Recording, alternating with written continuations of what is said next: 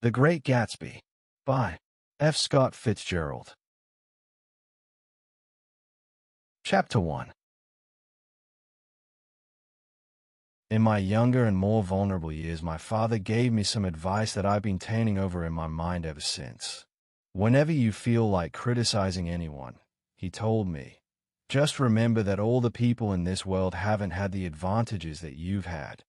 He didn't say any more, but we've always been unusually communicative in a reserved way, and I understood that he meant a great deal more than that.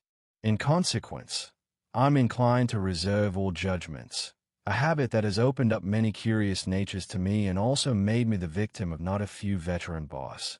The abnormal mind is quick to detect and attach itself to this quality when it appears in a normal person.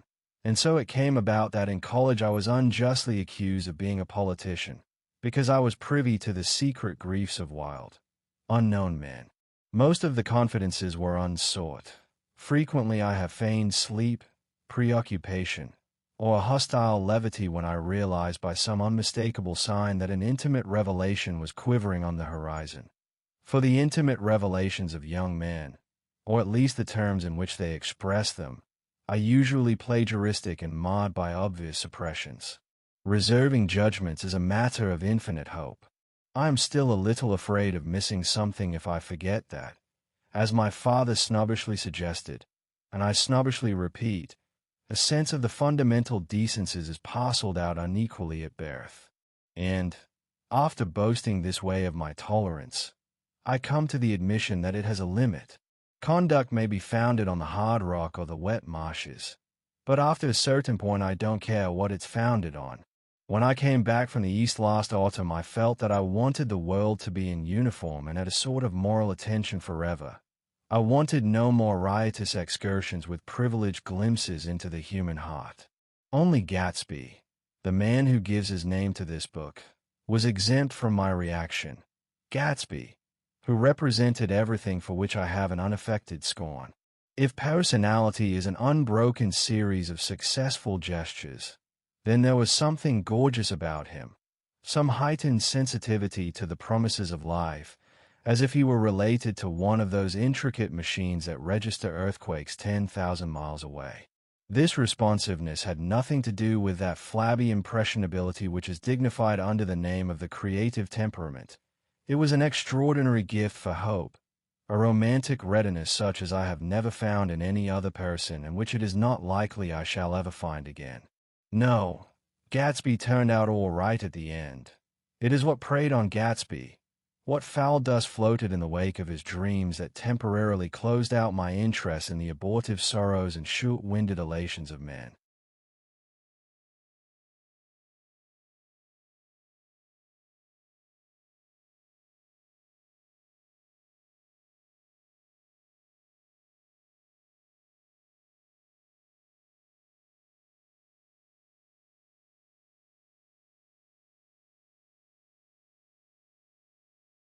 My family have been prominent, well-to-do people in this Middle Western city for 3 generations. The Carraways are something of a clan, and we have a tradition that we're descended from the Dukes of Buccleuch, but the actual founder of my line was my grandfather's brother, who came here in '51, sent a substitute to the Civil War, and started the wholesale hardware business that my father carries on today. I never saw this great uncle, but I'm supposed to look like him, with special reference to the rather hard-boiled painting that hangs in Father's office. I graduated from New Haven in 1915, just a quarter of a century after my father, and a little later I participated in that delayed Teutonic migration known as the Great War. I enjoyed the counter-raid so thoroughly that I came back restless. Instead of being the warm center of the world, the Middle West now seemed like the ragged edge of the universe. So I decided to go east and learn the bond business. Everybody I knew was in the bond business, so I supposed it could support one more single man.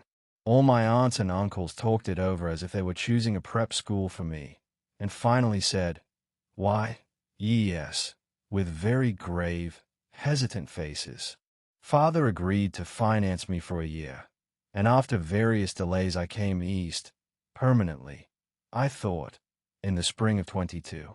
The practical thing was to find rooms in the city, but it was a warm season, and I had just left a country of wide lawns and friendly trees. So when a young man at the office suggested that we take a house together in a commuting town, it sounded like a great idea. He found the house, a weather-beaten cardboard bungalow at $80 a month. But at the last minute the fame ordered him to Washington, and I went out to the country alone. I had a dog. At least I had him for a few days until he ran away, and an old Dodge and a Finnish woman, who made my bed and cooked breakfast and muttered Finnish wisdom to herself over the electric stove. It was lonely for a day or so until one morning some man, more recently arrived than I, stopped me on the road. "How do you get to West Egg Village?" he asked helplessly. I told him, and as I walked on I was lonely no longer. I was a guide, a pathfinder, an original settler. He had casually conferred on me the freedom of the neighborhood, and so with the sunshine and the great bursts of leaves growing on the trees, just as things grow in fast movies, I had that familiar conviction that life was beginning over again with the summer. There was so much to read, for one thing, and so much fine health to be pulled down out of the young, breath-giving air. I bought a dozen volumes on banking and credit and investment securities, and they stood on my shelf in red and gold like new money from the mint, promising to unfold the shining secrets that only Midas and Morgan and Maecenas knew. And I had the high intention of reading many other books besides. I was rather literary in college. One year I wrote a series of very solemn and obvious editorials for the Yale News, and now I was going to bring back all such things into my life and become again that most limited of all specialists, the well-rounded man. This isn't just an epigram. Life is much more successfully looked at from a single window. After all, it was a matter of chance that I should have rented a house in one of the strangest communities in North America. It was on that slender, riotous island which extends itself due east of New York, and where there are, among other natural curiosities, two unusual formations of land. 20 miles from the city, a pair of enormous eggs, identical in contour and separated only by a courtesy bay, jut out into the most domesticated body of salt water in the Western Hemisphere, the great wet Barnyard of Long Island Sound. They are not perfect ovals. Like the egg in the Columbus story, they are both crushed flat at the contact end, but their physical resemblance must be a source of perpetual wonder to the gulls that fly overhead. To the wingless, a more interesting phenomenon is their dissimilarity in every particular except shape and size. I lived at West Egg, the less fashionable of the two, though this is a most superficial tag to express the bizarre and not a little sinister contrast between them. My house was at the very tip of the egg, only 50 yards from the Sound, and squeezed between two huge places that rented for $12,000 or $15,000 a season. The one on my right was a colossal affair by any standard. It was a factual imitation of some Hotel de Ville in Normandy, with a tower on one side, spanking new under a thin beard of raw ivy, and a marble swimming pool, and more than 40 acres of lawn and garden. It was Gatsby's mansion. Or, rather, as I didn't know Mr. Gatsby, it was a mansion inhabited by a gentleman of that name. My own house was an eyesore, but it was a small eyesore, and it had been overlooked, so I had a view of the water, a partial view of my neighbor's lawn, and the consoling proximity of millionaires, all for $80 a month. Across the courtesy bay the white palaces of fashionable East Egg glittered along the water, and the history of the summer really begins on the evening I drove over there to have dinner with the Tom Buchanans. Daisy was my second cousin once removed, and I'd known Tom in college. And just after the war I spent 2 days with them in Chicago. Her husband, among various physical accomplishments, had been one of the most powerful ends that ever played football at New Haven. A national figure in a way, one of those men who reach such an acute, limited excellence at 21 that everything afterward savors of anticlimax. His family were enormously wealthy. Even in college his freedom with money was a matter for reproach, but now he'd left Chicago and come east in a fashion that rather took your breath away. For instance, he brought down a string of polo ponies from Lake Forest. It was hard to realize that a man in my own generation was wealthy enough to do that.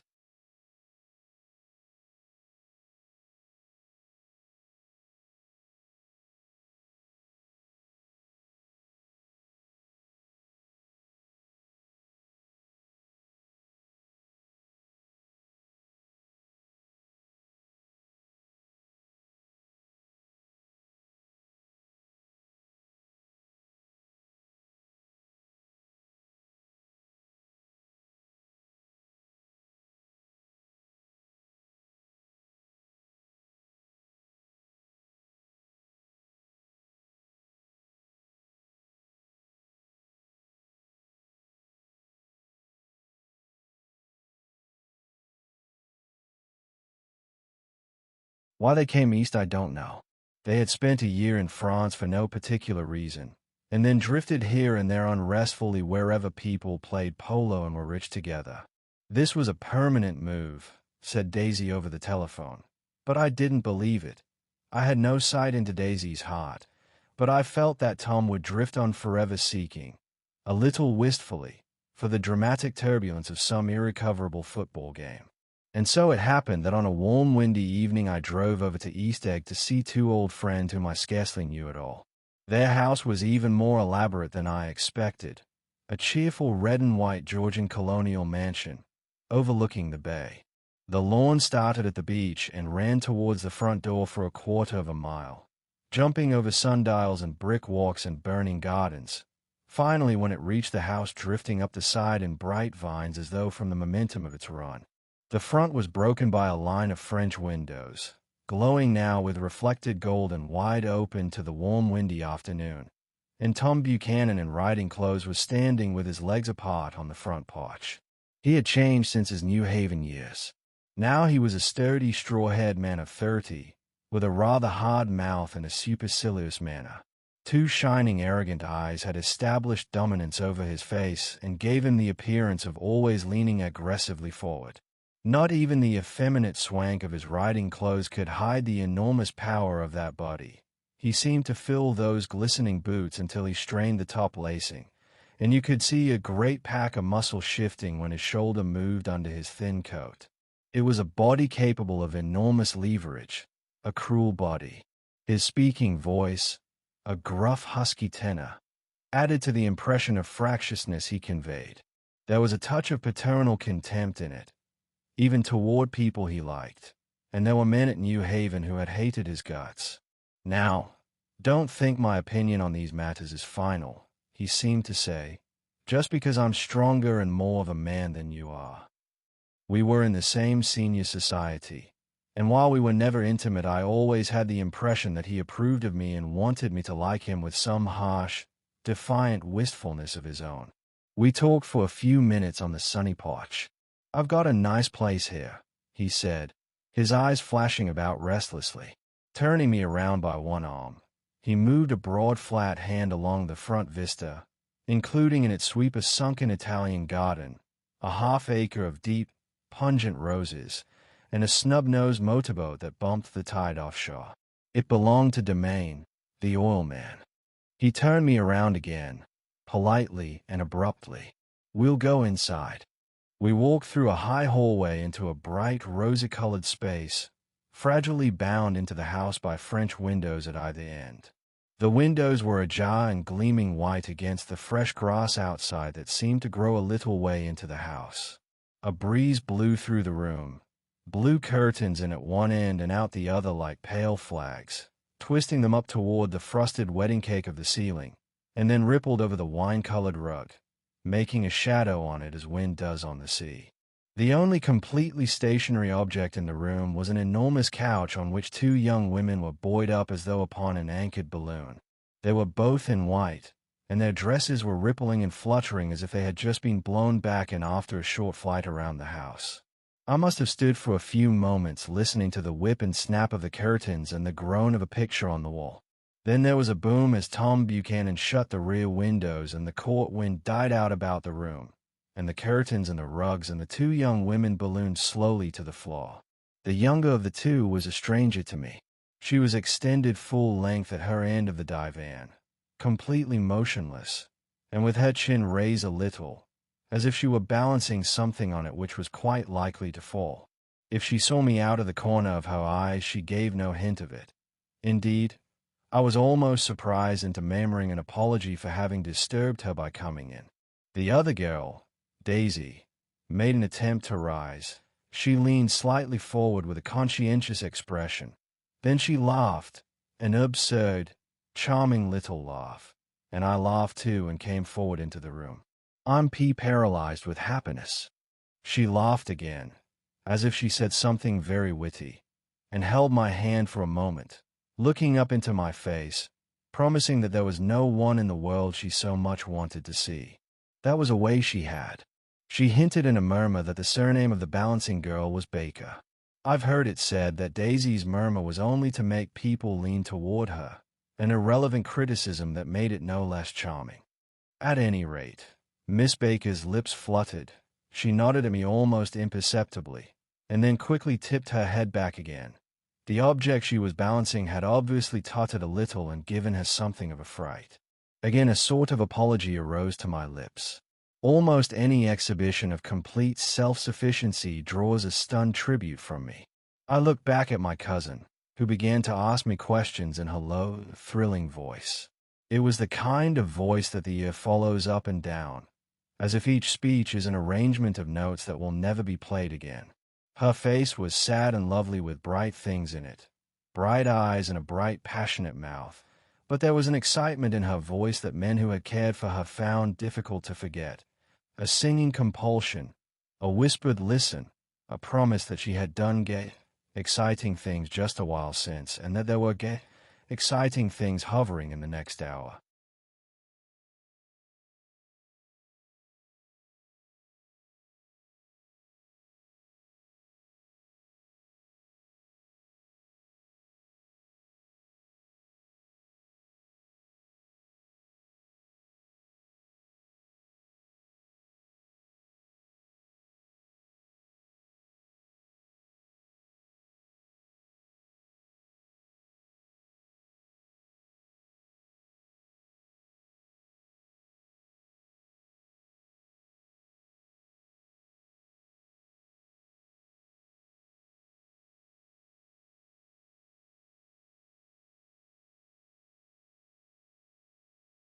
I told her how I had stopped off in Chicago for a day on my way east, and how a dozen people had sent their love through me.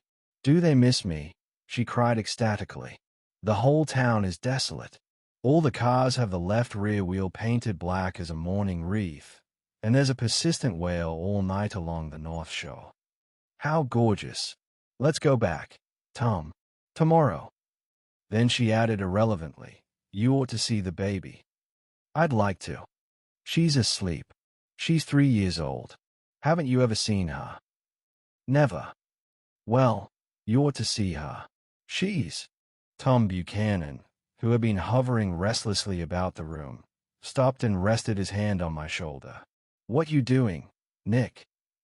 "I'm a bondman." "Who with?" I told him. "Never heard of them," he remarked decisively. This annoyed me.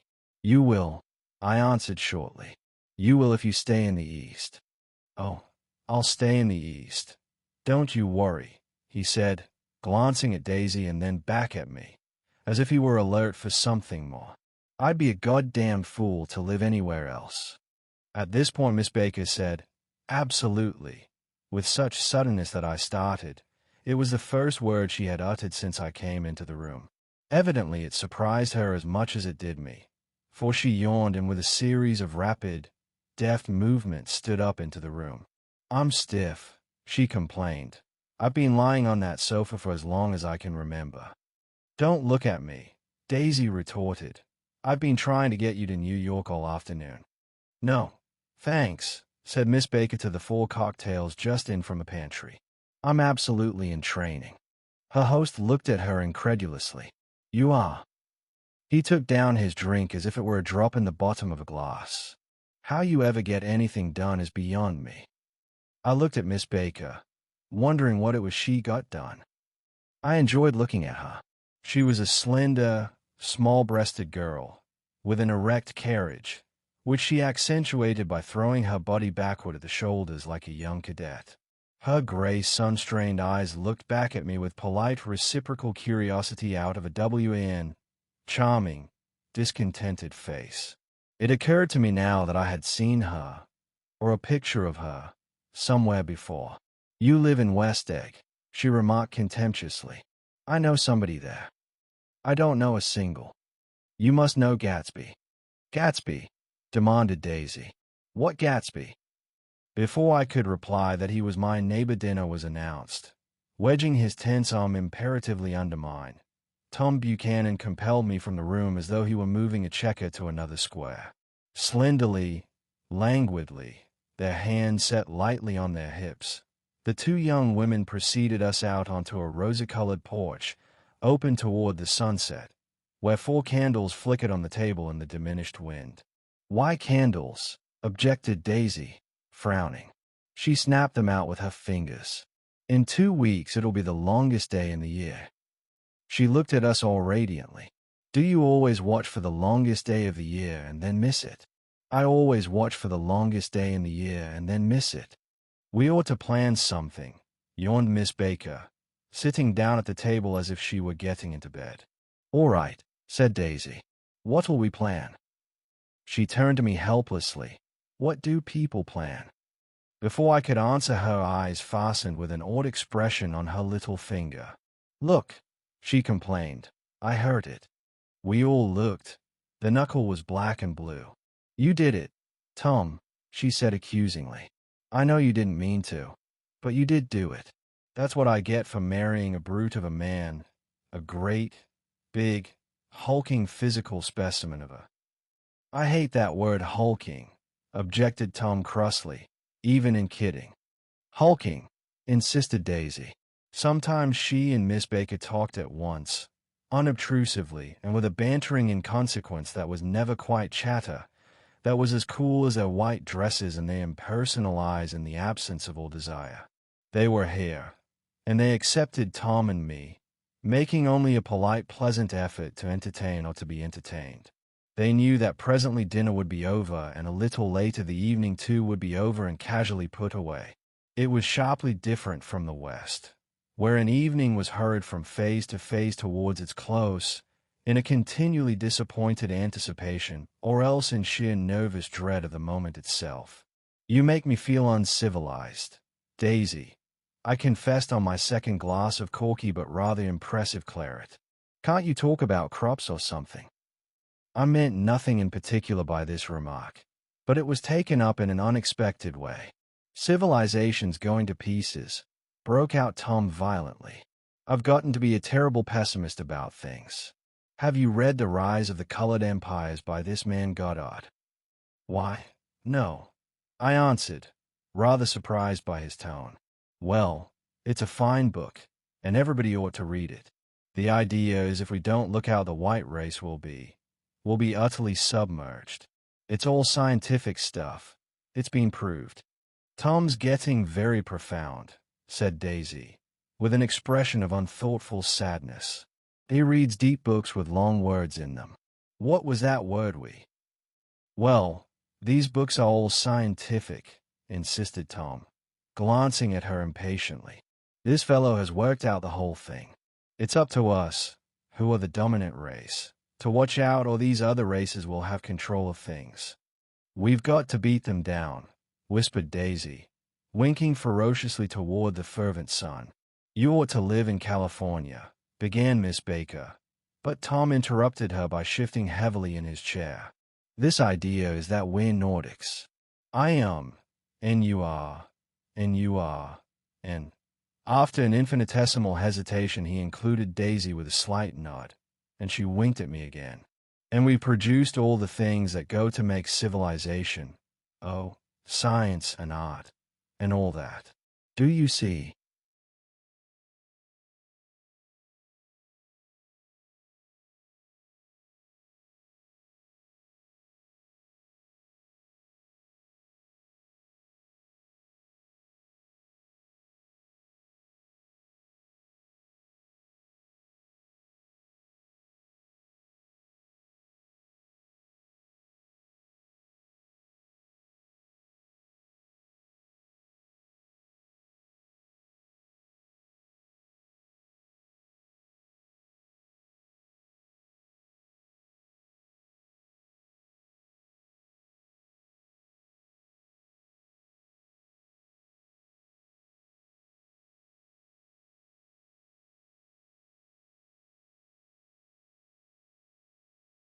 There was something pathetic in his concentration, as if his complacency, more acute than of old, was not enough to him any more. When, almost immediately, the telephone rang inside and the butler left the porch, Daisy seized upon the momentary interruption and leaned towards me. "I'll tell you a family secret," she whispered enthusiastically. "It's about the butler's nose. Do you want to hear about the butler's nose? That's why I came over tonight." Well, he wasn't always a butler. He used to be the silver polisher for some people in New York that had a silver service for 200 people. He had to polish it from morning till night, until finally it began to affect his nose. "Things went from bad to worse," suggested Miss Baker. "Yes, things went from bad to worse, until finally he had to give up his position." For a moment the last sunshine fell with romantic affection upon her glowing face. Her voice compelled me forward breathlessly as I listened. Then the glow faded, each light deserting her with lingering regret, like children leaving a pleasant street at dusk. The butler came back and murmured something close to Tom's ear, whereupon Tom frowned, pushed back his chair, and without a word went inside. As if his absence quickened something within her, Daisy leaned forward again, her voice glowing and singing. "I love to see you at my table, Nick. You remind me of a rose, an absolute rose. Doesn't he?" She turned to Miss Baker for confirmation. "An absolute rose." This was untrue. "I'm not even faintly like a rose." She was only extemporizing, but a staring warmth flowed from her, as if her heart was trying to come out to you concealed in one of those breathless, thrilling words. Then suddenly she threw her napkin on the table, and excused herself and went into the house. Miss Baker and I exchanged a short glance consciously devoid of meaning. I was about to speak when she sat up alertly and said, "Sure," in a warning voice. A subdued, impassioned murmur was audible in the room beyond, and Miss Baker leaned forward unashamed, trying to hear. The murmur trembled on the verge of coherence, sank down, mounted excitedly, and then ceased altogether. "This Mr. Gatsby you spoke of is my neighbor," I began. "Don't talk. I want to hear what happens." "Is something happening?" I inquired innocently. "You mean to say you don't know?" said Miss Baker, honestly surprised. "I thought everybody knew." "I don't." "Why?" she said hesitantly. "Tom's got some woman in New York." "Got some woman?" I repeated blankly. Miss Baker nodded. "She might have the decency not to telephone him at dinner time. Don't you think?" Almost before I had grasped her meaning, there was the flutter of a dress and the crunch of leather boots, and Tom and Daisy were back at the table. "It couldn't be helped," cried Daisy with tense gaiety. She sat down, glanced searchingly at Miss Baker and then at me, and continued, "I looked outdoors for a minute, and it's very romantic outdoors. There's a bird on the lawn that I think must be a nightingale come over on the Cunard or White Star Line. Is singing away." Her voice sang. "It's romantic, isn't it, Tom?" "Very romantic," he said, and then miserably to me, "If it's light enough after dinner, I want to take you down to the stables." The telephone rang inside, startlingly, and as Daisy shook her head decisively at Tom, the subject of the stables, in fact all subjects, vanished into air. Among the broken fragments of the last 5 minutes at table, I remember the candles being lit again, pointlessly, and I was conscious of wanting to look squarely at everyone, and yet to avoid all eyes. I couldn't guess what Daisy and Tom were thinking, but I doubt if even Miss Baker, who seemed to have mastered a certain hearty skepticism, was able utterly to put this fifth guest's shrill metallic urgency out of mind. To a certain temperament, the situation might have seemed intriguing. My own instinct was to telephone immediately for the police. The horses, needless to say, were not mentioned again. Tom and Miss Baker, with several feet of twilight between them, strolled back into the library, as if to a vigil beside a perfectly tangible body, while, trying to look pleasantly interested and a little deaf, I followed Daisy around a chain of connecting verandas to the porch in front. In its deep gloom we sat down side by side on a wicker settee. Daisy took her face in her hands as if feeling its lovely shape, and her eyes moved gradually out into the velvet dusk. I saw that turbulent emotions possessed her, so I asked what I thought would be some sedative questions about her little girl. "We don't know each other very well, Nick," she said suddenly, "even if we are cousins. You didn't come to my wedding." I wasn't back from the war. That's true. She hesitated. Well, I've had a very bad time, Nick, and I'm pretty cynical about everything. Evidently, she had reason to be. I waited, but she didn't say any more, and after a moment I returned rather feebly to the subject of her daughter.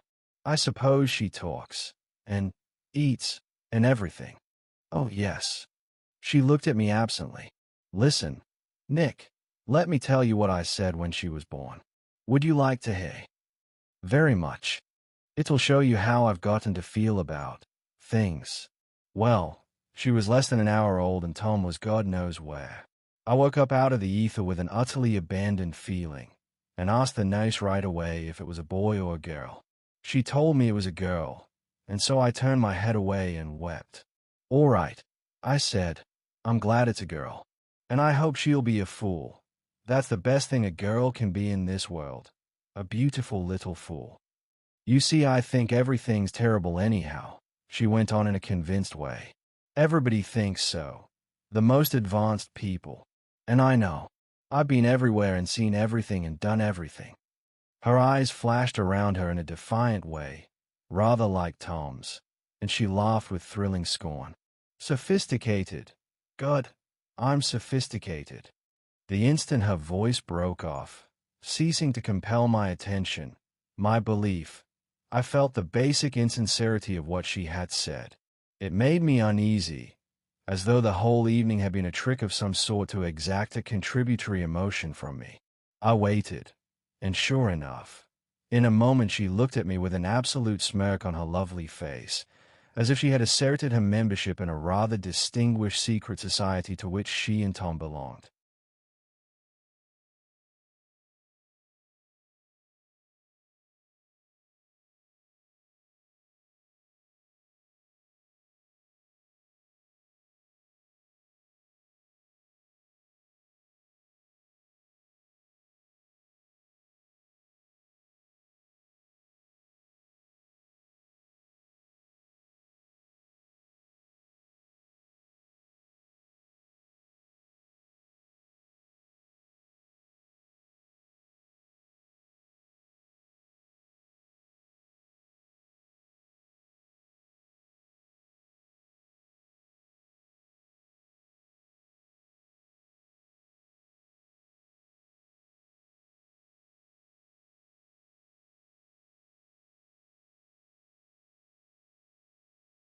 Inside, the crimson room bloomed with light. Tom and Miss Baker sat at either end of the long couch, and she read aloud to him from the Saturday Evening Post. The words, murmurous and uninflected, running together in a soothing tune. The lamplight, bright on his boots and dull on the autumn leaf yellow of her hair, glinted along the paper as she turned a page with a flutter of slender muscles in her arms. When we came in, she held us silent for a moment with a lifted hand. To be continued, she said, tossing the magazine on the table, in our very next issue. Her body asserted itself with a restless movement of her knee, and she stood up. 10 o'clock, she remarked, apparently finding the time on the ceiling. Time for this good girl to go to bed. Jordan's going to play in the tournament tomorrow, explained Daisy, over at Westchester. Oh, you're Jordan Baker. I knew now why her face was familiar. Its pleasing, contemptuous expression had looked out at me from many rotogravure pictures of the sporting life at Asheville and Hot Springs and Palm Beach.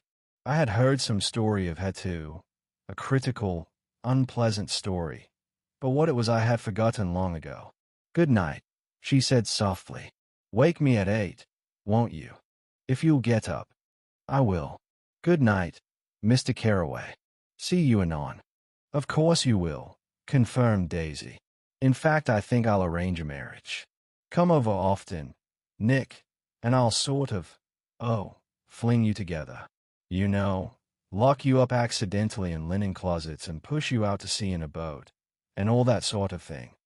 Good night, called Miss Baker from the stairs. I haven't heard a word.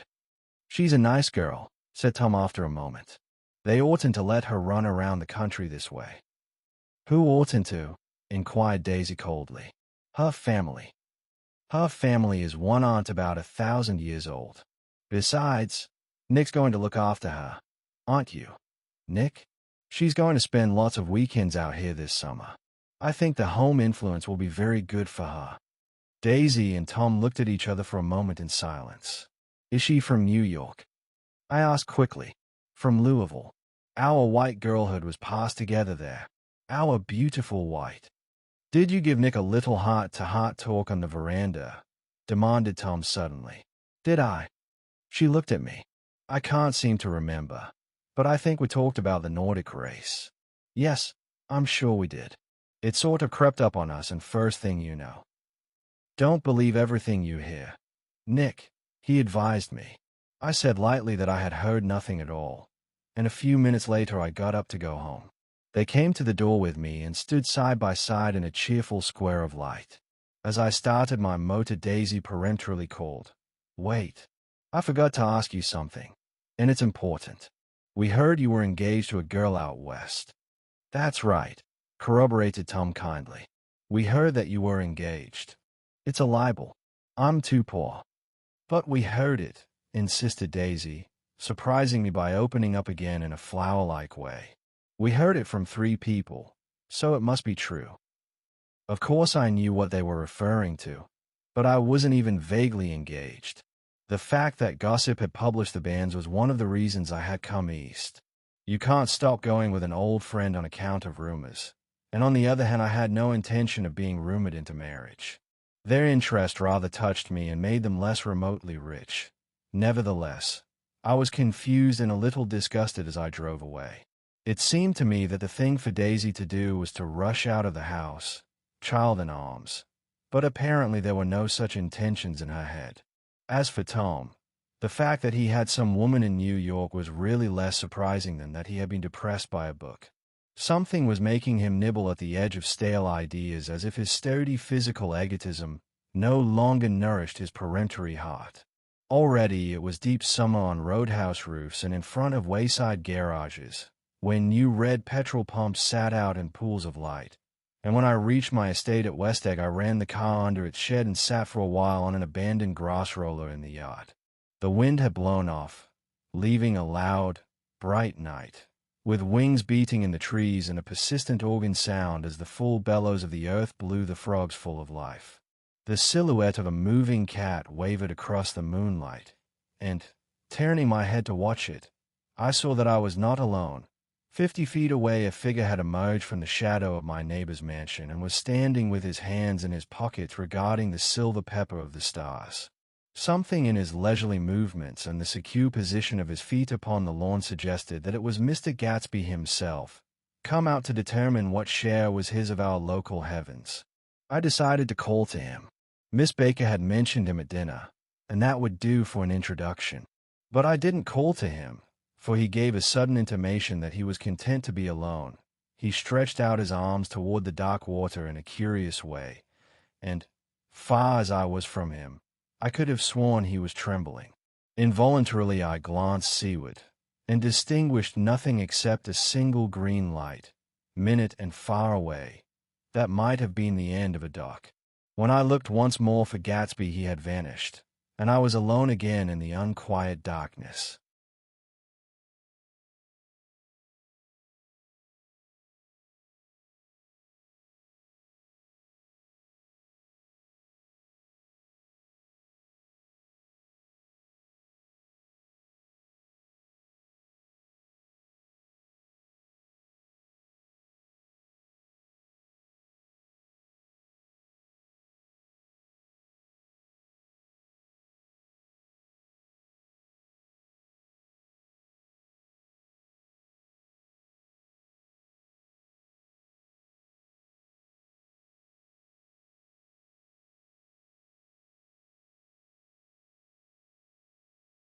Chapter 2. About halfway between West Egg and New York, the motor road hastily joins the railroad and runs beside it for a quarter of a mile, so as to shrink away from a certain desolate area of land. This is a valley of ashes, a fantastic farm where ashes grow like wheat into ridges and hills and grotesque gardens, where ashes take the forms of houses and chimneys and rising smoke and, finally, with a transcendent effort, of ash-gray men, who move dimly and already crumbling through the powdery air. Occasionally a line of gray cars crawls along an invisible track, gives out a ghastly creak, and comes to rest. And immediately the ash-gray men swarm up with leaden spades and stir up an impenetrable cloud, which screens their obscure operations from your sight. But above the gray land and the spasms of bleak dust which drift endlessly over it, you perceive, after a moment, the eyes of Dr. T.J. Eckelberg. The eyes of Dr. T.J. Eckelberg are blue and gigantic. Their retinas are 1 yard high. They look out of no face, but, instead, from a pair of enormous yellow spectacles which pass over a non-existent nose. Evidently some wild wag of an oculist set them there to fatten his practice in the borough of Queens, and then sank down himself into eternal blindness, or forgot them and moved away. But his eyes, dimmed a little by many paintless days, under sun and rain, brood on over the solemn dumping ground. The Valley of Ashes is bounded on one side by a small foul river, and, when the drawbridge is up to let barges through, the passengers on waiting trains can stare at the dismal scene for as long as half an hour. There is always a halt there of at least a minute, and it was because of this that I first met Tom Buchanan's mistress. The fact that he had one was insisted upon wherever he was known. His acquaintances resented the fact that he turned up in popular cafes with her and, leaving her at a table, sauntered about, chatting with whomsoever he knew. Though I was curious to see her, I had no desire to meet her, but I did. I went up to New York with Tom on the train one afternoon, and when we stopped by the ash heaps he jumped to his feet and, taking hold of my elbow, literally forced me from the car. "We're getting off," he insisted. "I want you to meet my girl." I think he'd tanked up a good deal at luncheon, and his determination to have my company bordered on violence. The supercilious assumption was that on Sunday afternoon I had nothing better to do. I followed him over a low whitewashed railroad fence, and we walked back 100 yards along the road under Dr. Eckelberg's persistent stare. The only building in sight was a small block of yellow brick sitting on the edge of the wasteland, a sort of compact main street ministering to it, and contiguous to absolutely nothing. One of the 3 shops it contained was for rent and another was an all-night restaurant, approached by a trail of ashes. The third was a garage, repairs. George B. Wilson. Cars bought and sold. And I followed Tom inside. The interior was unprosperous and bare. The only car visible was the dust-covered wreck of a Ford which crouched in a dim corner. It had occurred to me that this shadow of a garage must be a blind, and that sumptuous and romantic apartments were concealed overhead, when the proprietor himself appeared in the door of an office, wiping his hands on a piece of waste. He was a blond, spiritless man, anemic, and faintly handsome. When he saw us, a damp gleam of hope sprang into his light blue eyes. "Hello, Wilson, old man," said Tom, slapping him jovially on the shoulder. "How's business?" "I can't complain," answered Wilson unconvincingly. "When are you going to sell me that car?" "Next week. I've got my man working on it now." "Works pretty slow, don't he?" "No, he doesn't," said Tom coldly. "And if you feel that way about it, maybe I'd better sell it somewhere else after all." "I don't mean that," explained Wilson quickly. "I just meant—" His voice faded off and Tom glanced impatiently around the garage.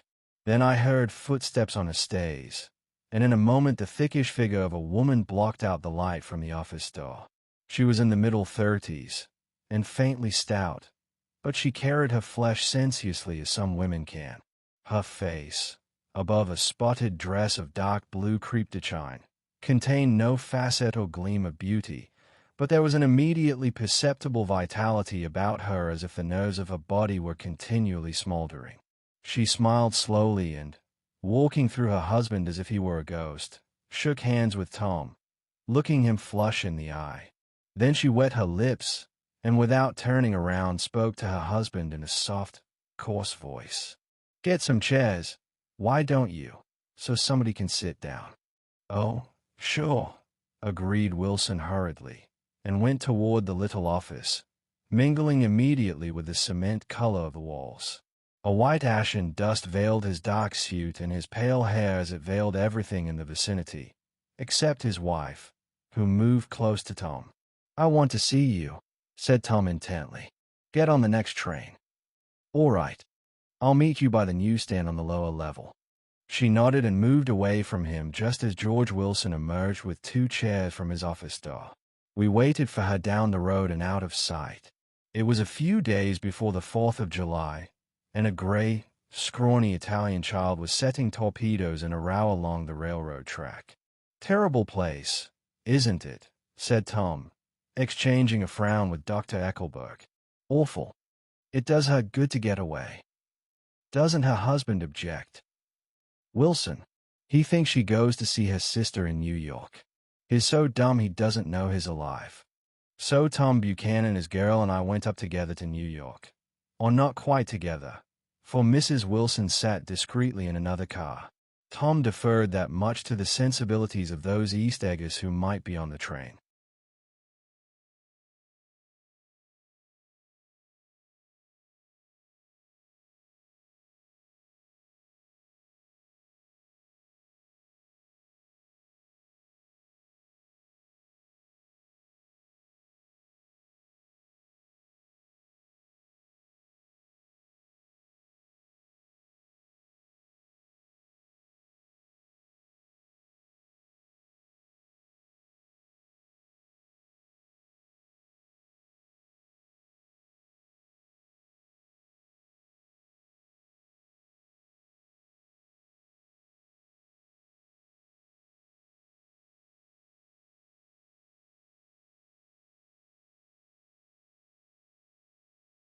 She had changed her dress to a brown-figured muslin, which stretched tight over her rather wide hips as Tom helped her to the platform in New York.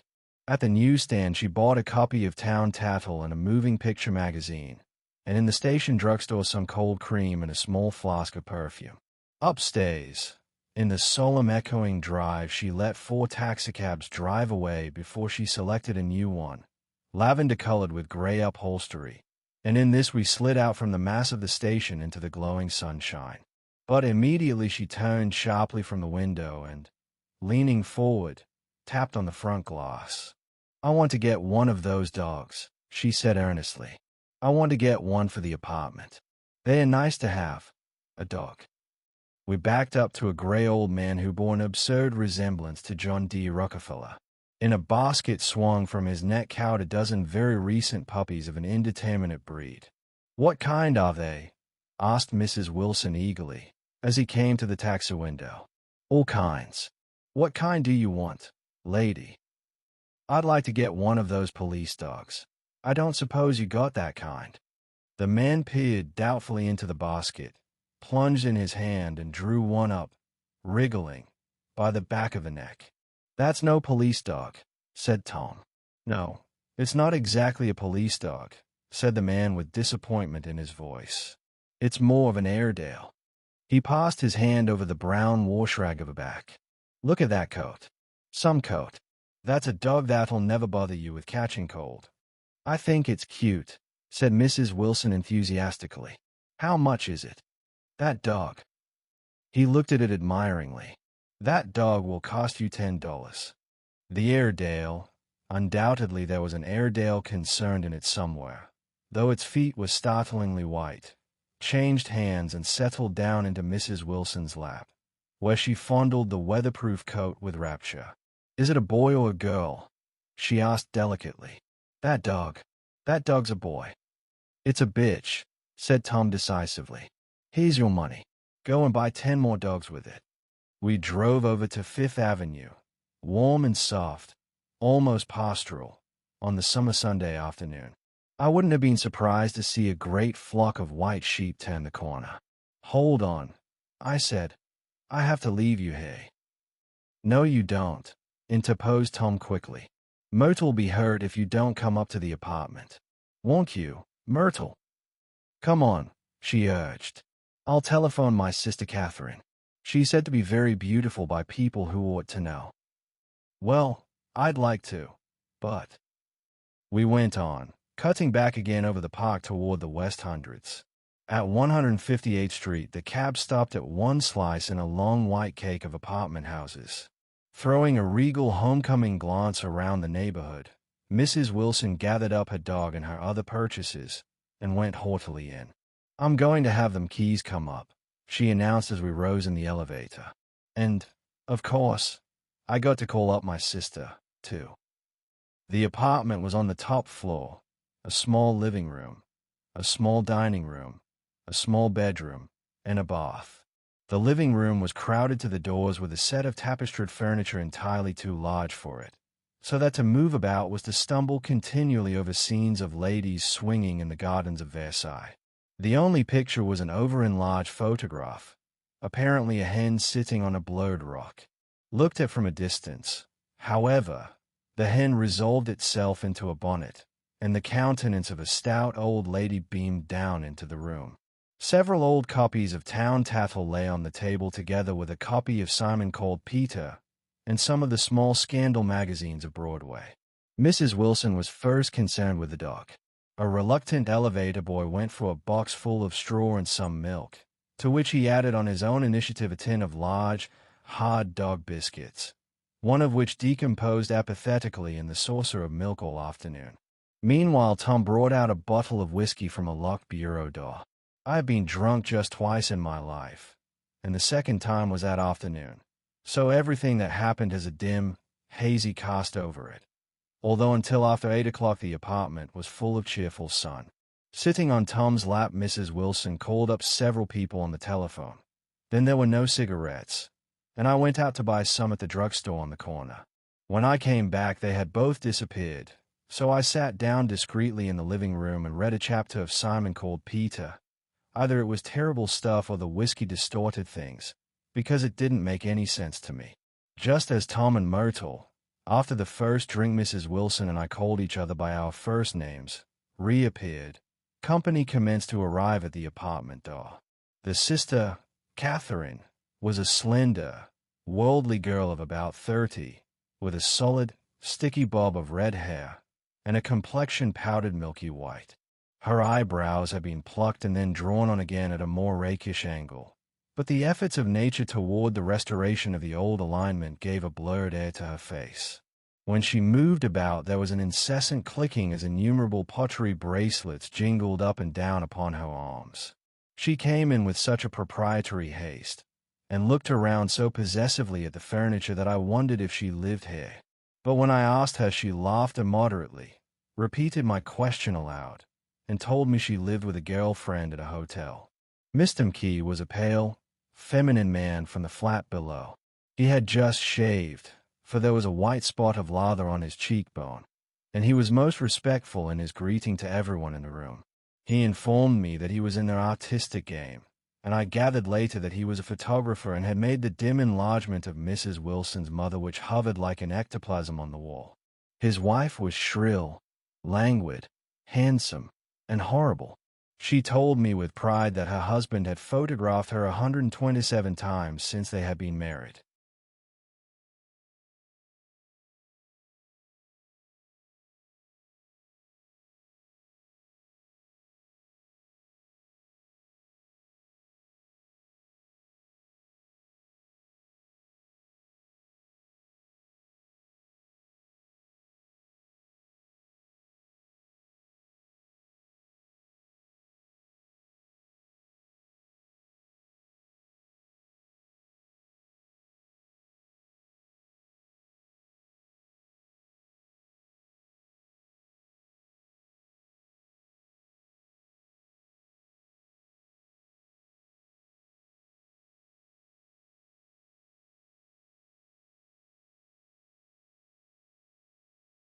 Mrs. Wilson had changed her costume some time before, and was now attired in an elaborate afternoon dress of cream-colored chiffon, which gave out a continual rustle as she swept about the room. With the influence of the dress, her personality had also undergone a change. The intense vitality that had been so remarkable in the garage was converted into impressive hauteur.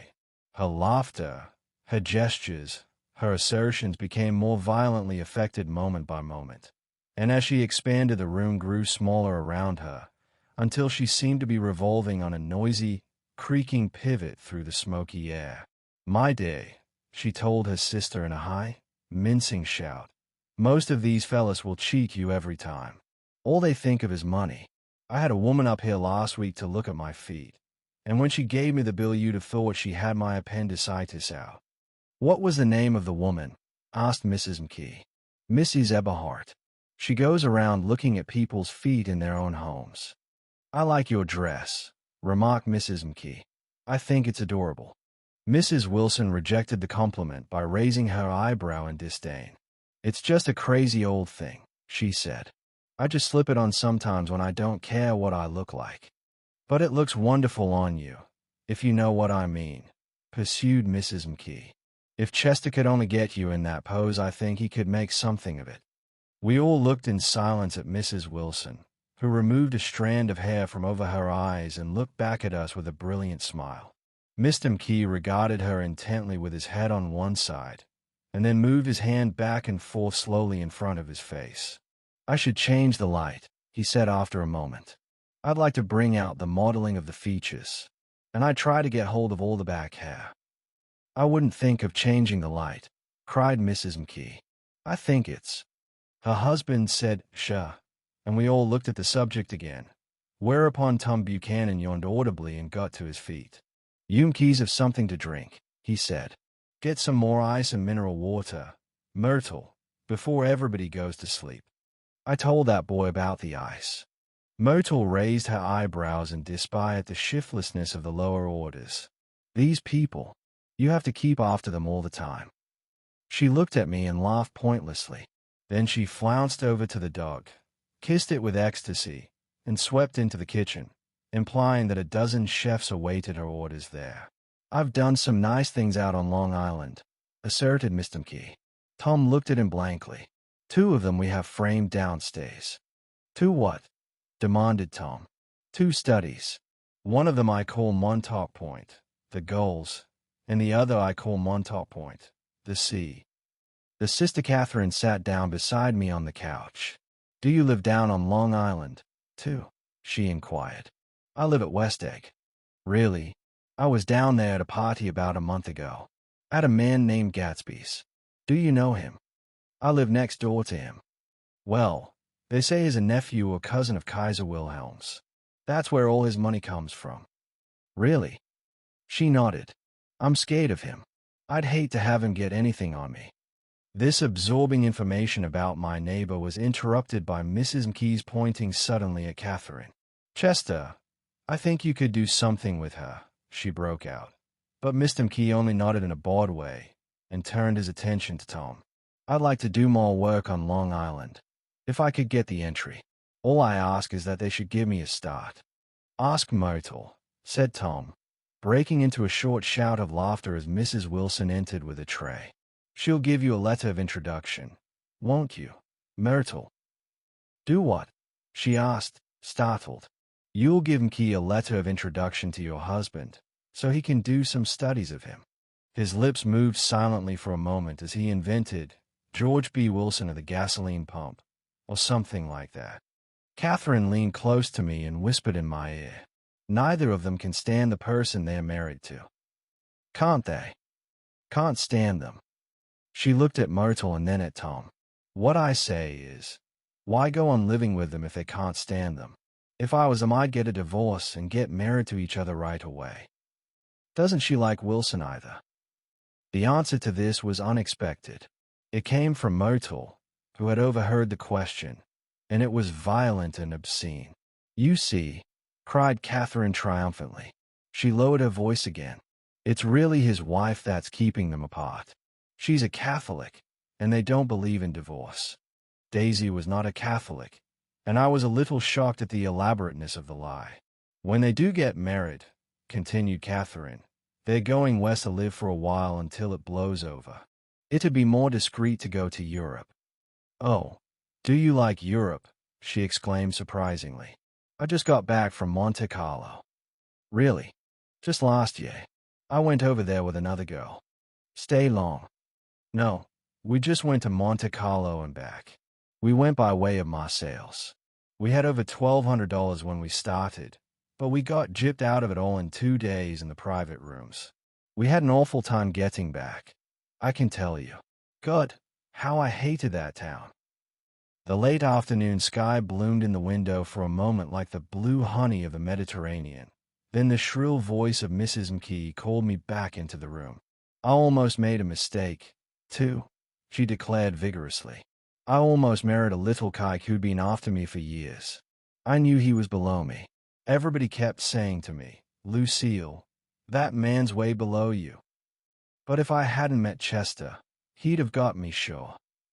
Yes, but listen, said Myrtle Wilson, nodding her head up and down. At least you didn't marry him.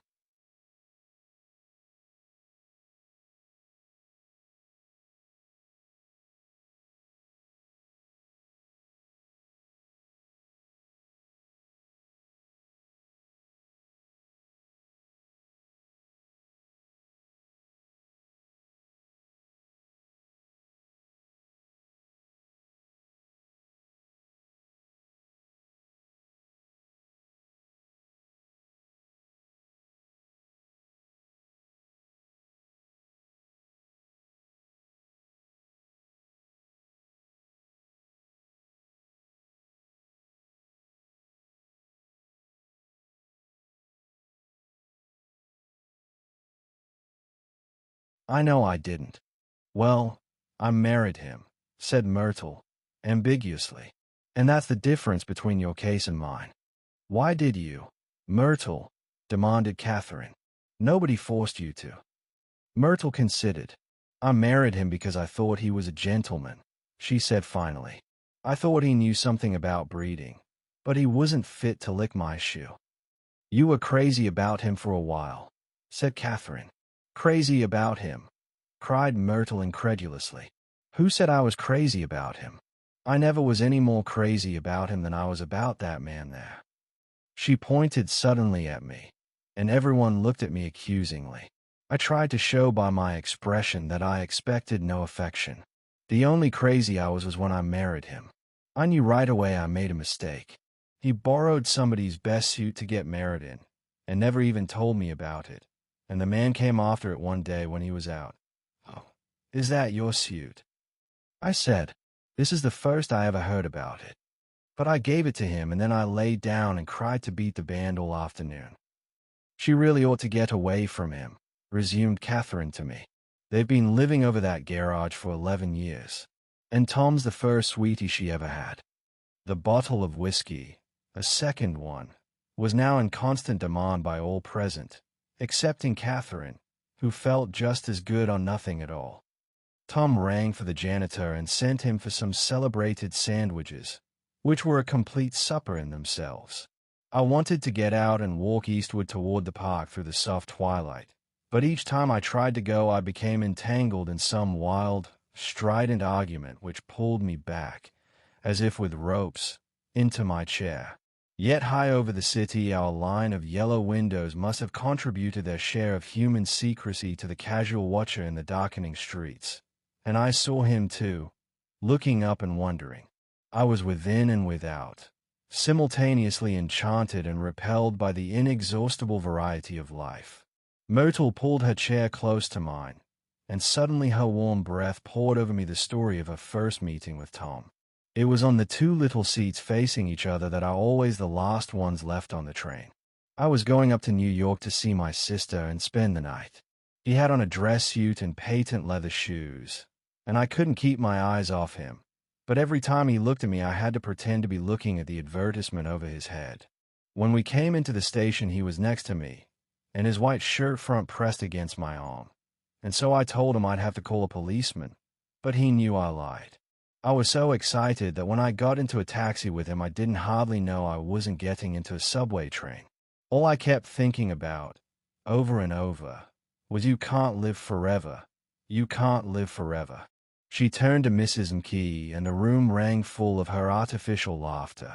My dear, she cried, I'm going to give you this dress as soon as I'm through with it. I've got to get another one tomorrow. I'm going to make a list of all the things I've got to get. A massage and a wave, and a collar for the dog, and one of those cute little ashtrays where you touch a spring, and a wreath with a black silk bow from Mother's grave that'll last all summer. I got to write down a list so I won't forget all the things I got to do. It was 9 o'clock. Almost immediately afterward, I looked at my watch and found it was 10. Mr. Key was asleep on a chair with his fists clenched in his lap, like a photograph of a man of action. Taking out my handkerchief, I wiped from his cheek the spot of dried lather that had worried me all the afternoon. The little dog was sitting on the table looking with blind eyes through the smoke, and from time to time groaning faintly.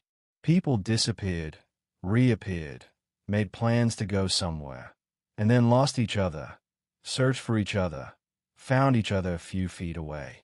Sometime toward midnight, Tom Buchanan and Mrs. Wilson stood face to face discussing, in impassioned voices, whether Mrs. Wilson had any right to mention Daisy's name. "Daisy! Daisy! Daisy!"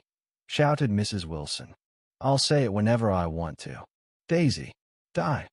Making a short, deft movement, Tom Buchanan broke her nose with his open hand. Then there were bloody towels upon the bathroom floor, and women's voices scolding, and high over the confusion a long broken wail of pain. Mr. Key awoke from his doze and started in a daze toward the door. When he had gone halfway, he turned around and stared at the scene, his wife and Catherine scolding and consoling as they stumbled here and there among the crowded furniture with articles of aid, and the despairing figure on the couch, bleeding fluently, and trying to spread a copy of Town Tattle over the tapestry scenes of Versailles.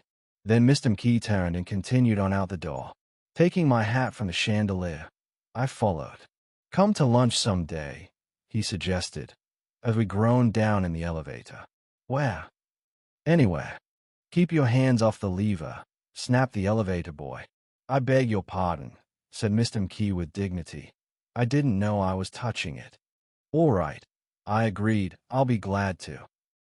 I was standing beside his bed, and he was sitting up between the sheets, clad in his underwear, with a great portfolio in his hands.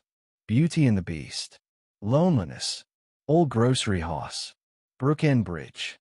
Then I was lying half asleep in the cold lower level of the Pennsylvania station, staring at the Morning Tribune, and waiting for the 4 o'clock train.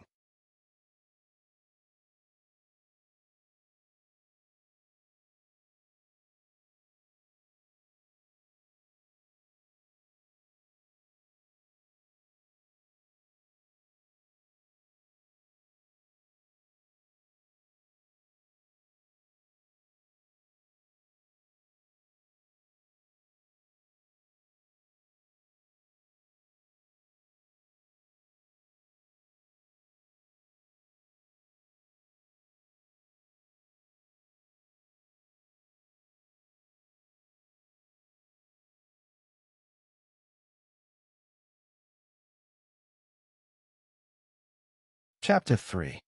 There was music from my neighbor's house through the summer nights. In his blue gardens men and girls came and went like moths among the whisperings and the champagne and the stars.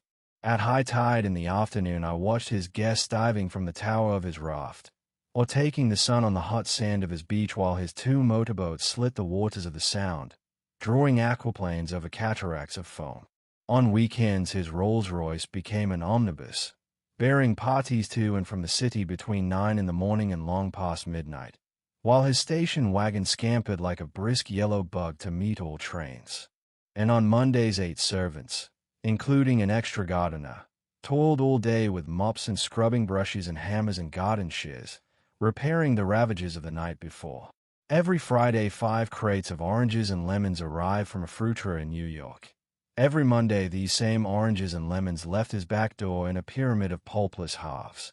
There was a machine in the kitchen which could extract the juice of 200 oranges in half an hour if a little button was pressed 200 times by a butler's thumb. At least once a fortnight a corps of caterers came down with several hundred feet of canvas and enough colored lights to make a Christmas tree of Gatsby's enormous garden. On buffet tables, garnished with glistening hors d'oeuvre, spiced baked hams crowded against salads of harlequin designs and pastry pigs and turkeys bewitched to a dark gold. In the main hall a bar with a real brass rail was set up, and stocked with gins and liquors and with cordials so long forgotten that most of his female guests were too young to know one from another. By 7 o'clock the orchestra has arrived. No thin five-piece affair, but a whole pit full of oboes and trombones and saxophones and viols and cornets and piccolos, and low and high drums. The last swimmers have come in from the beach now and are dressing upstairs. The cars from New York are parked 5 deep in the drive, and already the halls and salons and verandas are gaudy with primary colors, and hair bobbed in strange new ways, and shawls beyond the dreams of Castile.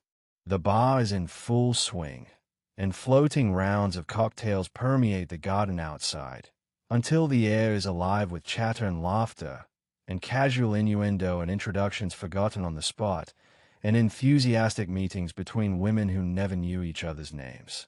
The lights grow brighter as the earth lurches away from the sun, and now the orchestra is playing yellow cocktail music, and the opera of voices pitches a key higher. Laughter is easier minute by minute, spilled with prodigality, tipped out at a cheerful word. The groups change more swiftly, swell with new arrivals, dissolve and form in the same breath. Already there are wanderers, confident girls who weave here and there among the stouter and more stable, become for a sharp, joyous moment the center of a group, and then, excited with triumph, glide on through the sea change of faces and voices and color under the constantly changing light. Suddenly one of these gypsies, in trembling opal, seizes a cocktail out of the air, dumps it down for courage and, moving her hands like Frisco, dances out alone on the canvas platform. A momentary hush. The orchestra leader varies his rhythm obligingly for her, and there is a burst of chatter as the erroneous news goes around that she is Gilda Gray's understudy from the Follies. The party has begun. I believe that on the first night I went to Gatsby's house I was one of the few guests who had actually been invited. People were not invited. They went there. They got into automobiles which bore them out to Long Island, and somehow they ended up at Gatsby's door. Once there they were introduced by somebody who knew Gatsby, and after that they conducted themselves according to the rules of behavior associated with an amusement park. Sometimes they came and went without having met Gatsby at all. Came for the party with a simplicity of heart that was its own ticket of admission. I had been actually invited. A chauffeur in a uniform of robin's egg blue crossed my lawn early that Saturday morning with a surprisingly formal note from his employer. The honor would be entirely Gatsby's, it said, if I would attend his little party that night. He had seen me several times, and had intended to call on me long before, but a peculiar combination of circumstances had prevented it. Signed Jay Gatsby, in a majestic hand. Dressed up in white flannels I went over to his lawn a little after 7, and wandered around rather ill at ease among swirls and eddies of people I didn't know, though here and there was a face I had noticed on the commuting train. I was immediately struck by the number of young Englishmen dotted about, all well dressed, all looking a little hungry, and all talking in low, earnest voices to solid and prosperous Americans. I was sure that they were selling something, bonds or insurance or automobiles. They were at least agonizingly aware of the easy money in the vicinity and convinced that it was theirs for a few words in the right key. As soon as I arrived, I made an attempt to find my host, but the 2 or 3 people of whom I asked his whereabouts stared at me in such an amazed way, and denied so vehemently any knowledge of his movements, that I slunk off in the direction of the cocktail table, the only place in the garden where a single man could linger without looking purposeless and alone. I was on my way to get roaring drunk from sheer embarrassment when Jordan Baker came out of the house and stood at the head of the marble steps, leaning a little backward and looking with contemptuous interest down into the garden. Welcome or not, I found it necessary to attach myself to someone before I should begin to address cordial remarks to the passers-by. "Hello," I roared, advancing toward her. My voice seemed unnaturally loud across the garden. "I thought you might be here," she responded absently as I came up. "I remembered you lived next door to." She held my hand impersonally, as a promise that she'd take care of me in a minute, and gave ear to 2 girls in twin yellow dresses, who stopped at the foot of the steps. "Hello," they cried together. "Sorry you didn't win." That was for the golf tournament. She had lost in the finals the week before. "You don't know who we are," said one of the girls in yellow, "but we met you here about a month ago." "You've dyed your hair since then," remarked Jordan, and I started. But the girls had moved casually on, and her remark was addressed to the primitive moon, produced like the supper, no doubt, out of a caterer's basket. With Jordan's slender golden arm resting in mine, we descended the steps and sauntered about the garden. A tray of cocktails floated at us through the twilight, and we sat down at a table with the 2 girls in yellow and 3 men, each one introduced to us as Mr. Mumble.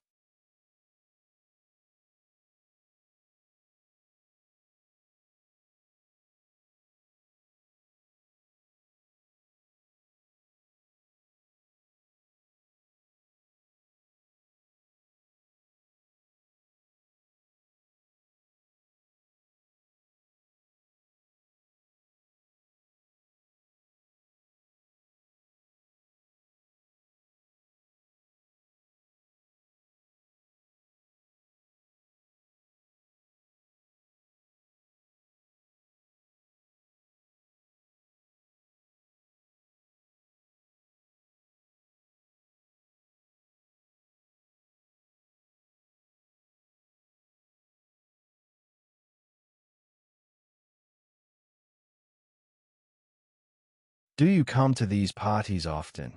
inquired Jordan of the girl beside her. "The last one was the one I met you at," answered the girl, in an alert, confident voice. She turned to her companion. "Wasn't it for you, Lucille?" "It was for Lucille, too. I like to come," Lucille said. "I never care what I do, so I always have a good time. When I was here last, I tore my gown on a chair, and he asked me my name and address. Inside of a week, I got a package from Croyer's with a new evening gown in it." "Did you keep it?" asked Jordan. "Sure I did. I was going to wear it tonight, but it was too big in the bust and had to be altered. It was gas blue with lavender beads. $265. "There's something funny about a fellow that'll do a thing like that," said the other girl eagerly. "He doesn't want any trouble with anybody." "Who doesn't?" I inquired. "Gatsby. Somebody told me." The 2 girls and Jordan leaned together confidentially. "Somebody told me they thought he killed a man once." A thrill passed over all of us. The 3 Mr. Mumbles bent forward and listened eagerly. "I don't think it's so much that," argued Lucille skeptically. "It's more that he was a German spy during the war." One of the men nodded in confirmation. "I heard that from a man who knew all about him. Grew up with him in Germany," he assured us positively. "Oh, no," said the first girl. "It couldn't be that, because he was in the American Army during the war." As our credulity switched back to her, she leaned forward with enthusiasm. "You look at him sometimes when he thinks nobody's looking at him. I'll bet he killed a man." She narrowed her eyes and shivered. Lucille shivered. We all turned and looked around for Gatsby. It was testimony to the romantic speculation he inspired that there were whispers about him from those who had found little that it was necessary to whisper about in this world. The first supper, there would be another one after midnight, was now being served, and Jordan invited me to join her own party, who were spread around a table on the other side of the garden. There were 3 married couples and Jordan's escort, a persistent undergraduate given to violent innuendo, and obviously under the impression that sooner or later Jordan was going to yield him up her person to a greater or lesser degree. Instead of rambling, this party had preserved a dignified homogeneity and assumed to itself the function of representing the staid nobility of the countryside, East Egg condescending to West Egg and carefully on guard against its spectroscopic gaiety. "Let's get out," whispered Jordan, after a somehow wasteful and inappropriate half-hour. "This is much too polite for me." We got up, and she explained that we were going to find the host. I had never met him, she said, and it was making me uneasy. The undergraduate nodded in a cynical, melancholy way. The bar, where we glanced first, was crowded, but Gatsby was not there. She couldn't find him from the top of the steps, and he wasn't on the veranda.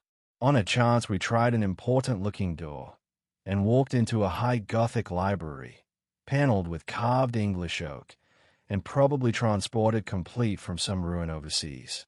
A stout, middle-aged man, with enormous owl-eyed spectacles, was sitting somewhat drunk on the edge of a great table, staring with unsteady concentration at the shelves of books. As we entered, he wheeled excitedly around and examined Jordan from head to foot. "What do you think?" he demanded impetuously. "About what?" He waved his hand toward the bookshelves. "About that. As a matter of fact, you needn't bother to ascertain." I ascertained. "They are real." "The books?" He nodded. "Absolutely real. Have pages and everything. I thought they'd be a nice durable cardboard. Matter of fact, they are absolutely real. Pages and, hey, let me show you." Taking our skepticism for granted, he rushed to the bookcases and returned with Volume 1 of the Stoddard Lectures. "See," he cried triumphantly. "It's a bona fide piece of printed matter. It fooled me. This fella's a regular Belasco. It's a triumph. What thoroughness. What realism. Knew when to stop, too. Didn't cut the pages. But what do you want? What do you expect?" He snatched the book from me and replaced it hastily on its shelf, muttering that if one brick was removed, the whole library was liable to collapse. "Who brought you?" he demanded. "Or did you just come?" "I was brought. Most people were brought." Jordan looked at him alertly, cheerfully, without answering. "I was brought by a woman named Roosevelt," he continued. "Mrs. Claude Roosevelt. Do you know her? I met her somewhere last night. I've been drunk for about a week now, and I thought it might sober me up to sit in a library." "Has it?" "A little bit, I think. I can't tell yet. I've only been here an hour. Did I tell you about the books? They are real. They are. You told us." We shook hands with him gravely and went back outdoors. There was dancing now on the canvas in the garden. Old men pushing young girls backward in eternal graceless circles. Superior couples holding each other tortuously, fashionably, and keeping in the corners, and a great number of single girls dancing individually or relieving the orchestra for a moment of the burden of the banjo or the traps. By midnight the hilarity had increased.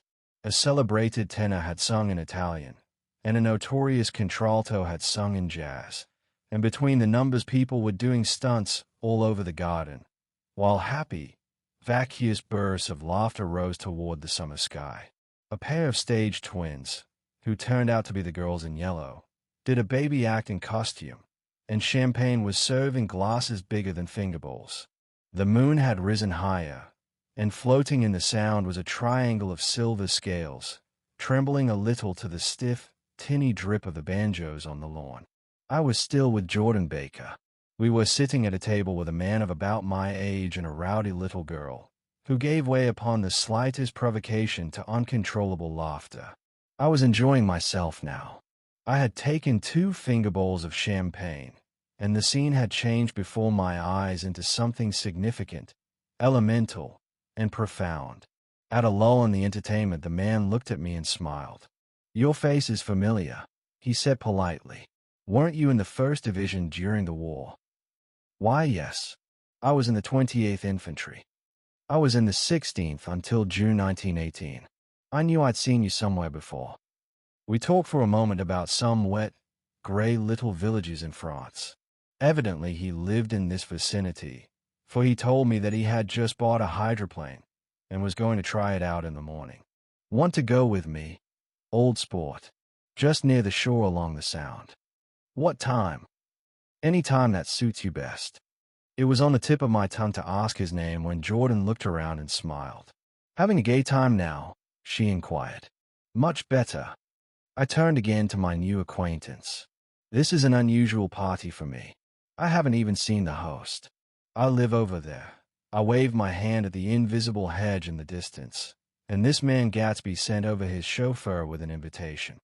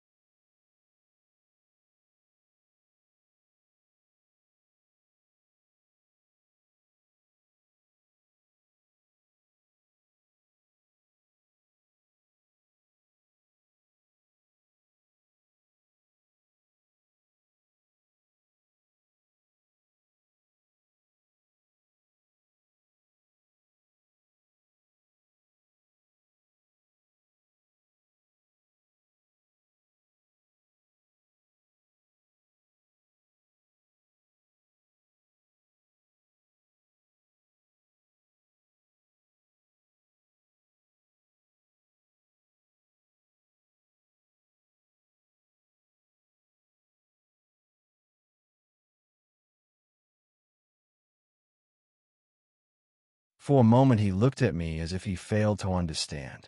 "I'm Gatsby," he said suddenly. "What?" I exclaimed. "Oh, I beg your pardon. I thought you knew, old sport. I'm afraid I'm not a very good host." He smiled understandingly, much more than understandingly. It was one of those ray smiles with a quality of eternal reassurance in it that you may come across 4 or 5 times in life. It faced, or seemed to face, the whole eternal world for an instant, and then concentrated on you with an irresistible prejudice in your favor.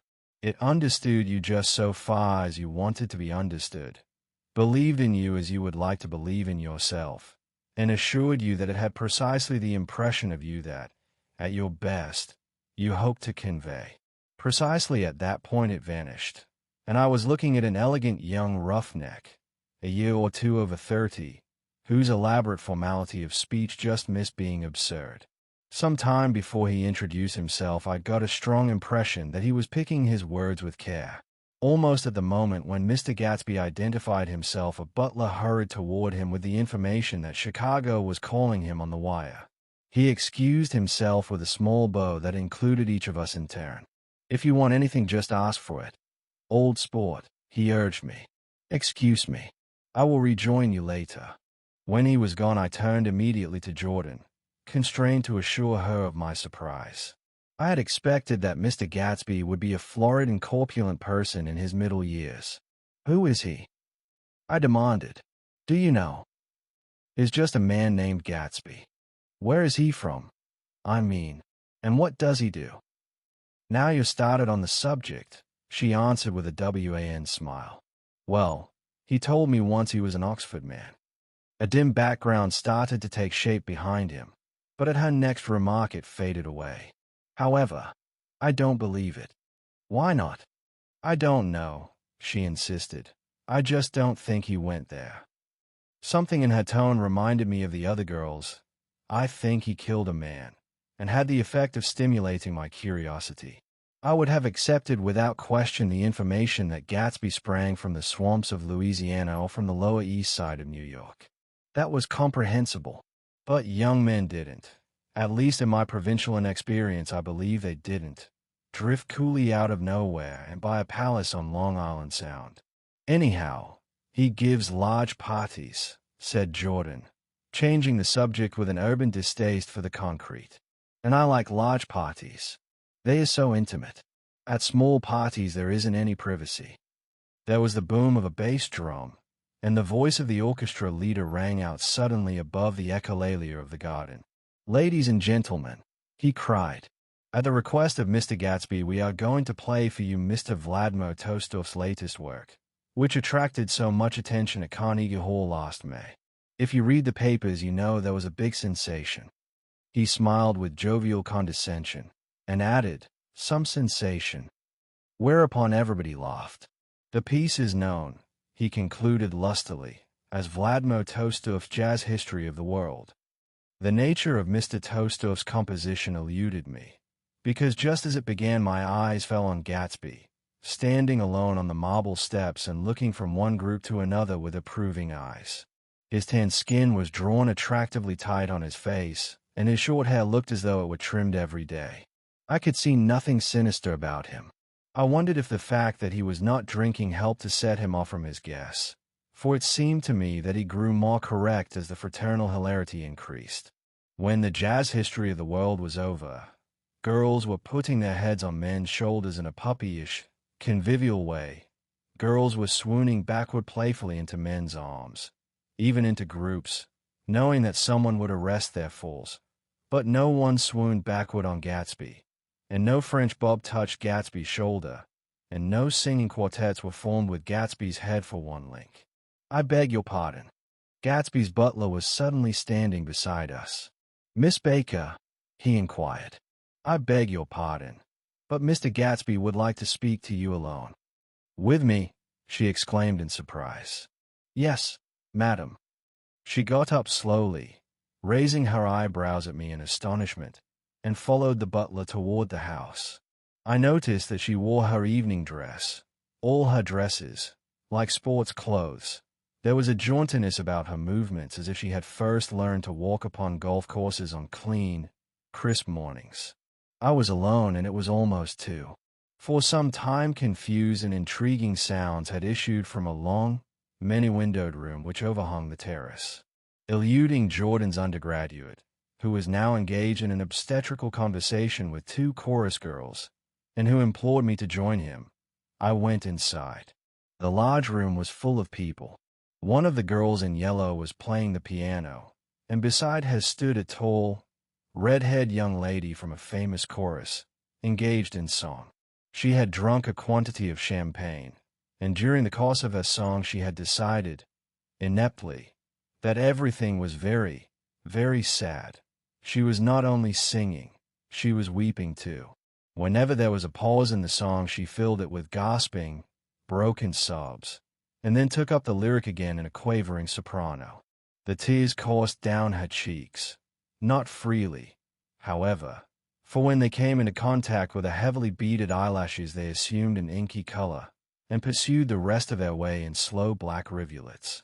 A humorous suggestion was made that she sing the notes on her face, whereupon she threw up her hands, sank into a chair, and went off into a deep vinous sleep. She had a fight with a man who says is her husband, explained a girl at my elbow. I looked around. Most of the remaining women were now having fights with men said to be their husbands. Even Jordan's party, the quartet from East Egg, were rent asunder by dissension. One of the men was talking with curious intensity to a young actress, and his wife, after attempting to laugh at the situation in a dignified and indifferent way, broke down entirely and resorted to flank attacks. At intervals she appeared suddenly at his side like an angry diamond, and hissed, "You promised," into his ear. The reluctance to go home was not confined to wayward men. The hall was at present occupied by 2 deplorably sober men and their highly indignant wives. The wives were sympathizing with each other in slightly raised voices. Whenever he sees I'm having a good time, he wants to go home. Never heard anything so selfish in my life. We're always the first ones to leave. So are we. Well, we're almost the last tonight, said one of the men sheepishly. The orchestra left half an hour ago. In spite of the wives' agreement that such malevolence was beyond credibility, the dispute ended in a short struggle, and both wives were lifted, kicking, into the night. As I waited for my hat in the hall, the door of the library opened and Jordan Baker and Gatsby came out together. He was saying some last word to her, but the eagerness in his manner tightened abruptly into formality as several people approached him to say goodbye.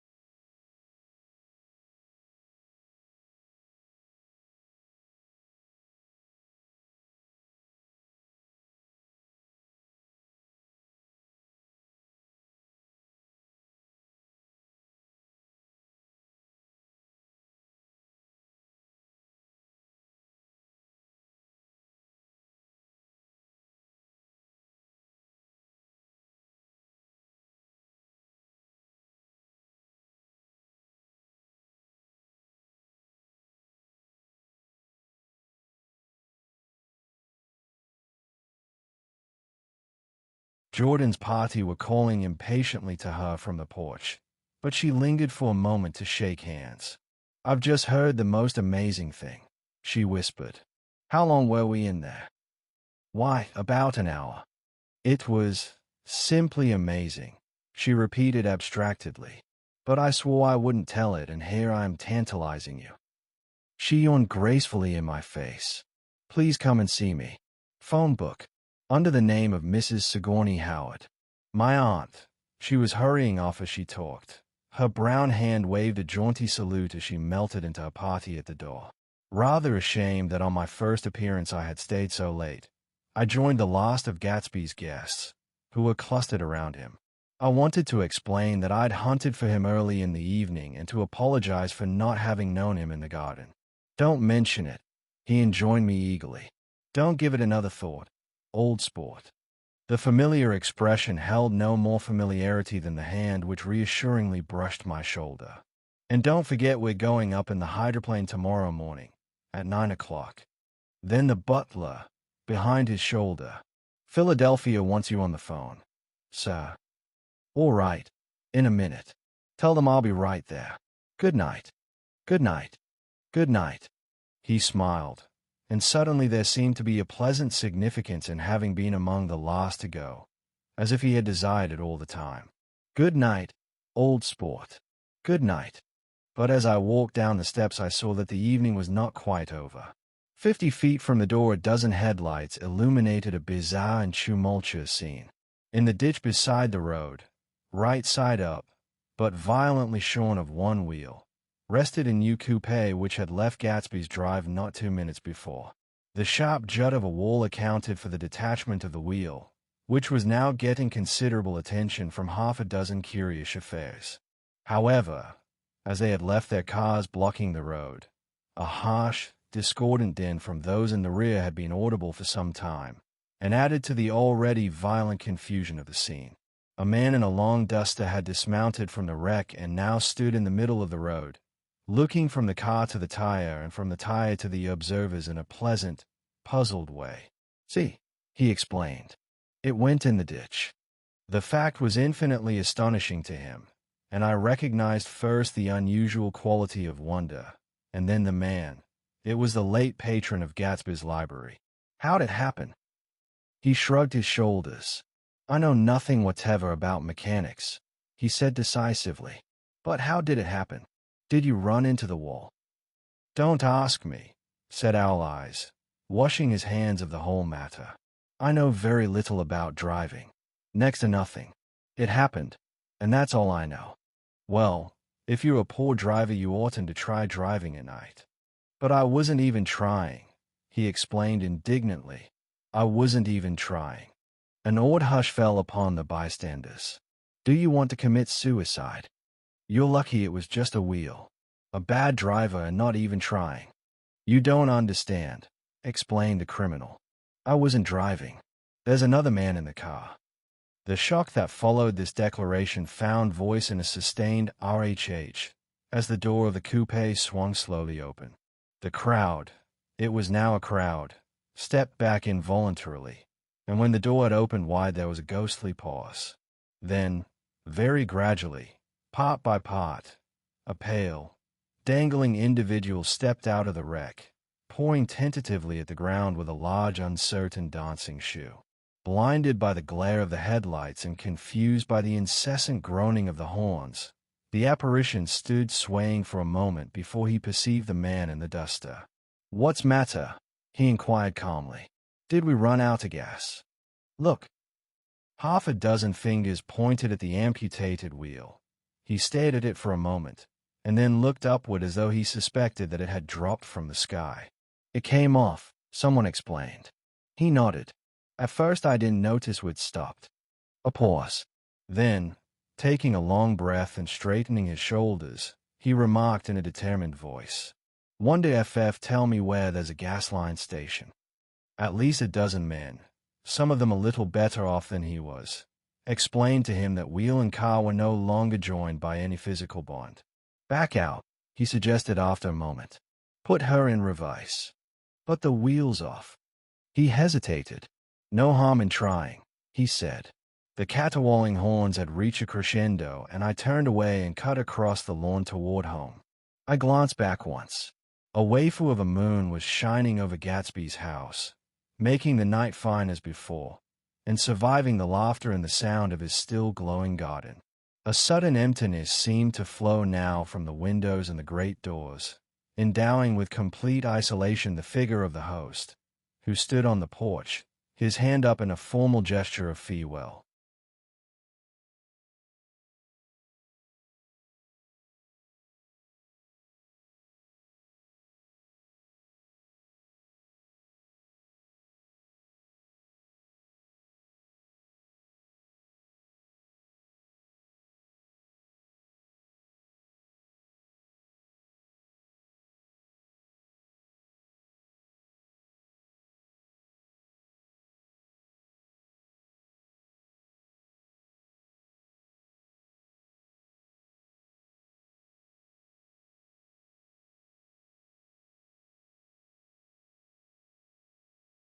Reading over what I have written so far, I see I have given the impression that the events of 3 nights several weeks apart were all that absorbed me.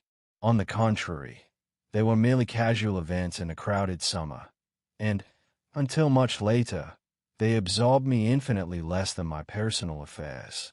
Most of the time I worked. In the early morning the sun threw my shadow westward as I hurried down the white chasms of lower New York to the Property Trust. I knew the other clerks and young bond salesmen by their first names, and lunched with them in dark, crowded restaurants on little pig sausages and mashed potatoes and coffee. I even had a short affair with a girl who lived in Jersey City and worked in the accounting department, but her brother began throwing mean looks in my direction, so when she went on her vacation in July I let it blow quietly away. I took dinner usually at the Yale Club. For some reason it was the gloomiest event of my day. And then I went upstairs to the library and studied investments and securities for a conscientious hour. There were generally a few rioters around, but they never came into the library, so it was a good place to work.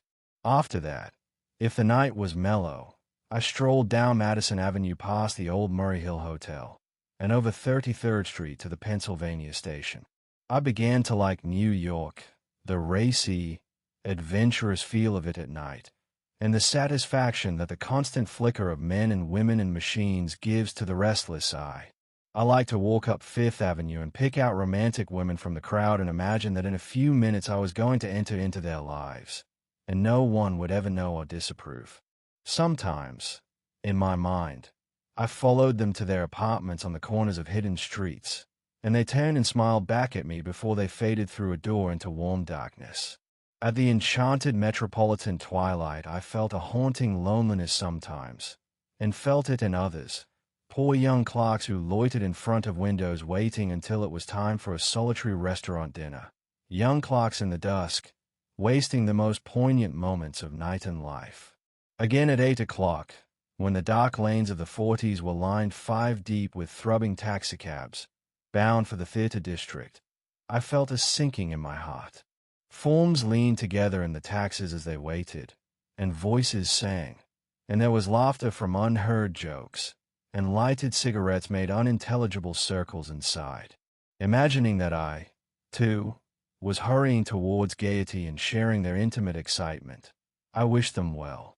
For a while I lost sight of Jordan Baker, and then in midsummer I found her again. At first I was flattered to go places with her, because she was a golf champion, and everyone knew her name. Then it was something more. I wasn't actually in love, but I felt a sort of tender curiosity. The bored, haughty face that she turned to the world concealed something. Most affectations conceal something eventually, even though they don't in the beginning, and one day I found what it was. When we were on a house party together up in Warwick, she left a borrowed car out in the rain with the top down, and then lied about it. And suddenly I remembered the story about her that had eluded me that night at Daisy's. At her first big golf tournament, there was a row that nearly reached the newspapers, a suggestion that she had moved her ball from a bad lie in the semifinal round. The thing approached the proportions of a scandal, then died away. A caddy retracted his statement, and the only other witness admitted that he might have been mistaken. The incident and the name had remained together in my mind. Jordan Baker instinctively avoided clever, shrewd men, and now I saw that this was because she felt safer on a plane where any divergence from a code would be thought impossible. She was incurably dishonest. She wasn't able to endure being at a disadvantage, and, given this unwillingness, I suppose she had begun dealing in subterfuges when she was very young in order to keep that cool, insolent smile turned to the world and yet satisfy the demands of her hard, jaunty body. It made no difference to me. Dishonesty in a woman is a thing you never blame deeply. I was casually sorry, and then I forgot. It was on that same house party that we had a curious conversation about driving a car. It started because she passed so close to some workmen that our fender flicked a button on one man's coat. "You a rotten driver," I protested. "Either you ought to be more careful, or you oughtn't to drive at all." "I am careful." "No, you're not." "Well, other people are," she said lightly. "What's that got to do with it?" "They'll keep out of my way," she insisted. "It takes two to make an accident."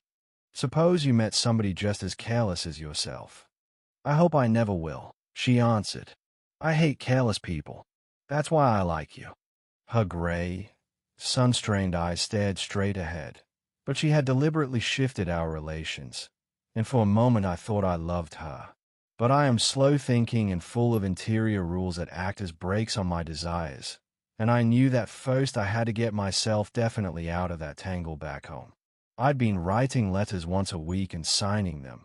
Love, Nick, and all I could think of was how, when that certain girl played tennis, a faint mustache of perspiration appeared on her upper lip. Nevertheless, there was a vague understanding that had to be tactfully broken off before I was free. Everyone suspects himself of at least one of the cardinal virtues, and this is mine. I am one of the few honest people that I have ever known.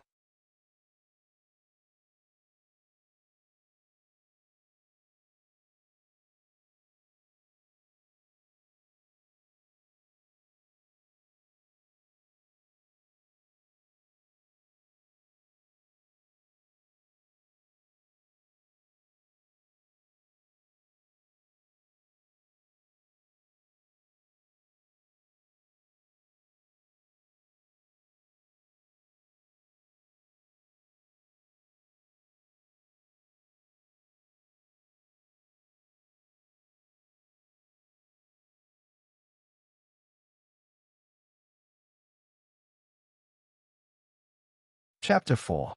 On Sunday morning, while church bells rang in the villages along shore, the world and its mistress returned to Gatsby's house and twinkled hilariously on his lawn. "Is a bootlegger," said the young ladies, moving somewhere between his cocktails and his flowers. One time he killed a man who had found out that he was nephew to von Hindenburg and second cousin to the devil. Reach me a rose, honey, and pour me a last drop into that there crystal glass. Once I wrote down on the empty spaces of a timetable the names of those who came to Gatsby's house that summer.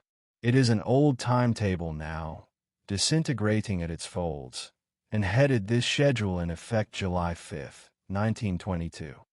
But I can still read the gray names, and they will give you a better impression than my generalities of those who accepted Gatsby's hospitality and paid him the subtle tribute of knowing nothing whatever about him. From East Egg, then, came the Chesterbeckers and the Leaches, and a man named Bunsen, whom I knew at Yale, and Dr. Webster Civet, who was drowned last summer up in Maine, and the Hornbeams and the Willie Voltaires, and a whole clan named Blackbuck, who always gathered in a corner and flipped up their noses like goats at whosoever came near, and the Ismays and the Christies, or rather Hubert Auerbach and Mr. Christie's wife, and Edgar Beaver, whose hair, they say, turned cotton white one winter afternoon for no good reason at all. Clarence Endive was from East Egg, as I remember. He came only once, in white knickerbockers, and had a fight with a bum named Etty in the garden. From farther out on the island came the Cheadles and the O.R.P. Schraders, and the Stonewall Jackson Abrams of Georgia, and the Fishguards and the Ripley Snells. Snell was there 3 days before he went to the penitentiary, so drunk out on the gravel drive that Mrs. Ulysses Sweat's automobile ran over his right hand. The dancers came, too, and S.B. Whitebait, who was well over 60, and Maurice A. Flink, and the Hammerheads, and Beluga the tobacco importer, and Beluga's girls. From West Egg came the Poles and the Mulredis and Cecil Roebuck and Cecil Chun and Gulick the state senator and Newton Orchid, who controlled films par excellence, and Eckhorst and Clyde Cohen and Don S. Schwartz, the son, and Arthur McCarthy, all connected with the movies in one way or another, and the Catlips and the Bembugs and Geo Muldoon, brother to that Muldoon who afterwards strangled his wife.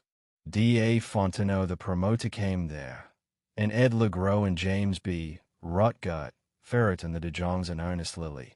They came to gamble, and when Ferret wandered into the garden it meant he was cleaned out and Associated Traction would have to fluctuate profitably next day. A man named Klipspringer was there so often that he became known as the Boarder. I doubt if he had any other home. Of theatrical people there were Gus Ways and Horace O'Donovan and Lester Meyer and George Duckweed and Francis Bull. Also from New York were the Chromes and the Backhissens and the Denekers and Russell Betty and the Corrigans and the Kellers and the Jews and the Scullys and S.W. Belcher and the Smirks and the Young Quinns, divorced now, and Henry L. Palmetto, who killed himself by jumping in front of a subway train in Times Square. Benny McCleanahan arrived always with 4 girls. They were never quite the same ones in physical person, but they were so identical one with another that it inevitably seemed they had been there before. I have forgotten their names. Jacqueline, I think, or else Consuela, or Gloria, or Judy, or June. And their last names were either the melodious names of flowers and months or the sterner ones of the great American capitalists whose cousins, if pressed, they would confess themselves to be. In addition to all these, I can remember that Faustina O'Brien came there at least once, and the Baedeker girls and young Brewer, who had his nose shot off in the war, and Mr. Albruxhager and Miss Hogg, his fiancée, and Ardita Fitzpeters and Mr. P. Jewett, once head of the American Legion, and Miss Claudia Hip, with a man reputed to be her chauffeur, and a prince of something, whom we called Duke, and whose name, if I ever knew it, I have forgotten. All these people came to Gatsby's house in the summer.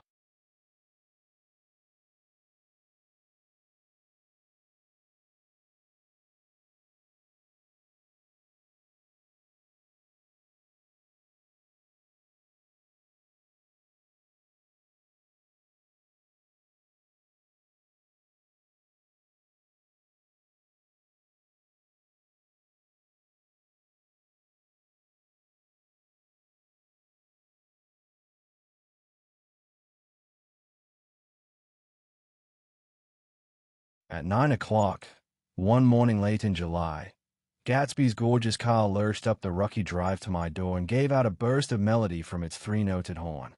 It was the first time he had called on me, though I had gone to 2 of his parties, mounted in his hydroplane, and, at his urgent invitation, made frequent use of his beach. "Good morning, old sport. You're having lunch with me today, and I thought we'd ride up together." He was balancing himself on the dashboard of his car with that resourcefulness of movement that is so peculiarly American, that comes, I suppose, with the absence of lifting work in youth and, even more, with the formless grace of our novice, sporadic games. This quality was continually breaking through his punctilious manner in the shape of restlessness. He was never quite still. There was always a tapping foot somewhere or the impatient opening and closing of a hand. He saw me looking with admiration at his car. "It's pretty, isn't it, old sport?" He jumped off to give me a better view. "Haven't you ever seen it before?" I'd seen it. Everybody had seen it. It was a rich cream color, bright with nickel, swollen here and there in its monstrous length with triumphant hat boxes and supper boxes and toolboxes, and terraced with a labyrinth of windshields that mirrored a dozen suns. Sitting down behind many layers of glass in a sort of green leather conservatory, we started to town. I had talked with him perhaps half a dozen times in the past month and found, to my disappointment, that he had little to say. So my first impression, that he was a person of some undefined consequence, had gradually faded, and he had become simply the proprietor of an elaborate roadhouse next door. And then came that disconcerting ride. We hadn't reached West Egg Village before Gatsby began leaving his elegant sentences unfinished and slapping himself indecisively on the knee of his caramel-colored suit. "Look here, old sport," he broke out surprisingly. "What's your opinion of me, anyhow?" A little overwhelmed, I began the generalized evasions which that question deserves. "Well, I'm going to tell you something about my life," he interrupted. "I don't want you to get a wrong idea of me from all these stories you hear." So he was aware of the bizarre accusations that flavored conversation in his halls. "I'll tell you God's truth." His right hand suddenly ordered divine retribution to stand by. "I am the son of some wealthy people in the Middle West, all dead now. I was brought up in America but educated at Oxford, because all my ancestors have been educated there for many years. It is a family tradition." He looked at me sideways, and I knew why Jordan Baker had believed he was lying. He hurried the phrase "educated at Oxford," or swallowed it, or choked on it, as though it had bothered him before. And with this doubt, His whole statement fell to pieces, and I wondered if there wasn't something a little sinister about him. After all, what part of the Middle West? I inquired casually. San Francisco. I see. My family all died and I came into a good deal of money. His voice was solemn, as if the memory of that sudden extinction of a clan still haunted him. For a moment I suspected that he was pulling my leg, but a glance at him convinced me otherwise. After that I lived like a young Roger in all the capitals of Europe, Paris, Venice, Rome, collecting jewels, chiefly rubies, hunting big game, painting a little, things for myself only, and trying to forget something very sad that had happened to me long ago. With an effort I managed to restrain my incredulous laughter. The very phrases were worn so threadbare that they evoked no image except that of a turbaned character leaking sawdust at every pore as he pursued a tiger through the Bois de Boulogne. Then came the war. Old sport. It was a great relief, and I tried very hard to die, but I seemed to bear an enchanted life. I accepted a commission as first lieutenant when it began. In the Argonne forest, I took the remains of my machine gun battalion so far forward that there was a half-mile gap on either side of us where the infantry couldn't advance. We stayed there 2 days and 2 nights, 130 men with 16 Lewis guns, and when the infantry came up at last they found the insignia of 3 German divisions among the piles of dead. I was promoted to be a major, and every Allied government gave me a decoration, even Montenegro. Little Montenegro down on the Adriatic Sea.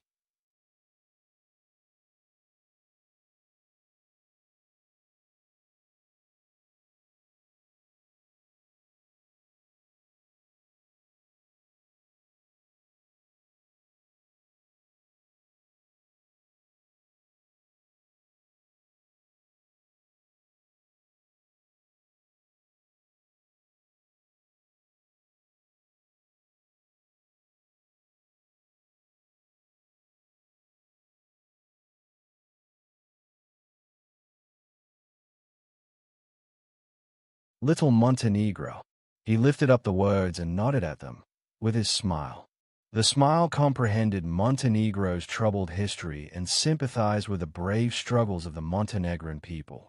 It appreciated fully the chain of national circumstances which had elicited this tribute from Montenegro's warm little heart. My incredulity was submerged in fascination now. It was like skimming hastily through a dozen magazines. He reached in his pocket, and a piece of metal, slung on a ribbon, fell into my palm. That's the one for Montenegro. To my astonishment, the thing had an authentic look. Ordery D.I. Dunalo, ran the circular legend, Montenegro, Nicholas Rex. Turn it.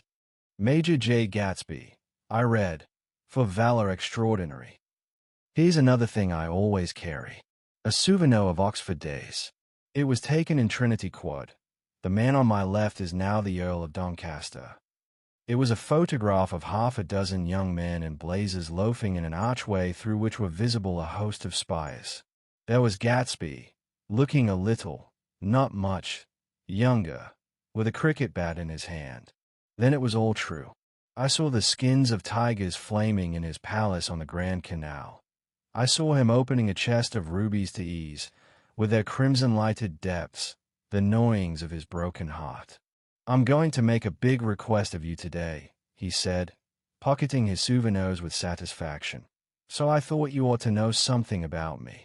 I didn't want you to think I was just some nobody. You see, I usually find myself among strangers because I drift here and there trying to forget the sad things that happened to me. He hesitated. You'll hear about it this afternoon. At lunch. No, this afternoon. I happened to find out that you're taking Miss Baker to tea. Do you mean you're in love with Miss Baker? No, old sport. I'm not. But Miss Baker has kindly consented to speak to you about this matter. I hadn't the faintest idea what this matter was, but I was more annoyed than interested. I hadn't asked Jordan to tea in order to discuss Mr. Jay Gatsby. I was sure the request would be something utterly fantastic, and for a moment I was sorry I'd ever set foot upon his overpopulated lawn. He wouldn't say another word. His correctness grew on him as we neared the city. We passed Port Roosevelt, where there was a glimpse of red-belted ocean-going ships, and sped along a cobbled slum lined with the dark, undeserted saloons of the faded gilt 1900s. Then the Valley of Ashes opened out on both sides of us, and I had a glimpse of Mrs. Wilson straining at the garage pump with panting vitality as we went by. With fenders spread like wings, we scattered light through half Astoria. Only half, for as we twisted among the pillars of the elevated, I heard the familiar jug-jug spat of a motorcycle, and a frantic policeman rode alongside. "All right, old sport," called Gatsby. We slowed down. Taking a white card from his wallet, he waved it before the man's eyes. "Right you are," agreed the policeman, tipping his cap. "Know you next time, Mr. Gatsby." "Excuse me. What was that?" I inquired. "The picture of Oxford. I was able to do the commissioner a favor once, and he sends me a Christmas card every year. Over the Great Bridge, with the sunlight through the girders making a constant flicker upon the moving cars, with the city rising up across the river in white heaps and sugar lumps all built with a wish out of non-olfactory money.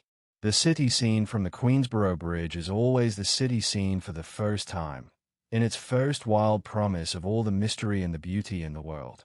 A dead man passed us in a hearse heaped with blooms, followed by 2 carriages with drawn blinds, and by more cheerful carriages for friends. The friends looked out at us with the tragic eyes and short upper lips of southeastern Europe, and I was glad that the sight of Gatsby's splendid car was included in their somber holiday. As we crossed Blackwell's Island, a limousine passed us, driven by a white chauffeur, in which sat 3 modish Negroes, 2 bucks, and a girl. I laughed aloud as the yolks of their eyeballs rolled toward us in haughty rivalry. Anything can happen now that we've slid over this bridge, I thought. Anything at all. Even Gatsby could happen, without any particular wonder.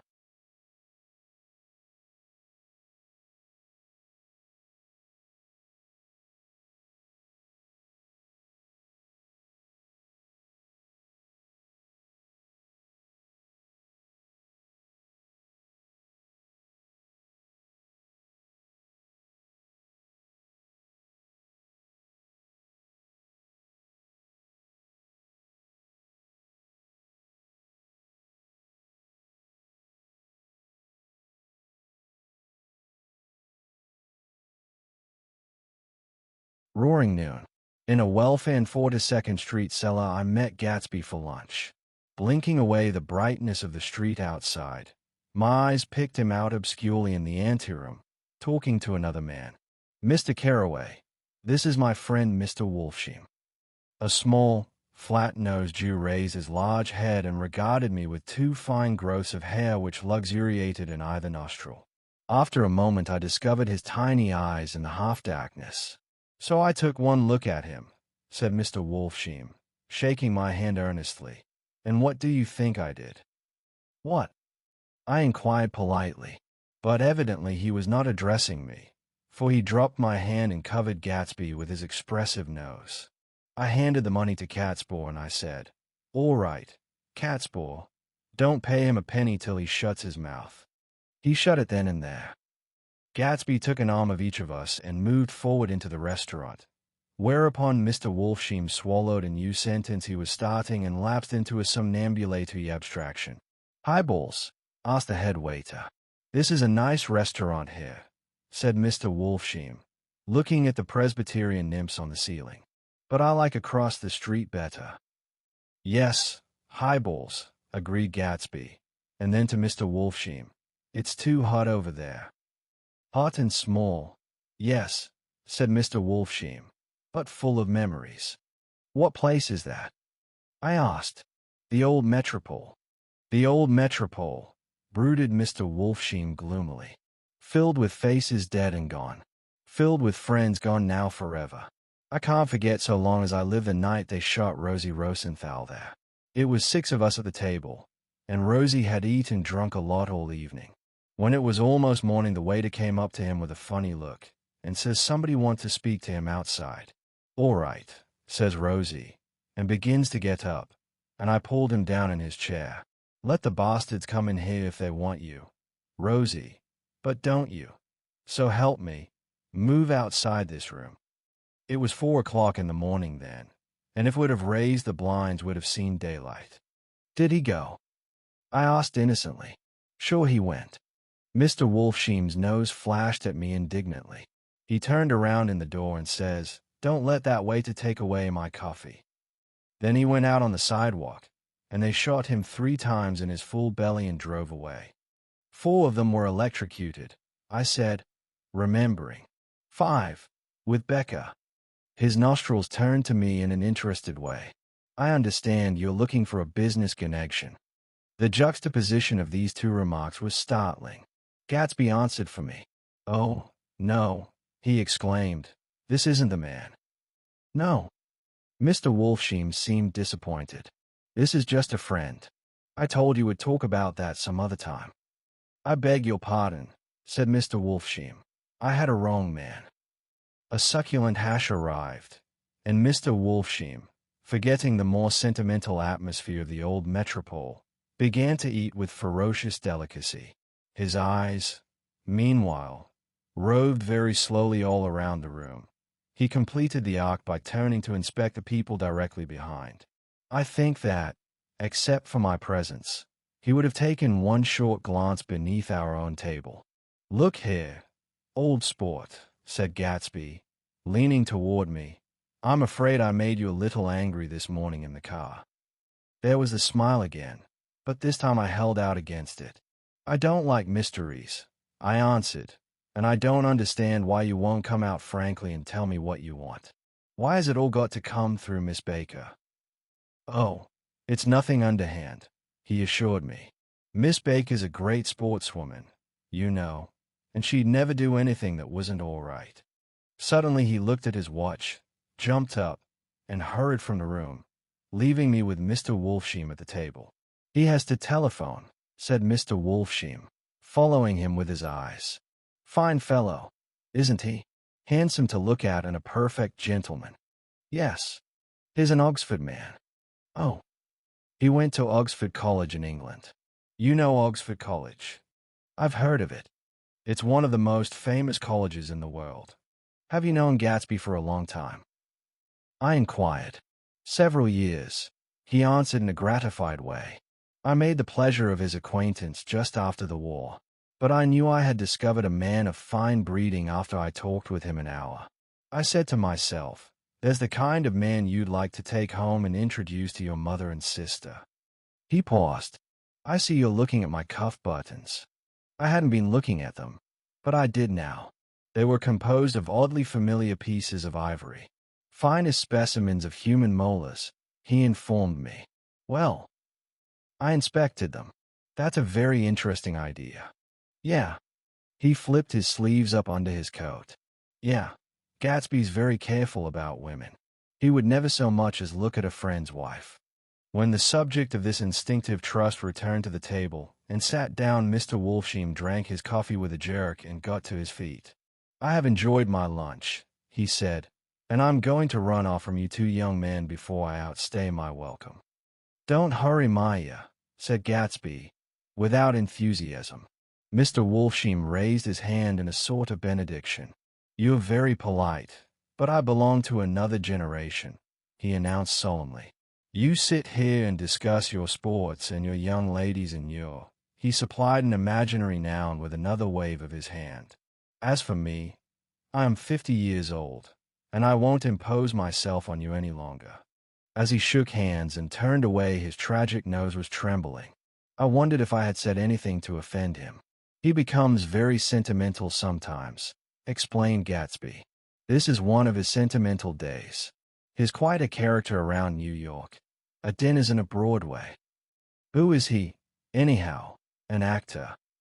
"No, a dentist." Maya Wolfsheim. "No, he's a gambler." Gatsby hesitated, then added, coolly, "He's the man who fixed the World Series back in 1919. "Fixed the World Series?" I repeated. The idea staggered me. I remembered, of course, that the World Series had been fixed in 1919, But if I had thought of it at all, I would have thought of it as a thing that merely happened, the end of some inevitable chain. It never occurred to me that one man could start to play with the faith of 50 million people, with the single-mindedness of a bagler blowing a safe. How did he happen to do that? I asked after a minute. He just saw the opportunity. Why isn't he in jail? They can't get him, old sport. He's a smart man. I insisted on paying the check. As the waiter brought my change, I caught sight of Tom Buchanan across the crowded room. Come along with me for a minute, I said. I've got to say hello to someone. When he saw us, Tom jumped up and took half a dozen steps in our direction.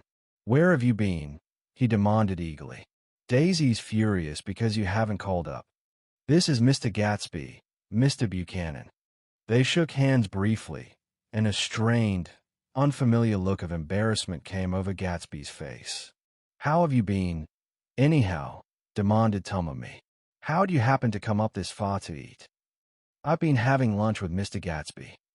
I turned toward Mr. Gatsby, but he was no longer there.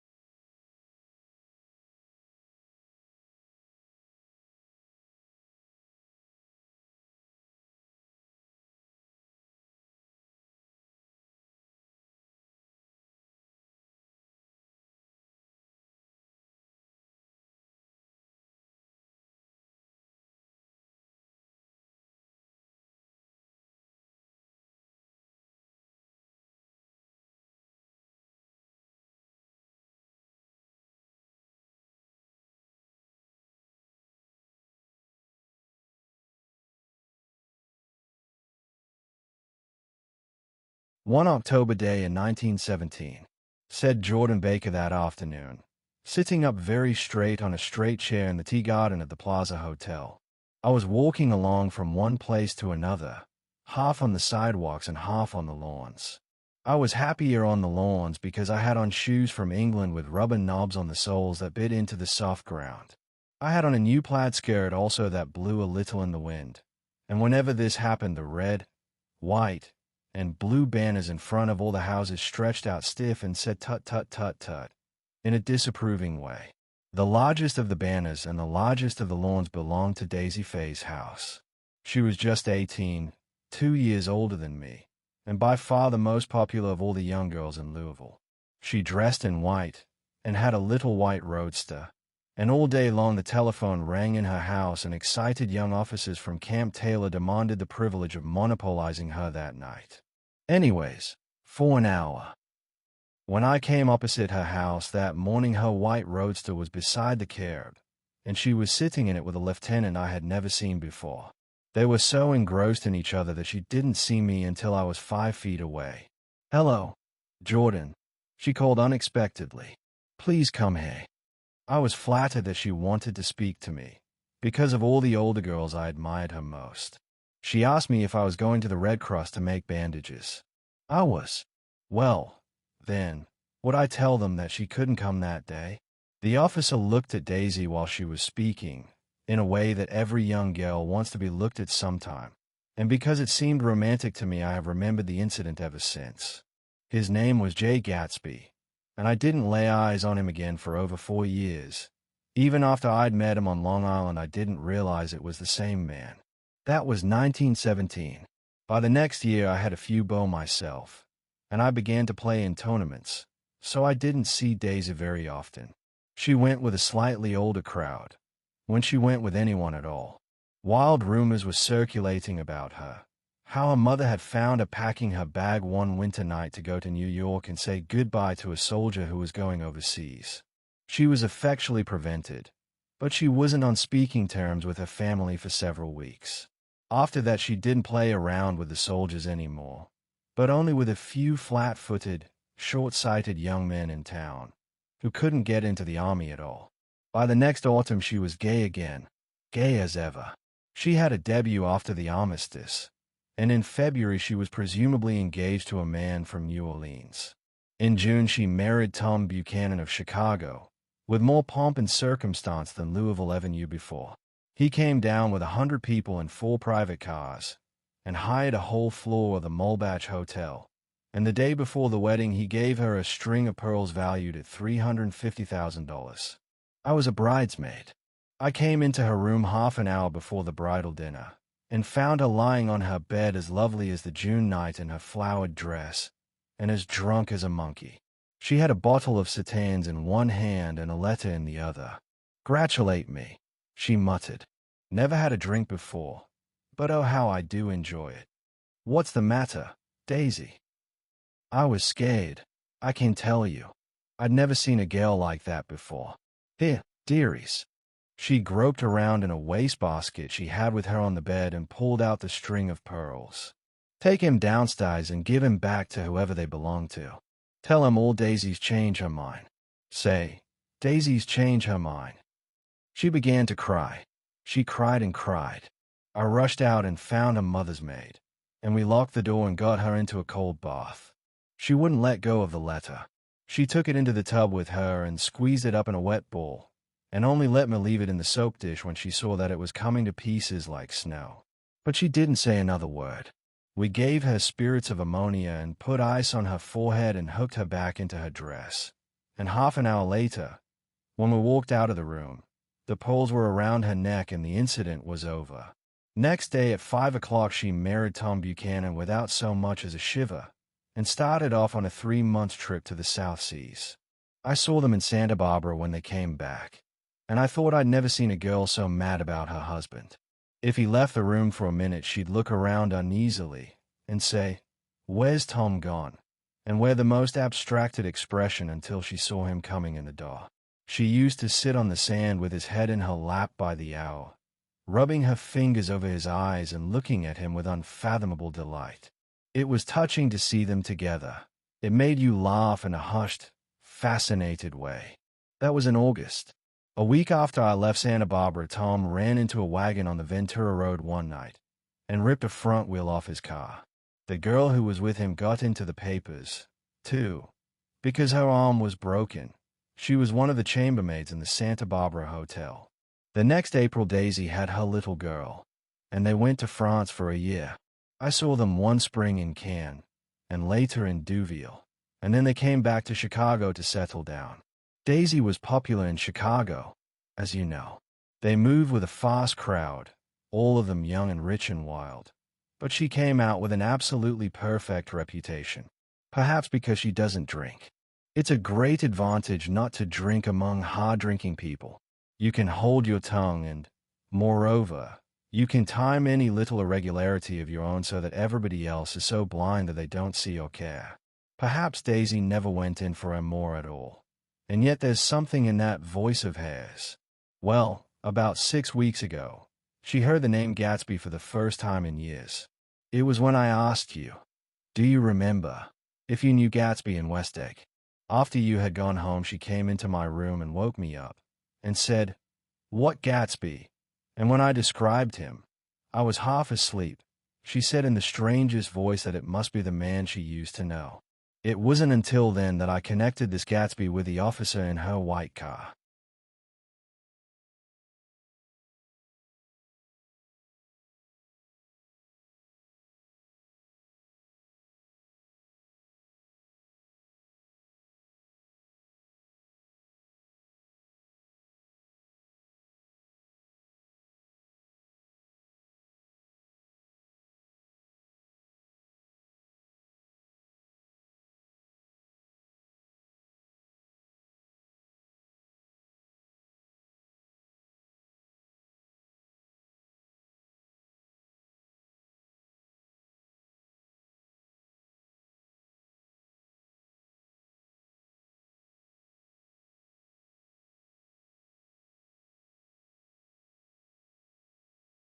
When Jordan Baker had finished telling all this, we had left the plaza for half an hour and were driving in a Victoria through Central Park.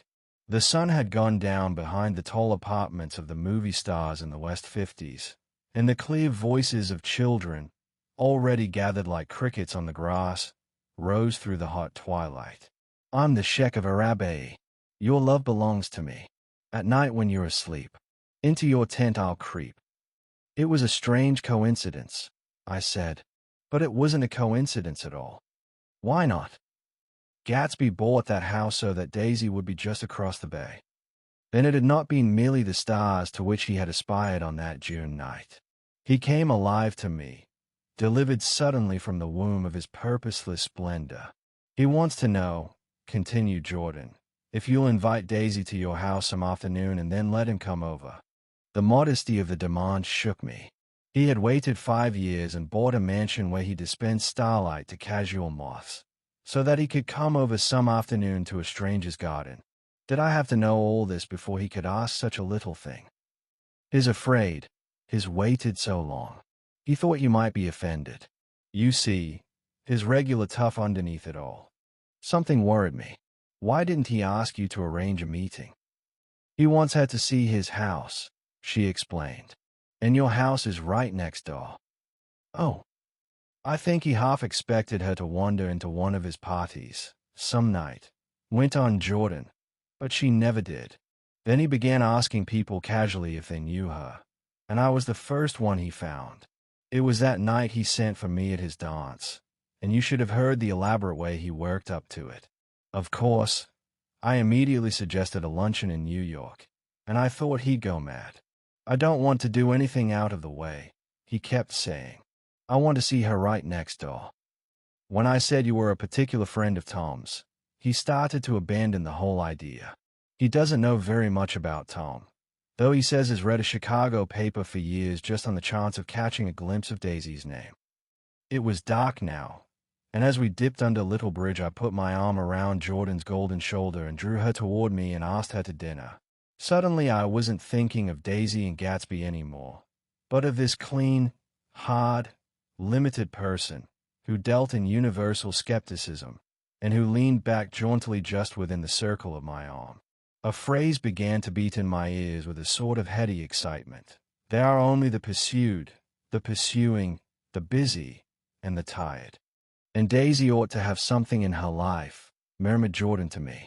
Does she want to see Gatsby? She's not to know about it. Gatsby doesn't want her to know. You're just supposed to invite her to tea. We passed a barrier of dark trees, and then the facade of 59th Street, a block of delicate pale light, beamed down into the park. Unlike Gatsby and Tom Buchanan, I had no girl whose disembodied face floated along the dark cornices and blinding signs, and so I drew up the girl beside me, tightening my arms. WN, scornful mouth smiled, and so I drew her up again closer, this time to my face.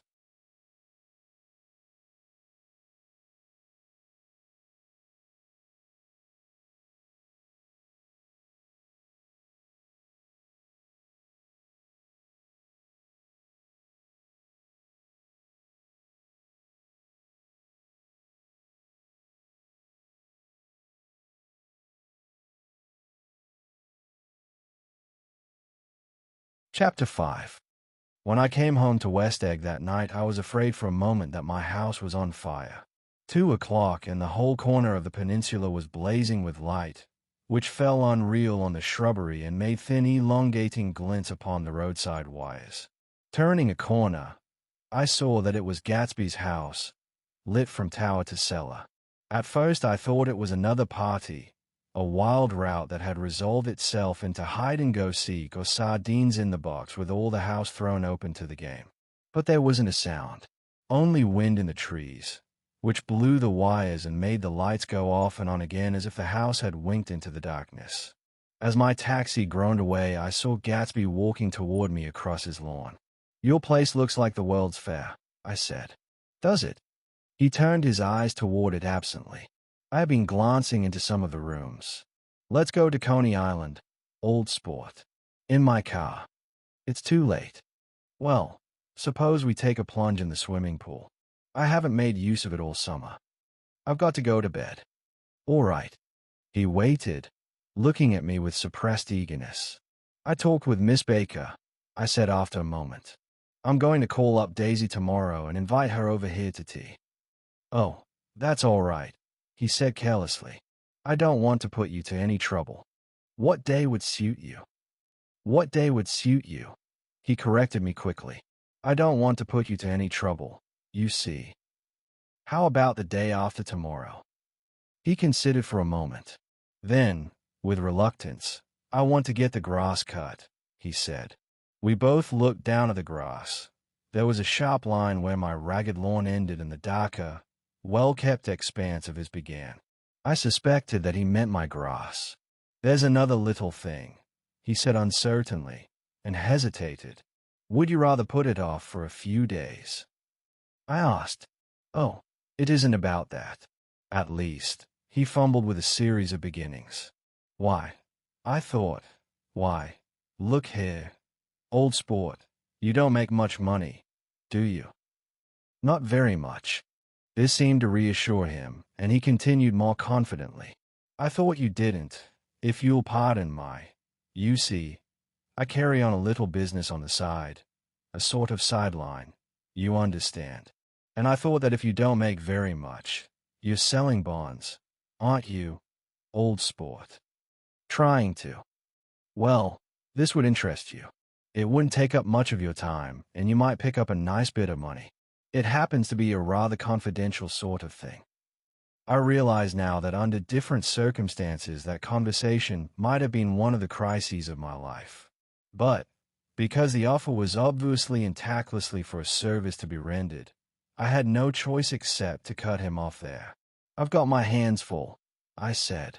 I'm much obliged, but I couldn't take on any more work. You wouldn't have to do any business with Wolfsheim. Evidently, he thought that I was shying away from the connection mentioned at lunch, but I assured him he was wrong. He waited a moment longer, hoping I'd begin a conversation, but I was too absorbed to be responsive, so he went unwillingly home. The evening had made me light-headed and happy. I think I walked into a deep sleep as I entered my front door. So I don't know whether or not Gatsby went to Coney Island, or for how many hours he glanced into rooms while his house blazed gaudily on. I called up Daisy from the office next morning and invited her to come to tea. Don't bring Tom, I warned her. What? Don't bring Tom. Who is Tom? She asked innocently. The day agreed upon was pouring rain. At 11 o'clock a man in a raincoat, dragging a lawnmower, tapped at my front door and said that Mr. Gatsby had sent him over to cut my grass. This reminded me that I had forgotten to tell my Finn to come back, so I drove into West Egg Village to search for her among soggy whitewashed alleys and to buy some cups and lemons and flowers. The flowers were unnecessary, for at 2 o'clock a greenhouse arrived from Gatsby's, with innumerable receptacles to contain it. An hour later the front door opened nervously, and Gatsby in a white flannel suit, silver shirt, and gold-colored tie, hurried in. He was pale, and there were dark signs of sleeplessness beneath his eyes. Is everything all right? He asked immediately. The grass looks fine, if that's what you mean. What grass? He inquired blankly. Oh, the grass in the yard. He looked out the window at it. But, judging from his expression, I don't believe he saw a thing. Looks very good, he remarked vaguely. One of the papers said they thought the rain would stop about 4. I think it was the Journal. Have you got everything you need in the shape of tea? I took him into the pantry, where he looked a little reproachfully at the Finn. Together we scrutinized the 12 lemon cakes from the delicatessen shop. Will they do? I asked. Of course. They are fine, and he added hollowly, old sport. The rain cooled about 3:30 to a damp mist, through which occasional thin drops swam like dew. Gatsby looked with vacant eyes through a copy of Clay's Economics, starting at the finished tread that shook the kitchen floor, and peering towards the blid windows from time to time, as if a series of invisible but alarming happenings were taking place outside. Finally he got up and informed me, in an uncertain voice, that he was going home. Why's that? Nobody's coming to tea. It's too late. He looked at his watch as if there was some pressing demand on his time elsewhere. I can't wait all day.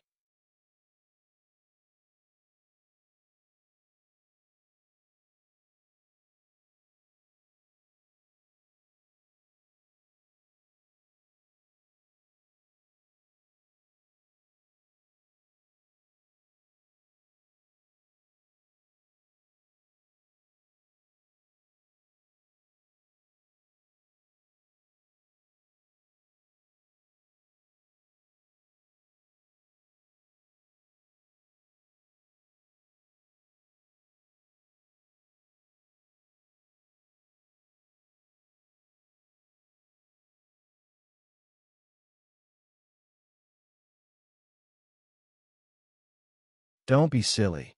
It's just 2 minutes to 4. He sat down miserably, as if I had pushed him, and simultaneously there was the sound of a motor turning into my lane. We both jumped up, and, a little harrowed myself, I went out into the yard. Under the dripping bare lilac trees, a large open car was coming up the drive. It stopped. Daisy's face, tipped sideways beneath a three-cornered lavender hat, looked out at me with a bright, ecstatic smile. "Is this absolutely where you live, my dearest one?" The exhilarating ripple of her voice was a wild tonic in the rain. I had to follow the sound of it for a moment, up and down, with my ear alone, before any words came through. A damp streak of hair lay like a dash of blue paint across her cheek, and her hand was wet with glistening drops as I took it to help her from the car.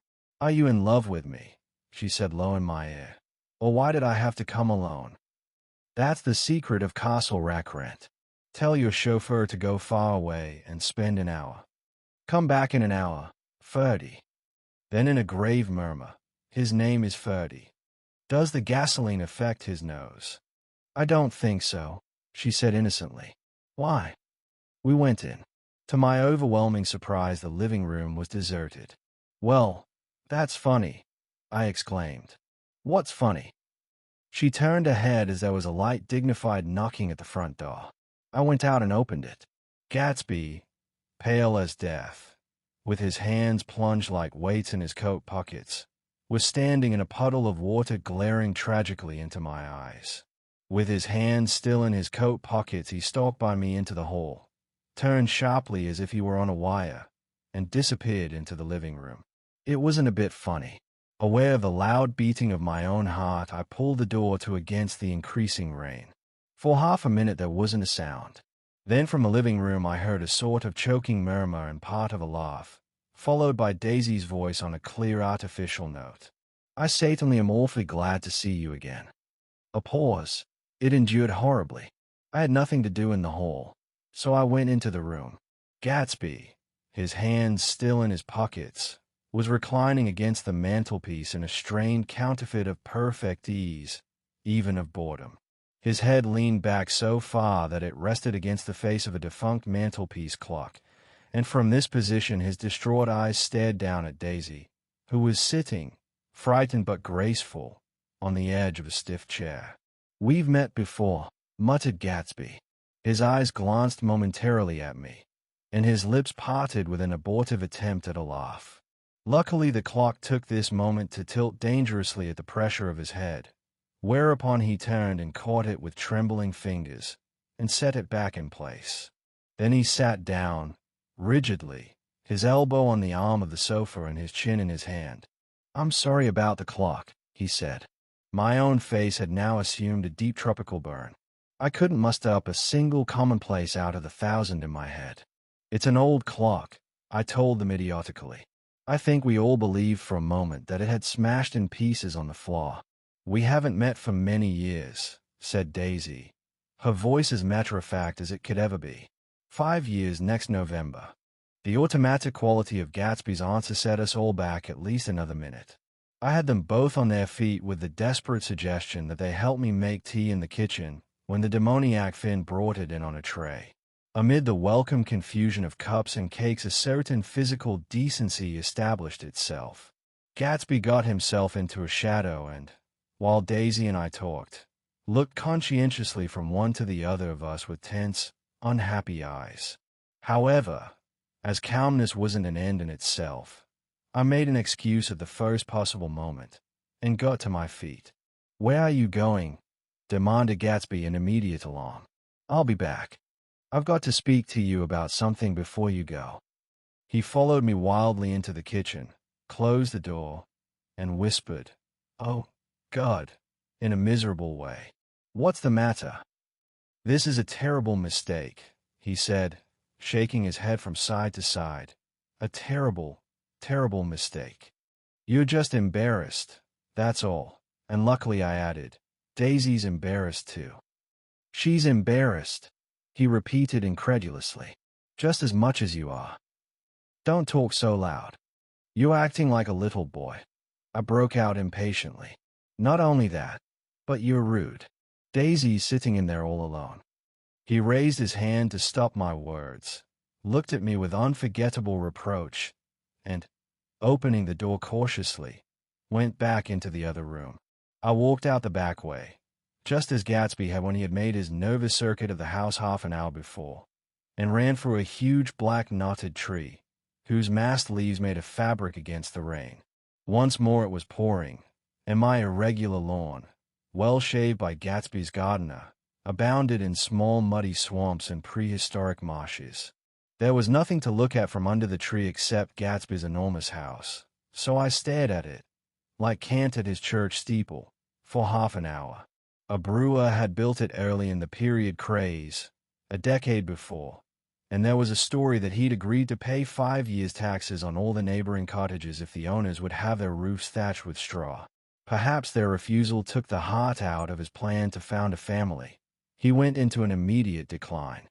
His children sold his house with a black wreath still on the door. Americans, while willing, even eager, to be serfs, have always been obstinate about being peasantry.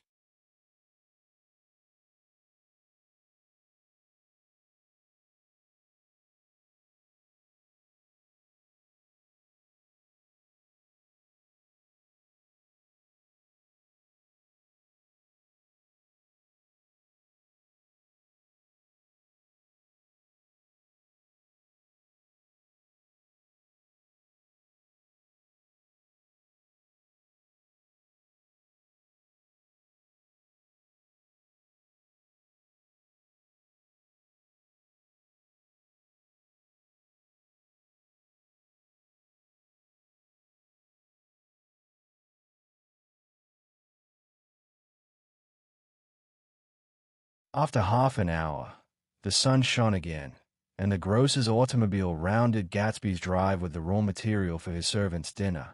I felt sure he wouldn't eat a spoonful. A maid began opening the upper windows of his house, appeared momentarily in each, and, leaning from the large central bay, spat meditatively into the garden. It was time I went back. While the rain continued, it had seemed like the murmur of their voices, rising and swelling a little now and then with gusts of emotion. But in the new silence I felt that silence had fallen within the house too. I went in, after making every possible noise in the kitchen, short of pushing over the stove, but I don't believe they heard a sound. They were sitting at either end of the couch, looking at each other as if some question had been asked, or was in the air, and every vestige of embarrassment was gone. Daisy's face was smeared with tears, and when I came in she jumped up and began wiping at it with a handkerchief before a mirror. But there was a change in Gatsby that was simply confounding. He literally glowed. Without a word or gesture of exultation, a new well-being radiated from him and filled the little room. "Oh, hello, old sport," he said, as if he hadn't seen me for years. I thought for a moment he was going to shake hands. It stopped raining. Has it? When he realized what I was talking about, that there were twinkle bells of sunshine in the room, he smiled like a weatherman, like an ecstatic patron of recurrent light, and repeated the news to Daisy. "What do you think of that? It stopped raining." "I'm glad, Jay." Her throat, full of aching, grieving beauty, told only of her unexpected joy. "I want you and Daisy to come over to my house," he said. "I'd like to show her around." "You're sure you want me to come?" "Absolutely, old sport." Daisy went upstairs to wash her face. Too late, I thought, with humiliation of my towels, while Gatsby and I waited on the lawn. "My house looks well, doesn't it?" he demanded. "See how the whole front of it catches the light?" I agreed that it was splendid. "Yes." His eyes went over it. Every arched door and square tower. "It took me just 3 years to earn the money that bought it." "I thought you inherited your money." "I did, old sport," he said automatically, "but I lost most of it in the big panic, the panic of the war." I think he hardly knew what he was saying, for when I asked him what business he was in, he answered, "That's my affair," before he realized that it wasn't an appropriate reply. "Oh, I've been in several things," he corrected himself. "I was in the drug business, and then I was in the oil business." But I'm not in either one now. He looked at me with more attention. Do you mean you've been thinking over what I proposed the other night? Before I could answer, Daisy came out of the house and 2 rows of brass buttons on her dress gleamed in the sunlight. That huge place there, she cried, pointing. Do you like it? I love it, but I don't see how you live there all alone.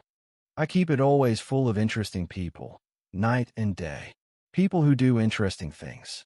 Celebrated people. Instead of taking the shortcut along the Sound, we went down to the road and entered by the big postern. With enchanting murmurs, Daisy admired this aspect or that of the feudal silhouette against the sky, admired the gardens, the sparkling odor of jonquils and the frothy odor of hawthorn and plum blossoms and the pale gold odor of Kiss Me at the Gate. It was strange to reach the marble steps and find no stir of bright dresses in and out the door, and hear no sound but bird voices in the trees. And inside, as we wandered through Marie Antoinette music rooms and restoration salons, I felt that there were guests concealed behind every couch and table, under orders to be breathlessly silent until we had passed through. As Gatsby closed the door of the Merton College Library, I could have sworn I heard the owl-eyed man break into ghostly laughter. We went upstairs, through period bedrooms swathed in rose and lavender silk and vivid with new flowers, through dressing rooms and pool rooms, and bathrooms with sunken baths, intruding into one chamber where a disheveled man in pajamas was doing liver exercises on the floor. It was Mr. Klipspringer, the boarder. I had seen him wandering hungrily about the beach that morning. Finally we came to Gatsby's own apartment, a bedroom and a bath, and an Adams study, where we sat down and drank a glass of some Chartreuse he took from a cupboard in the wall.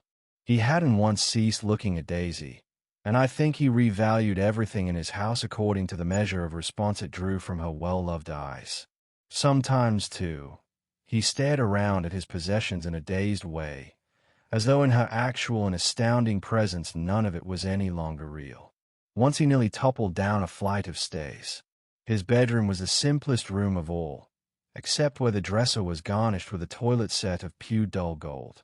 Daisy took the brush with delight, and smoothed her hair, whereupon Gatsby sat down and shaded his eyes and began to laugh. It's the funniest thing, old sport, he said hilariously. I can't, when I try to. He had passed visibly through 2 states and was entering upon a third. After his embarrassment and his unreasoning joy, he was consumed with wonder at her presence. He had been full of the idea so long, dreamed it right through to the end, waited with his teeth set, so to speak, at an inconceivable pitch of intensity. Now, in the reaction, he was running down like an overwound clock. Recovering himself in a minute, he opened for us 2 hulking patent cabinets which held his masked suits and dressing gowns and ties, and his shirts, piled like bricks in stacks a dozen high. I've got a man in England who buys me clothes. He sends over a selection of things at the beginning of each season, spring and fall.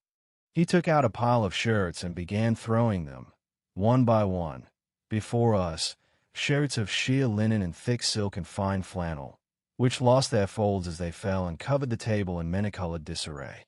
While we admired, he brought more, and the soft rich heap mounted higher. Shirts with stripes and scrolls and plaids in coral and apple green and lavender and faint orange, with monograms of Indian blue. Suddenly, with a strange sound, Daisy bent her head into the shirts and began to cry stormily. "They're such beautiful shirts," she sobbed, her voice muffled in the thick folds. "It makes me sad because I've never seen such beautiful shirts before."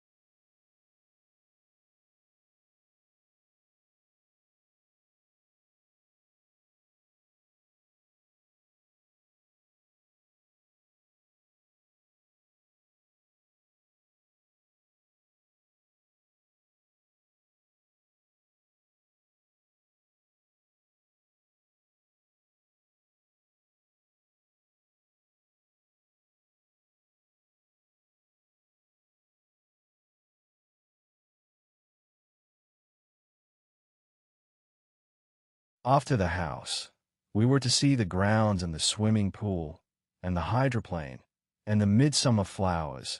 But outside Gatsby's window it began to rain again, so we stood in a row looking at the corrugated surface of the Sound. "If it wasn't for the mist we could see your home across the bay," said Gatsby. "You always have a green light that burns all night at the end of your dock." Daisy put her arm through his abruptly, but he seemed absorbed in what he had just said. Possibly it had occurred to him that the colossal significance of that light had now vanished forever. Compared to the great distance that had separated him from Daisy, it had seemed very near to her, almost touching her. It had seemed as close as a star to the moon. Now it was again a green light on a dock. His count of enchanted objects had diminished by one. I began to walk about the room, examining various indefinite objects in the half-darkness. A large photograph of an elderly man in yachting costume attracted me, hung on the wall over his desk. "Who's this?" That's Mr. Dan Cody, old sport." The name sounded faintly familiar. "He's dead now. He used to be my best friend years ago." There was a small picture of Gatsby, also in yachting costume, on the bureau. Gatsby with his head thrown back defiantly, taken apparently when he was about 18. "I adore it," exclaimed Daisy. "The Pompadour. You never told me you had a Pompadour, or a yacht." "Look at this," said Gatsby quickly. "Here's a lot of clippings about you." They stood side by side examining it. I was going to ask to see the rubies when the phone rang, and Gatsby took up the receiver. "Yes. Well, I can't talk now. Old sport. I said a small town. He must know what a small town is. Well, he's no use to us if Detroit is his idea of a small town." He rang off. "Come here quick," cried Daisy at the window. The rain was still falling, but the darkness had parted in the west, and there was a pink and golden billow of foamy clouds above the sea. "Look at that," she whispered, and then after a moment, "I'd like to just get one of those pink clouds and put you in it and push you around." I tried to go then, but they wouldn't hear of it. Perhaps my presence made them feel more satisfactorily alone. "I know what we'll do," said Gatsby. "We'll have Klipspringer play the piano." He went out of the room calling Ewing, and returned in a few minutes accompanied by an embarrassed, slightly worn young man, with shell-rimmed glasses and scanty blonde hair. He was now decently clothed in a sport shirt, open at the neck, sneakers, and duck trousers of a nebulous hue. "Did we interrupt your exercise?" inquired Daisy politely. "I was asleep," cried Mr. Klipspringer, in a spasm of embarrassment. "That is, I'd been asleep. Then I got up." "Klipspringer plays the piano," said Gatsby, cutting him off. "Don't you, Ewing, old sport?" "I don't play well. I don't hardly play at all. I'm all out of prac." "We'll go downstairs," interrupted Gatsby. He flipped a switch. The gray windows disappeared as the house glowed full of light. In the music room, Gatsby turned on a solitary lamp beside the piano. He lit Daisy's cigarette from a trembling match, and sat down with her on a couch far across the room, where there was no light save what the gleaming floor bounced in from the hall. When Klipspringer had played the Love Nest, he turned around on the bench and searched unhappily for Gatsby in the gloom. "I'm all out of practice, you see. I told you I couldn't play. I'm all out of prac." "Don't talk so much, old sport," commanded Gatsby. "Play. In the morning. In the evening. Ain't we got fun?" Outside the wind was loud and there was a faint flow of thunder along the Sound. All the lights were going on in West Egg now. The electric trains, men carrying, were plunging home through the rain from New York. It was the hour of a profound human change, and excitement was generating on the air. One thing sure and nothing surer. The rich get richer and the poor get children. In the meantime, in between time. As I went over to say goodbye, I saw that the expression of bewilderment had come back into Gatsby's face, as though a faint doubt had occurred to him as to the quality of his present happiness. Almost 5 years. There must have been moments even that afternoon when Daisy tumbled short of his dreams, not through her own fault, but because of the colossal vitality of his illusion. It had gone beyond her, beyond everything. He had thrown himself into it with a creative passion, adding to it all the time, decking it out with every bright feather that drifted his way. No amount of fire or freshness can challenge what a man can store up in his ghostly heart. As I watched him, he adjusted himself a little, visibly. His hand took hold of Hayes, and as she said something low in his ear, he turned toward her with a rush of emotion. I think that voice held him most, with its fluctuating, feverish warmth, because it couldn't be overdreamed. That voice was a deathless song. They had forgotten me, but Daisy glanced up and held out her hand. Gatsby didn't know me now at all. I looked once more at them, and they looked back at me, remotely, possessed by intense life. Then I went out of the room and down the marble steps into the rain, leaving them there together.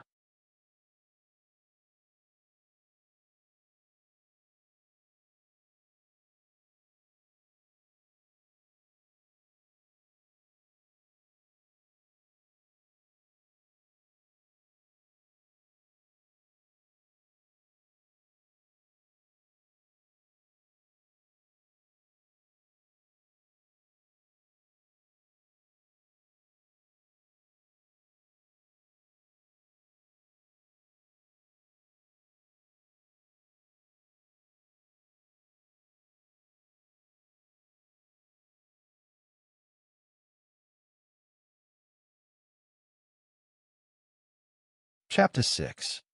About this time, an ambitious young reporter from New York arrived one morning at Gatsby's door and asked him if he had anything to say. Anything to say about what? Inquired Gatsby politely. Why, any statement to give out. It transpired after a confused 5 minutes that the man had heard Gatsby's name around his office in a connection which he either wouldn't reveal or didn't fully understand. This was his day off, and with laudable initiative he had hurried out to see. It was a random shot, and yet the reporter's instinct was right. Gatsby's notoriety, spread about by the hundreds who had accepted his hospitality and so become authorities upon his past, had increased all summer until he fell just short of being news. Contemporary legends such as the underground pipeline to Canada attached themselves to him, and there was one persistent story that he didn't live in a house at all, but in a boat that looked like a house and was moved secretly up and down the Long Island shore. Just why these inventions were a source of satisfaction to James Gatz of North Dakota isn't easy to say. James Gatz, that was really, or at least legally, his name.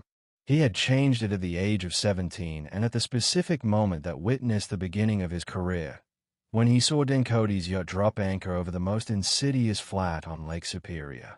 It was James Gatz who had been loafing along the beach that afternoon in a torn green jersey and a pair of canvas pants, but it was already Jay Gatsby who borrowed a rowboat, pulled out to the Tuolumne, and informed Cody that a wind might catch him and break him up in half an hour.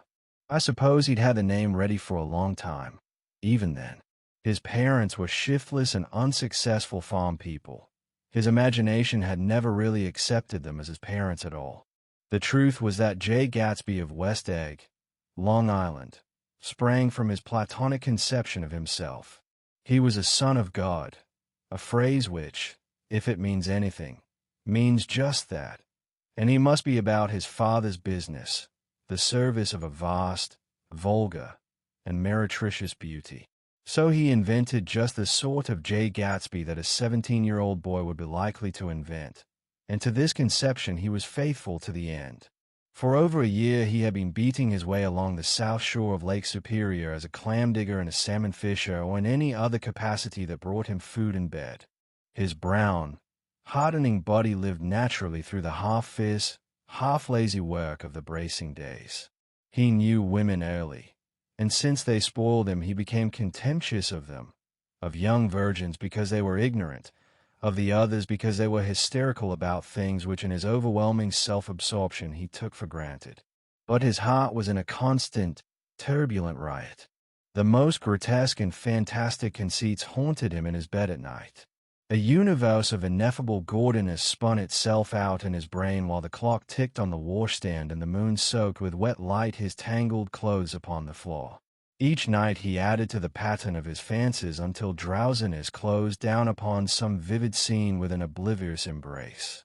For a while these reveries provided an outlet for his imagination.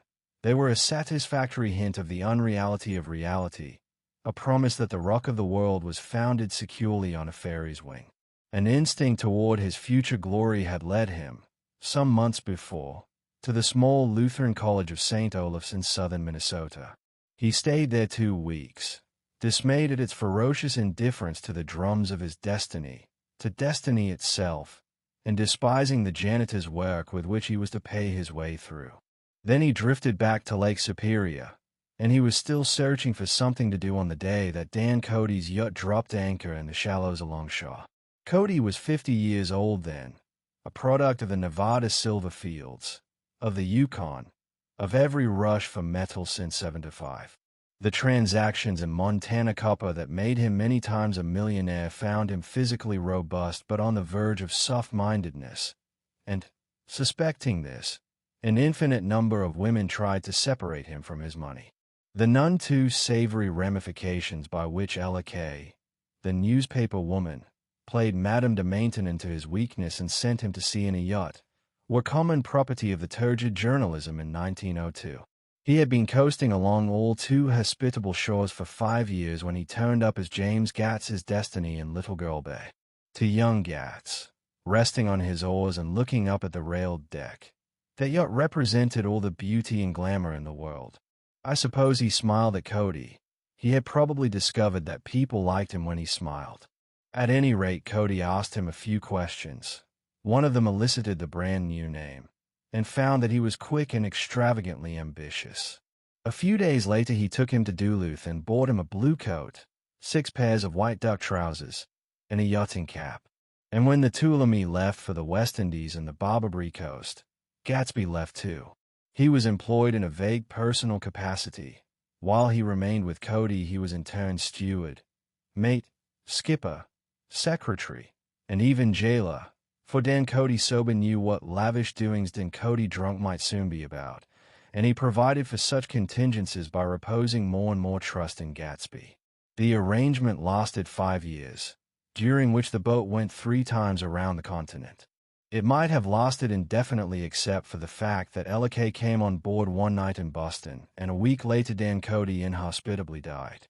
I remember the portrait of him up in Gatsby's bedroom, a gray, florid man with a hard, empty face, the pioneer debauchee, who during one phase of American life brought back to the eastern seaboard the savage violence of the frontier brothel and saloon. It was indirectly due to Cody that Gatsby drank so little. Sometimes in the course of gay parties women used to rub champagne into his hair. For himself he formed the habit of letting liquor alone. And it was from Cody that he inherited money, a legacy of $25,000. He didn't get it. He never understood the legal device that was used against him. But what remained of the millions went intact to Ella Kay. He was left with his singularly appropriate education. The vague contour of Jay Gatsby had filled out to the substantiality of a man.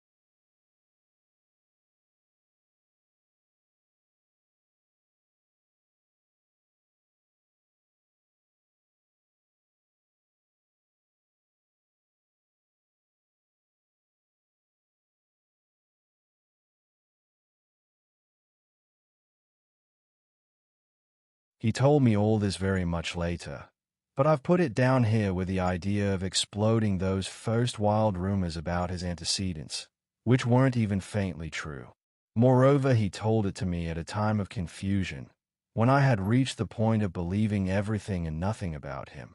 So I take advantage of this short halt, while Gatsby, so to speak, caught his breath, to clear this set of misconceptions away. It was a halt, too, in my association with his affairs. For several weeks I didn't see him or hear his voice on the phone. Mostly I was in New York, trotting around with Jordan and trying to ingratiate myself with her senile aunt. But finally I went over to his house one Sunday afternoon. I hadn't been there 2 minutes when somebody brought Tom Buchanan in for a drink. I was startled, naturally, but the really surprising thing was that it hadn't happened before. They were a party of 3 on horseback, Tom and a man named Sloan and a pretty woman in a brown riding habit, who had been there previously. "I'm delighted to see you," said Gatsby, standing on his porch. "I'm delighted that you dropped in." As though they cared. "Sit right down. Have a cigarette or cigar." He walked around the room quickly, ringing bells. "I'll have something to drink for you in just a minute." He was profoundly affected by the fact that Tom was there. But he would be uneasy anyhow until he had given them something, realizing in a vague way that that was all they came for. Mr. Sloan wanted nothing. "A lemonade?" "No, thanks." "A little champagne?" "Nothing at all, thanks." "I'm sorry. Did you have a nice ride?" "Very good roads around, hey? I suppose the automobiles." "Yeah." Moved by an irresistible impulse, Gatsby turned to Tom, who had accepted the introduction as a stranger. "I believe we've met somewhere before, Mr. Buchanan." "Oh, yes," said Tom, gruffly polite, but obviously not remembering. "So we did. I remember very well. About 2 weeks ago." "That's right. You were with Nick Hay." "I know your wife," continued Gatsby, almost aggressively. "That's so." Tom turned to me. "You live near here, Nick?" "Next door." "That's so." Mr. Sloan didn't enter into the conversation, but lounged back haughtily in his chair. The woman said nothing either, until unexpectedly, after 2 highballs, she became cordial. "We'll all come over to your next party, Mr. Gatsby," she suggested. "What do you say?" "Certainly. I'd be delighted to have you." "Be very nice," said Mr. Sloan, without gratitude. "Well, think ought to be starting home." "Please don't hurry," Gatsby urged them. He had control of himself now, and he wanted to see more of Tom. Why don't you stay for supper? I wouldn't be surprised if some other people dropped in from New York." "You come to supper with me," said the lady enthusiastically. "Both of you." This included me. Mr. Sloan got to his feet. "Come along," he said, but to her only. "I mean it," she insisted. "I'd love to have you. Lots of room." Gatsby looked at me questioningly. He wanted to go, and he didn't see that Mr. Sloan had determined he shouldn't. "I'm afraid I won't be able to," I said. "Well, you come," she urged, concentrating on Gatsby. Mr. Sloan murmured something close to her ear. "We won't be late if we start now," she insisted aloud. "I haven't got a horse," said Gatsby. "I used to ride in the army, but I've never bought a horse. I'll have to follow you in my car. Excuse me for just a minute." The rest of us walked out on the porch, where Sloan and the lady began an impassioned conversation aside. "My God, I believe the man's coming," said Tom. "Doesn't he know she doesn't want him?" "She says she does want him. She has a big dinner party and he won't know a soul there." He frowned. I wonder where in the devil he met Daisy. By God, I may be old-fashioned in my ideas, but women run around too much these days to suit me. They meet all kinds of crazy fish. Suddenly Mr. Sloan and the lady walked down the steps and mounted their horses. "Come on," said Mr. Sloan to Tom. "We're late. We've got to go." And then to me, "Tell him we couldn't wait, will you?" Tom and I shook hands. The rest of us exchanged a cool nod, and they trotted quickly down the drive, disappearing under the August foliage just as Gatsby, with hat and light overcoat in hand, came out the front door. Tom was evidently perturbed at Daisy's running around alone, for on the following Saturday night he came with her to Gatsby's party. Perhaps his presence gave the evening its peculiar quality of oppressiveness. It stands out in my memory from Gatsby's other parties that summer. There were the same people, or at least the same sort of people, the same profusion of champagne, the same many-colored, many-keyed commotion, but I felt an unpleasantness in the air, a pervading harshness that hadn't been there before. Or perhaps I had merely grown used to it, grown to accept West Egg as a world complete in itself, with its own standards and its own great figures, second to nothing because it had no consciousness of being so.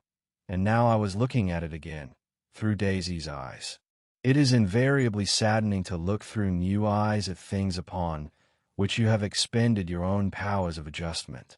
They arrived at twilight, and, as we strolled out among the sparkling hundreds, Daisy's voice was playing murmurous tricks in her throat. "These things excite me so," she whispered. "If you want to kiss me any time during the evening, Nick, just let me know and I'll be glad to arrange it for you. Just mention my name, or present a green card. I'm giving out green."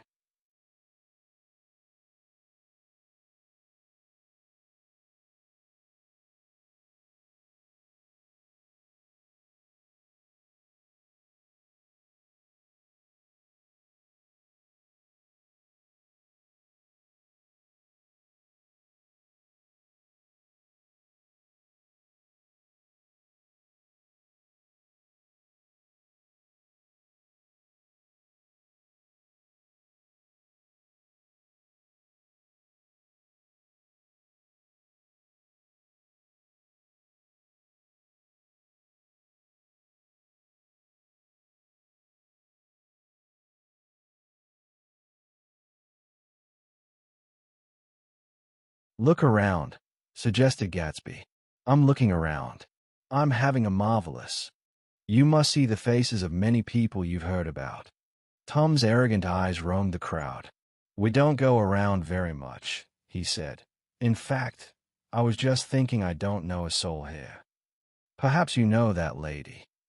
Gatsby indicated a gorgeous, scarcely human orchid of a woman who sat in state under a white plum tree. Tom and Daisy stared, with that peculiarly unreal feeling that accompanies the recognition of a hitherto ghostly celebrity of the movies. "She's lovely," said Daisy. "The man bending over her is her director."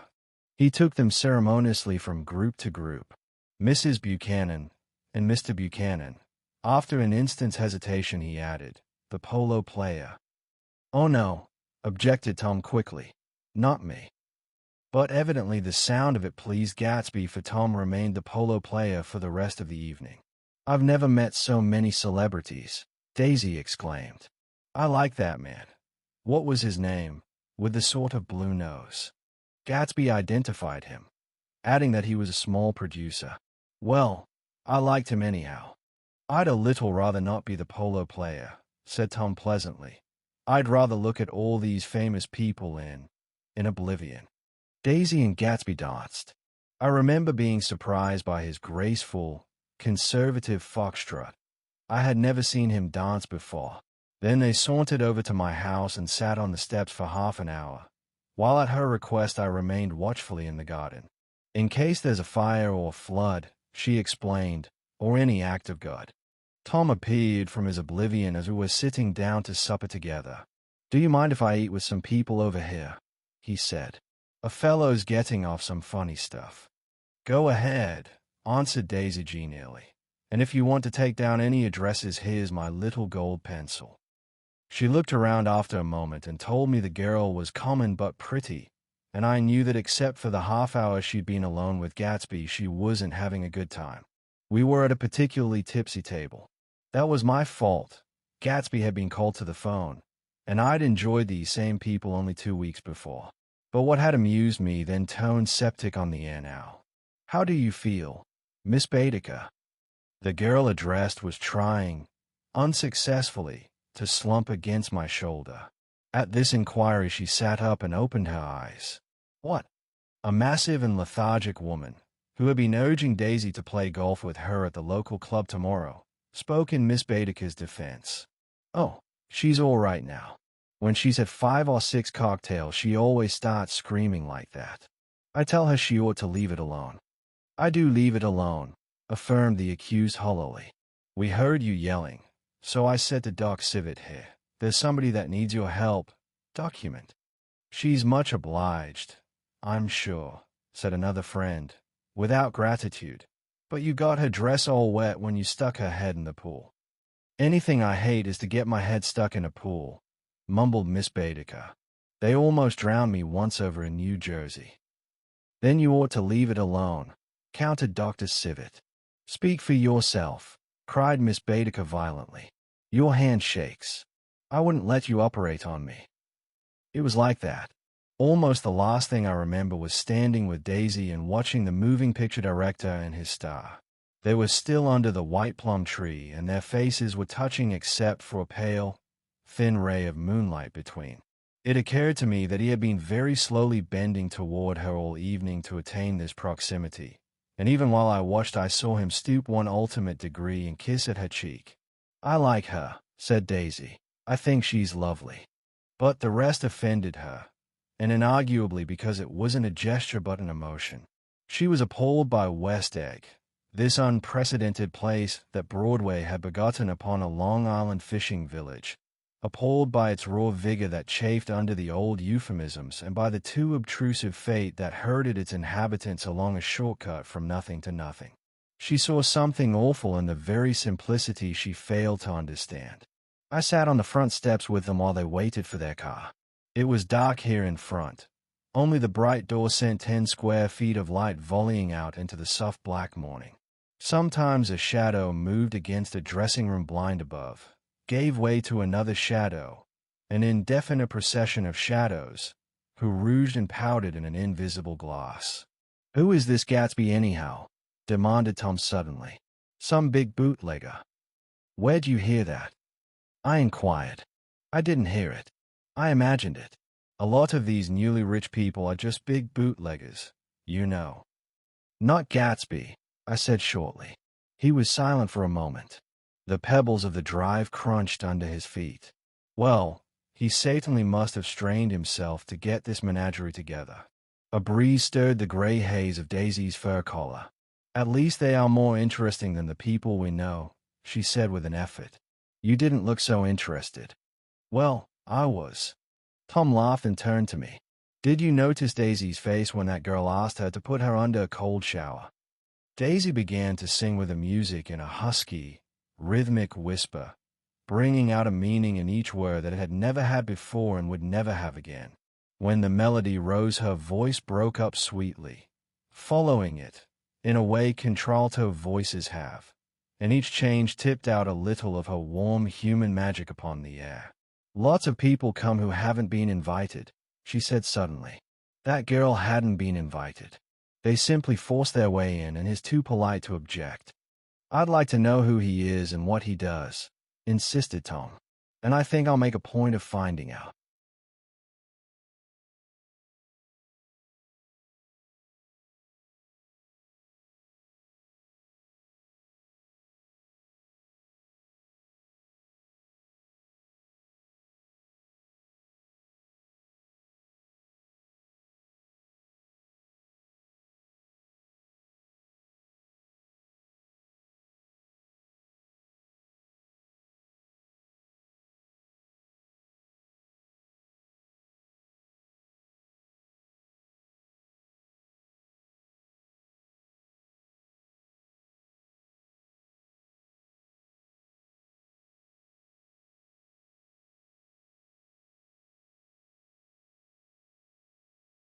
"I can tell you right now," she answered. "He owns some drugstores, a lot of drugstores. He built them up himself." The dilatory limousine came rolling up the drive. "Good night, Nick," said Daisy. Her glance left me and sought the lighted top of the steps, where 3 o'clock in the morning, a neat, sad little waltz of that year, was drifting out the open door. After all, in the very casualness of Gatsby's party there were romantic possibilities totally absent from her world. What was it up there in the song that seemed to be calling her back inside? What would happen now in the dim, incalculable hours? Perhaps some unbelievable guest would arrive, a person infinitely rare and to be marveled at, some authentically radiant young girl who with one fresh glance at Gatsby, one moment of magical encounter, would blot out those 5 years of unwavering devotion. I stayed late that night. Gatsby asked me to wait until he was free, and I lingered in the garden until the inevitable swimming party had run up, chilled and exalted, from the black beach, until the lights were extinguished in the guest rooms overhead. When he came down the steps at last, the tanned skin was drawn unusually tight on his face, and his eyes were bright and tired. She didn't like it, he said immediately. Of course she did. She didn't like it, he insisted. She didn't have a good time. He was silent, and I guessed at his unutterable depression. I feel far away from her, he said. It's hard to make her understand. You mean about the dance? The dance. He dismissed all the dances he had given with a snap of his fingers. Old sport. The dance is unimportant. He wanted nothing less of Daisy than that she should go to Tom and say, I never loved you. After she had obliterated 4 years with that sentence, they could decide upon the more practical measures to be taken. One of them was that, after she was free, they were to go back to Louisville and be married from her house, just as if it were 5 years ago. And she doesn't understand, he said. She used to be able to understand. We'd sit for hours. He broke off and began to walk up and down a desolate path of fruit rinds and discarded favors and crushed flowers. I wouldn't ask too much of her, I ventured. You can't repeat the past. Can't repeat the past, he cried incredulously. Why, of course you can. He looked around him wildly, as if the past were lurking here in the shadow of his house, just out of reach of his hand. I'm going to fix everything just the way it was before, he said, nodding determinedly. She'll see. He talked a lot about the past, and I gather that he wanted to recover something, some idea of himself perhaps, that had gone into loving Daisy. His life had been confused and disordered since then. But if he could once return to a certain starting place and go over it all slowly, he could find out what that thing was. One autumn night, 5 years before, they had been walking down the street when the leaves were falling, and they came to a place where there were no trees and the sidewalk was white with moonlight. They stopped here and turned toward each other. Now it was a cool night with that mysterious excitement in it which comes at the 2 changes of the year. The quiet lights in the houses were humming out into the darkness, and there was a stir and bustle among the stars. Out of the corner of his eye, Gatsby saw that the blocks of the sidewalks really formed a ladder and mounted to a secret place above the trees. He could climb to it, if he climbed alone, and once there he could suck on the pap of life, gulp down the incomparable milk of wonder. His heart beat faster as Daisy's white face came up to his own. He knew that when he kissed this girl, and forever wed his unutterable visions to her perishable breath, his mind would never romp again like the mind of God. So he waited, listening for a moment longer to the tuning fork that had been struck upon a star. Then he kissed her. At his lips' touch she blossomed for him like a flower, and the incarnation was complete. Through all he said, even through his appalling sentimentality, I was reminded of something, an elusive rhythm, a fragment of lost words, that I had heard somewhere a long time ago. For a moment a phrase tried to take shape in my mouth, and my lips parted like a dumb man's, as though there was more struggling upon them than a wisp of startled air. But they made no sound, and what I had almost remembered was uncommunicable forever.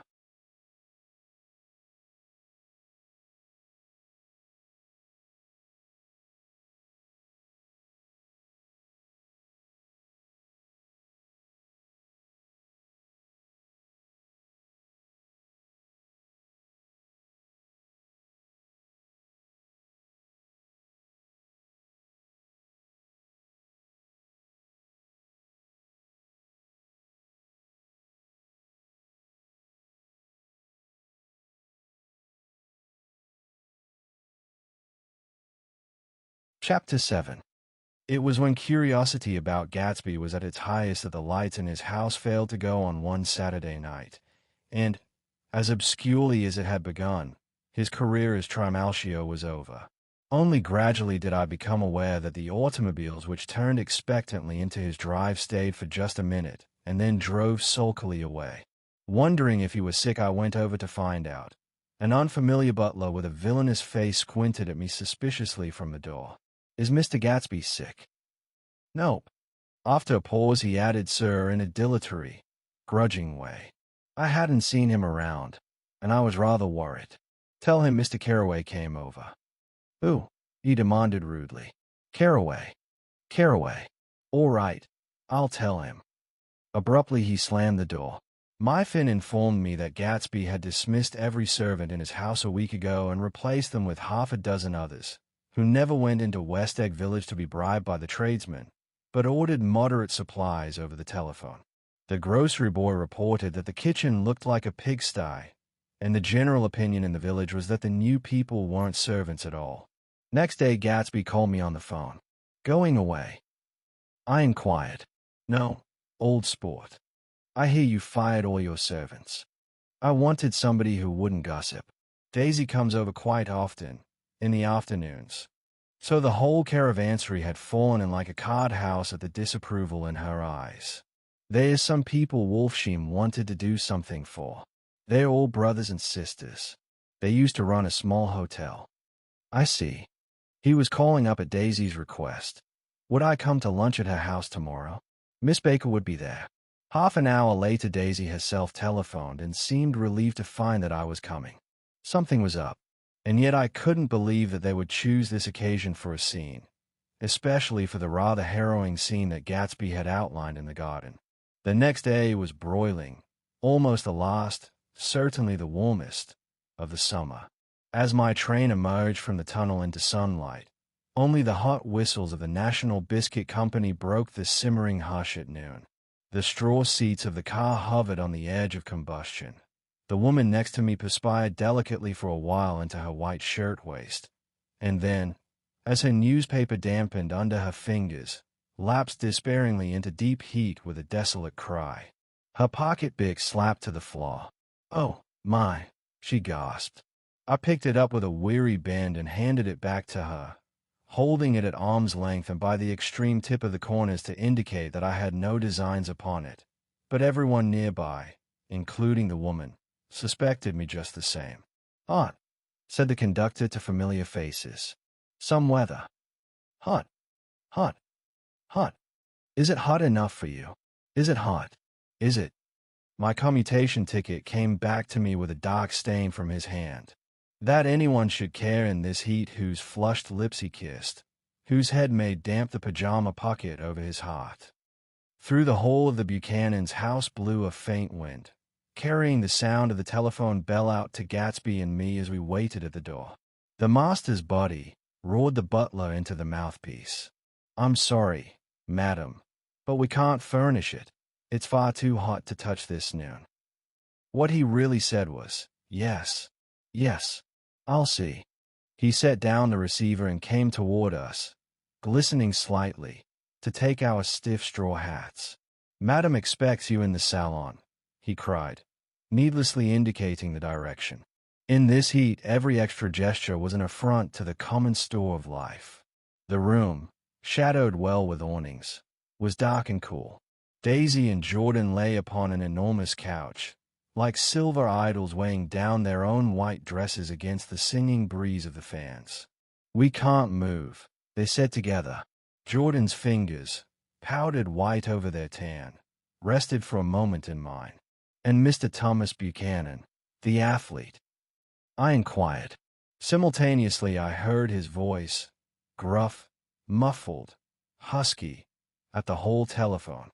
Gatsby stood in the center of the crimson carpet and gazed around with fascinated eyes. Daisy watched him and laughed, her sweet, exciting laugh. A tiny gust of powder rose from her bosom into the air. "The rumor is," whispered Jordan, "that that's Tom's girl on the telephone." We were silent. The voice in the hall rose high with annoyance. "Very well. Then, I won't sell you the car at all. I'm under no obligations to you at all. And as for your bothering me about it at lunchtime, I won't stand that at all." Holding down the receiver, said Daisy cynically. "No, it is not," I assured her. "It's a bona fide deal. I happen to know about it." Tom flung open the door, blocked out its space for a moment with his thick body, and hurried into the room. "Mr. Gatsby." He put out his broad, flat hand with well-concealed dislike. "I'm glad to see you, sir." "Nick." Make us a cold drink, cried Daisy. As he left the room again, she got up and went over to Gatsby and pulled his face down, kissing him on the mouth. You know I love you, she murmured. You forget there's a lady present, said Jordan. Daisy looked around doubtfully. You kissed Nick too. What a low, vulgar girl. I don't care, cried Daisy, and began to clog on the brick fireplace. Then she remembered the heat and sat down guiltily on the couch just as a freshly laundered nurse leading a little girl came into the room. Bulls said precise, she crooned, holding out her arms. Come to your own mother that loves you. The child, relinquished by the nurse, rushed across the room and rooted shyly into her mother's dress. The bulls said precise. Did mother get powder on your old yellowy hair? Stand up now, and say, how to do.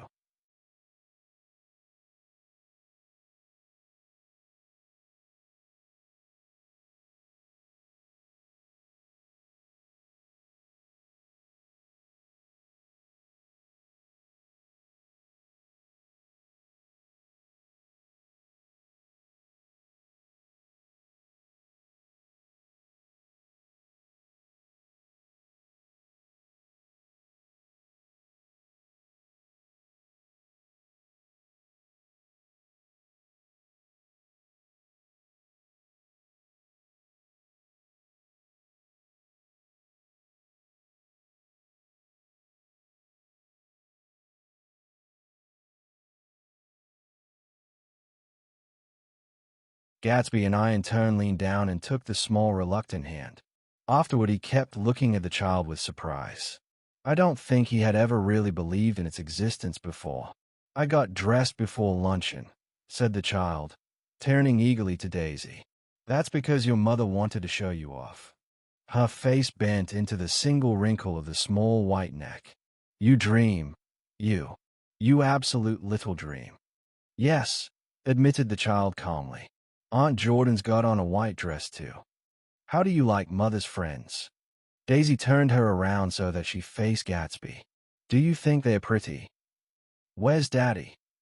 She doesn't look like her father, explained Daisy. She looks like me. She's got my hair and shape of the face. Daisy sat back upon the couch. The nurse took a step forward and held out her hand. Come, Pammy. Goodbye, sweetheart. With a reluctant backward glance, the well-disciplined child held to her nurse's hand and was pulled out the door, just as Tom came back, preceding 4 gin rickeys that clicked full of ice. Gatsby took up his drink. They certainly look cool, he said, with visible tension. We drank in long, greedy swallows. I read somewhere that the sun's getting hotter every year, said Tom genially. It seems that pretty soon the Earth's going to fall into the sun. Oh, wait a minute. It's just the opposite. The sun's getting colder every year. Come outside, he suggested to Gatsby. I'd like you to have a look at the place. I went with them out to the veranda. On the green sound, stagnant in the heat, one small sail crawled slowly toward the fresher sea. Gatsby's eyes followed it momentarily. He raised his hand and pointed across the bay. I'm right across from you. So you are.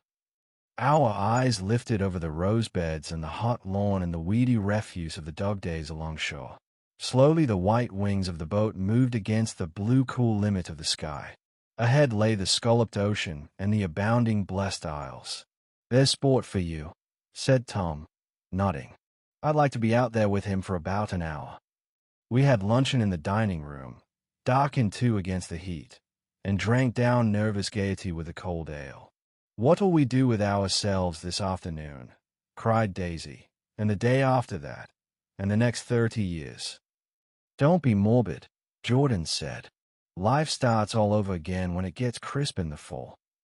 But it's so hot, insisted Daisy, on the verge of tears, and everything so confused. Let's all go to town. Her voice struggled on through the heat, beating against it, molding its senselessness into forms. I've heard of making a garage out of a stable, Tom was saying to Gatsby, but I'm the first man who ever made a stable out of a garage.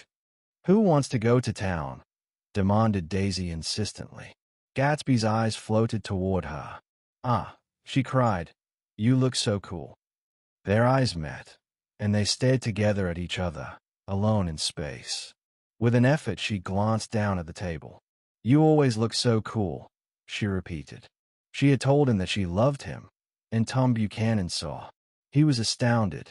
His mouth opened a little, and he looked at Gatsby, and then back at Daisy as if he had just recognized her as someone he knew a long time ago. "You resemble the advertisement of the man," she went on innocently. "You know the advertisement of the man." "All right," broke in Tom quickly. "I'm perfectly willing to go to town. Come on, we're going to town." He got up, his eyes still flashing between Gatsby and his wife. No one moved. "Come on." His temper cracked a little. "What's the matter? Anyhow, if we're going to town, let's start." His hand, trembling with his effort at self-control, brought to his lips the last of his glass of ale. Daisy's voice got us to our feet and out onto the blazing gravel drive. "Are we just going to go?" she objected. "Like this? Aren't we going to let anyone smoke a cigarette first?" Everybody smoked all through lunch. "Oh, let's have fun," she begged him. "It's too hot to fuss." He didn't answer. "Have it your own way," she said. "Come on, Jordan." They went upstairs to get ready while we three men stood there shuffling the hot pebbles with our feet. A silver curve of the moon hovered already in the western sky. Gatsby started to speak, changed his mind, but not before Tom wheeled and faced him expectantly. "Have you got your stables here?" asked Gatsby with an effort. "About a quarter of a mile down the road." "Oh." A pause. "I don't see the idea of going to town," broke out Tom savagely. "Women get these notions in their heads." "Shall we take anything to drink?" called Daisy from an upper window. "I'll get some whiskey," answered Tom. He went inside. Gatsby turned to me rigidly.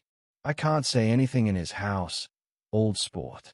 "She's got an indiscreet voice," I remarked. "It's full of—" I hesitated.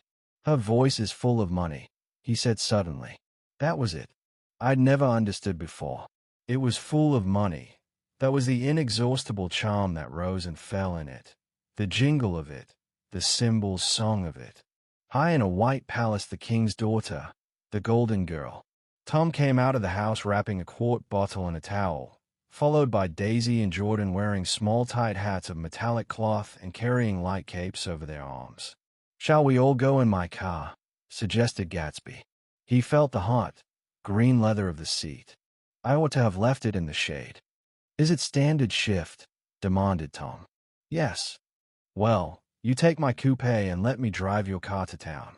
The suggestion was distasteful to Gatsby. "I don't think there's much gas," he objected.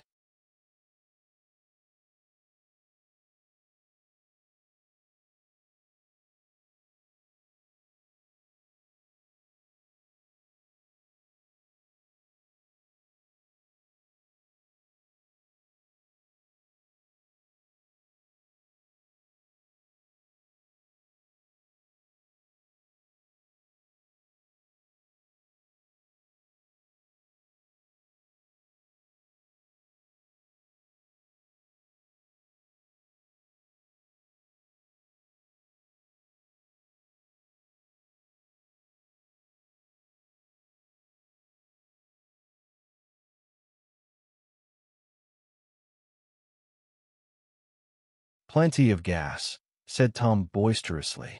He looked at the gauge. "And if it runs out, I can stop at a drugstore. You can buy anything at a drugstore nowadays." A pause followed this apparently pointless remark.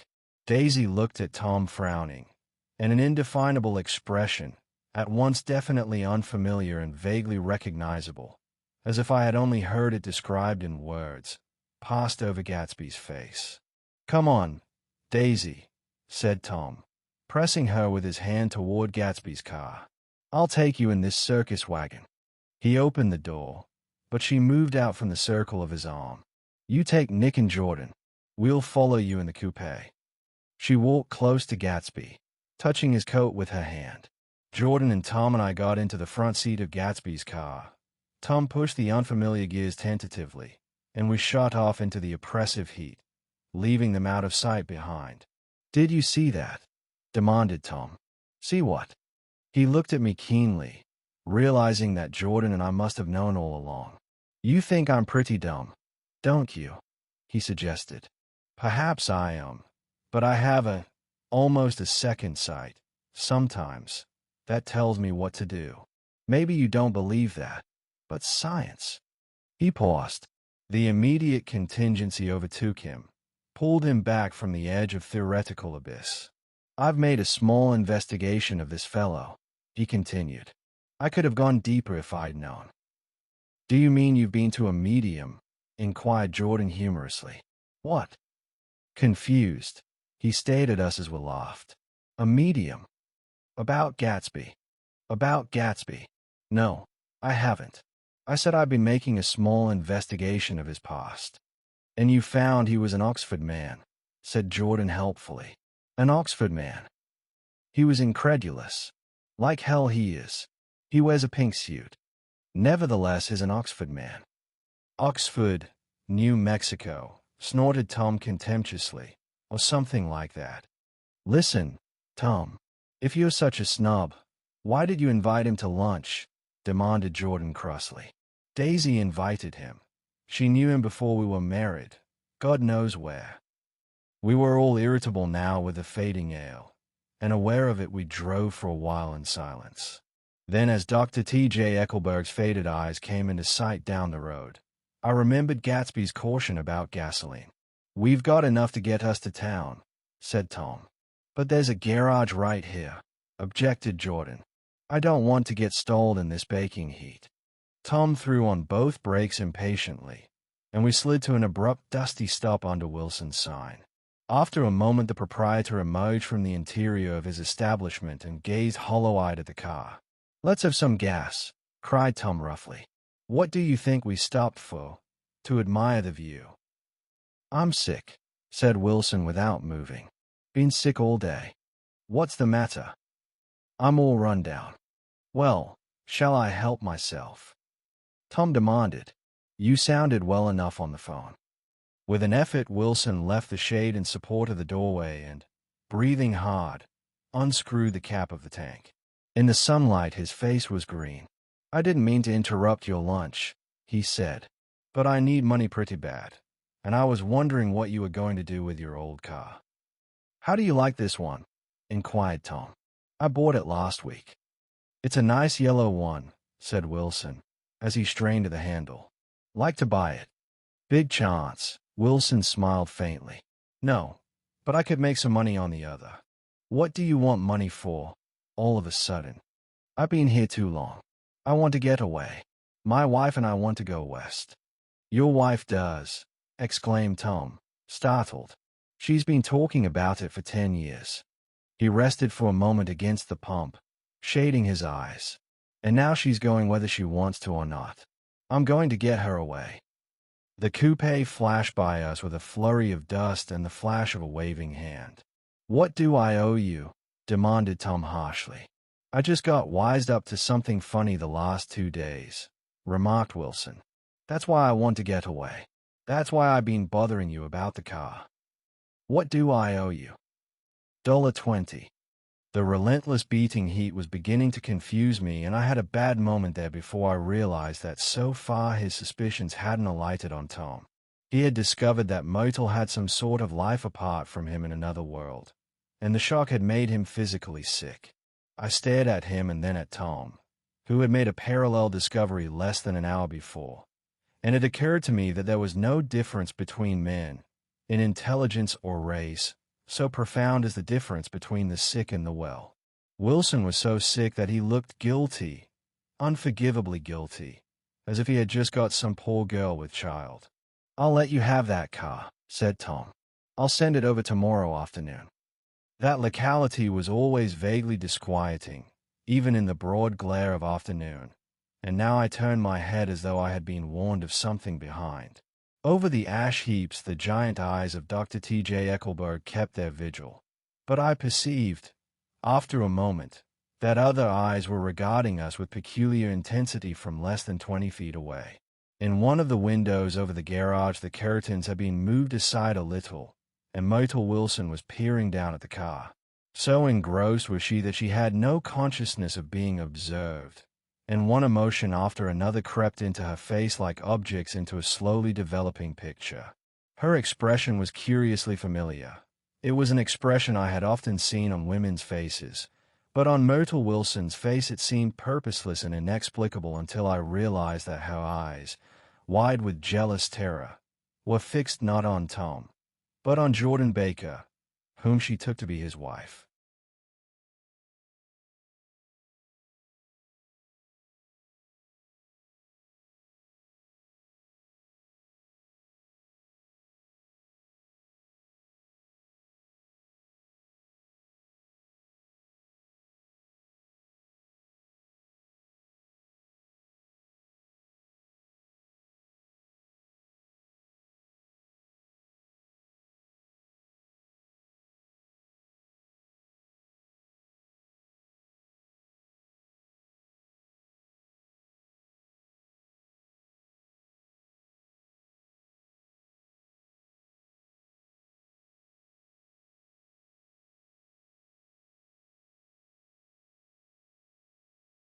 There is no confusion like the confusion of a simple mind, and as we drove away Tom was feeling the hot whips of panic.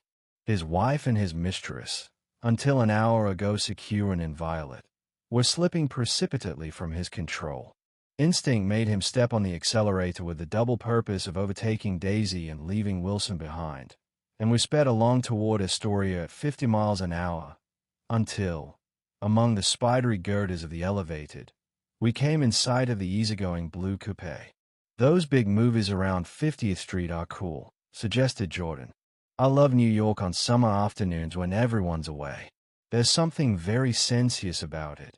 Overripe, as if all sorts of funny fruits were going to fall into your hands." The word sensuous had the effect of further disquieting Tom, but before he could invent a protest the coupe came to a stop, and Daisy signaled us to draw up alongside.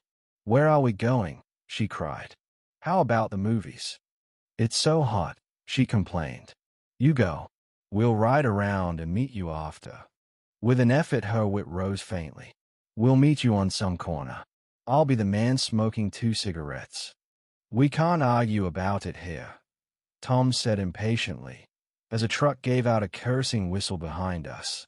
"You follow me to the south side of Central Park, in front of the plaza." Several times he turned his head and looked back for their car, and if the traffic delayed them he slowed up until they came into sight. I think he was afraid they would dart down a side street and out of his life forever. But they didn't, and we all took the less explicable step of engaging the parlor of a suite in the Plaza Hotel. The prolonged and tumultuous argument that ended by herding us into that room eludes me, though I have a sharp physical memory that, in the course of it, my underwear kept climbing like a damp snake around my legs and intermittent beads of sweat raced cool across my back. The notion originated with Daisy's suggestion that we hire 5 bathrooms and take cold baths, and then assumed more tangible form as a place to have a mint julep. Each of us said over and over that it was a crazy idea. We all talked at once to a baffled clerk and thought, or pretended to think, that we were being very funny. The room was large and stifling, and, though it was already 4 o'clock, opening the windows admitted only a gust of hot shrubbery from the park. Daisy went to the mirror and stood with her back to us, fixing her hair. "It's a swell suite," whispered Jordan respectfully, and everyone laughed. "Open another window," commanded Daisy, without turning around. "There aren't any more." "Well, we'd better telephone for an axe." "The thing to do is to forget about the heat," said Tom impatiently. "You make it 10 times worse by crabbing about it." He unrolled the bottle of whiskey from the towel and put it on the table. "Why not let her alone, old sport?" remarked Gatsby. "You're the one that wanted to come to town." There was a moment of silence. The telephone book slipped from its nail and splashed to the floor, whereupon Jordan whispered, "Excuse me," but this time no one laughed.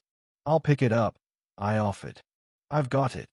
Gatsby examined the parted string, muttered in an interested way, and tossed the book on a chair. "That's a great expression of yours, isn't it?" said Tom sharply. "What is?" All this old sport business. Where'd you pick that up?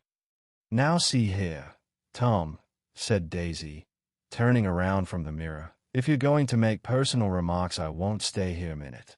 Call up and order some ice for the mint julep. As Tom took up the receiver, the compressed heat exploded into sound, and we were listening to the portentous chords of Mendelssohn's Wedding March from the ballroom below. Imagine marrying anybody in this heat, cried Jordan dismally. Still, I was married in the middle of June, Daisy remembered. Louisville in June. Somebody fainted. Who was it fainted, Tom? Biloxi, he answered shortly. A man named Biloxi. Blocks Biloxi. And he made boxes. That's a fact. And he was from Biloxi, Tennessee. They carried him into my house, appended Jordan, because we lived just 2 doors from the church. And he stayed 3 weeks, until Daddy told him he had to get out. The day after he left, Daddy died. After a moment, she added as if she might have sounded irreverent. There wasn't any connection. I used to know a Bill Biloxi from Memphis, I remarked. That was his cousin. I knew his whole family history before he left. He gave me an aluminium putter that I use today. The music had died down as the ceremony began, and now a long cheer floated into the window, followed by intermittent cries of and finally by a burst of jazz as the dancing began. We're getting old, said Daisy. If we were young, we'd rise and dance. Remember Biloxi, Jordan warned her. Where do you know him, Tom? Biloxi. He concentrated with an effort. I didn't know him. He was a friend of Daisy's. He was not, she denied. I'd never seen him before. He came down in the private car. Well, he said he knew you. He said he was raised in Louisville. Asa Bird brought him around at the last minute and asked if we had room for him. Jordan smiled. He was probably bumming his way home. He told me he was president of your class at Yale. Tom and I looked at each other blankly. Biloxi. First place. We didn't have any president. Gatsby's foot beat a short, restless tattoo, and Tom eyed him suddenly. By the way, Mr. Gatsby, I understand you're an Oxford man. Not exactly. Oh, yes. I understand you went to Oxford. Yes, I went there. A pause. Then Tom's voice, incredulous and insulting. You must have gone there about the time Biloxi went to New Haven. Another pause. A waiter knocked and came in with crushed mint and ice, but the silence was unbroken by his thank you and the soft closing of the door. This tremendous detail was to be cleared up at last.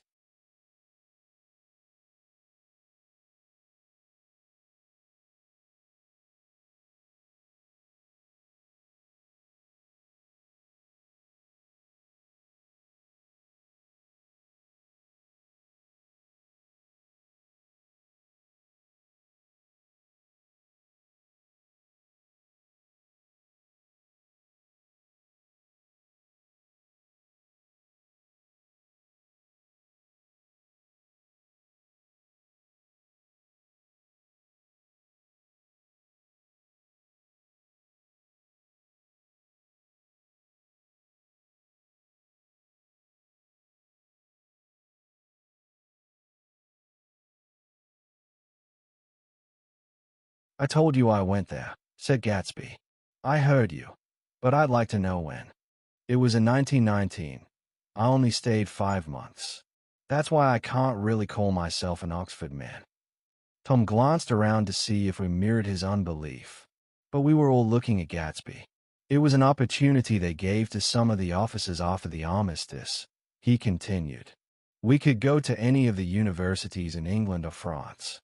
I wanted to get up and slap him on the back. I had one of those renewals of complete faith in him that I'd experienced before. Daisy rose, smiling faintly, and went to the table. Open the whiskey, Tom, she ordered, and I'll make you a mint julep. Then you won't seem so stupid to yourself. Look at the mint. Wait a minute, snapped Tom. I want to ask Mr. Gatsby one more question. Go on, Gatsby said politely. What kind of a row are you trying to cause in my house anyhow? They were out in the open at last, and Gatsby was content. He isn't causing a row, Daisy looked desperately from one to the other. "You're causing a row. Please have a little self-control." "Self-control," repeated Tom incredulously. "I suppose the latest thing is to sit back and let Mr. Nobody from Nowhere make love to your wife. Well, if that's the idea, you can count me out. Nowadays people begin by sneering at family life and family institutions, and next they'll throw everything overboard and have intermarriage between black and white." Flushed with his impassioned gibberish, he saw himself standing alone on the last barrier of civilization. "We're all white here," murmured Jordan. "I know I'm not very popular. I don't give big parties. I suppose you've got to make your house into a pigsty in order to have any friends in the modern world." Angry as I was, as we all were, I was tempted to laugh whenever he opened his mouth. The transition from libertine to prig was so complete. "I've got something to tell you, old sport," began Gatsby. But Daisy guessed at his intention. "Please don't," she interrupted helplessly. "Please, let's all go home." "Why don't we all go home?" "That's a good idea." I got up. "Come on, Tom. Nobody wants a drink. I want to know what Mr. Gatsby has to tell me." "Your wife doesn't love you," said Gatsby. "She's never loved you. She loves me." "You must be crazy," exclaimed Tom automatically. Gatsby sprang to his feet, vivid with excitement. "She never loved you. Do you hear?" he cried. "She only married you because I was poor and she was tired of waiting for me. It was a terrible mistake, but in her heart she never loved anyone except me." At this point, Jordan and I tried to go, but Tom and Gatsby insisted with competitive firmness that we remain, as though neither of them had anything to conceal and it would be a privilege to partake vicariously of their emotions. "Sit down, Daisy." Tom's voice groped unsuccessfully for the paternal note. "What's been going on? I want to hear all about it." "I told you what's been going on," said Gatsby. "Going on for 5 years, and you didn't know." Tom turned to Daisy sharply. "You've been seeing this fellow for 5 years." "Not seeing," said Gatsby. "No, we couldn't meet. But both of us loved each other all that time. Old sport. And you didn't know." I used to laugh sometimes, but there was no laughter in his eyes. "To think that you didn't know." "Oh, that's all." Tom tapped his thick fingers together like a clergyman and leaned back in his chair. "You're crazy," he exploded. "I can't speak about what happened 5 years ago, because I didn't know Daisy then. And I'll be damned if I see how you got within a mile of her unless you brought the groceries to the back door. But all the rest of that's a goddamn lie. Daisy loved me when she married me, and she loves me now." "No," said Gatsby, shaking his head. "She does, though. The trouble is that sometimes she gets foolish ideas in her head and doesn't know what she's doing." He nodded sagely. "And what's more, I love Daisy too. Once in a while I go off on a spree and make a fool of myself, but I always come back, and in my heart I love her all the time." "You're revolting," said Daisy.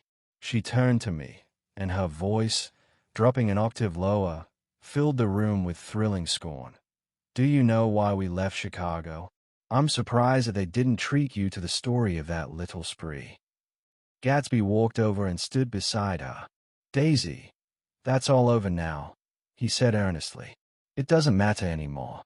Just tell him the truth, that you never loved him, and it's all wiped out forever." She looked at him blindly. "Why? How could I love him, possibly? You never loved him." She hesitated. Her eyes fell on Jordan and me with a sort of appeal, as though she realized at last what she was doing, and as though she had never, all along, intended doing anything at all. But it was done now. It was too late. "I never loved him," she said, with perceptible reluctance. "Not at Kapiolani," demanded Tom suddenly. "No." From the ballroom beneath, muffled and suffocating chords were drifting up on hot waves of air. "Not that day I carried you down from the punch bowl to keep your shoes dry." There was a husky tenderness in his tone. "Daisy, please don't." Her voice was cold, but the rancor was gone from it. She looked at Gatsby. "There, Jay," she said, but her hand as she tried to light a cigarette was trembling. Suddenly she threw the cigarette and the burning match on the carpet. "Oh, you want too much," she cried to Gatsby. "I love you now. Isn't that enough? I can't help what's past." She began to sob helplessly. "I did love him once, but I loved you too." Gatsby's eyes opened and closed. "You loved me too," he repeated. "Even that's a lie," said Tom savagely. "She didn't know you were alive. Why, there's things between Daisy and me that you'll never know, things that neither of us can ever forget." The words seemed to bite physically into Gatsby.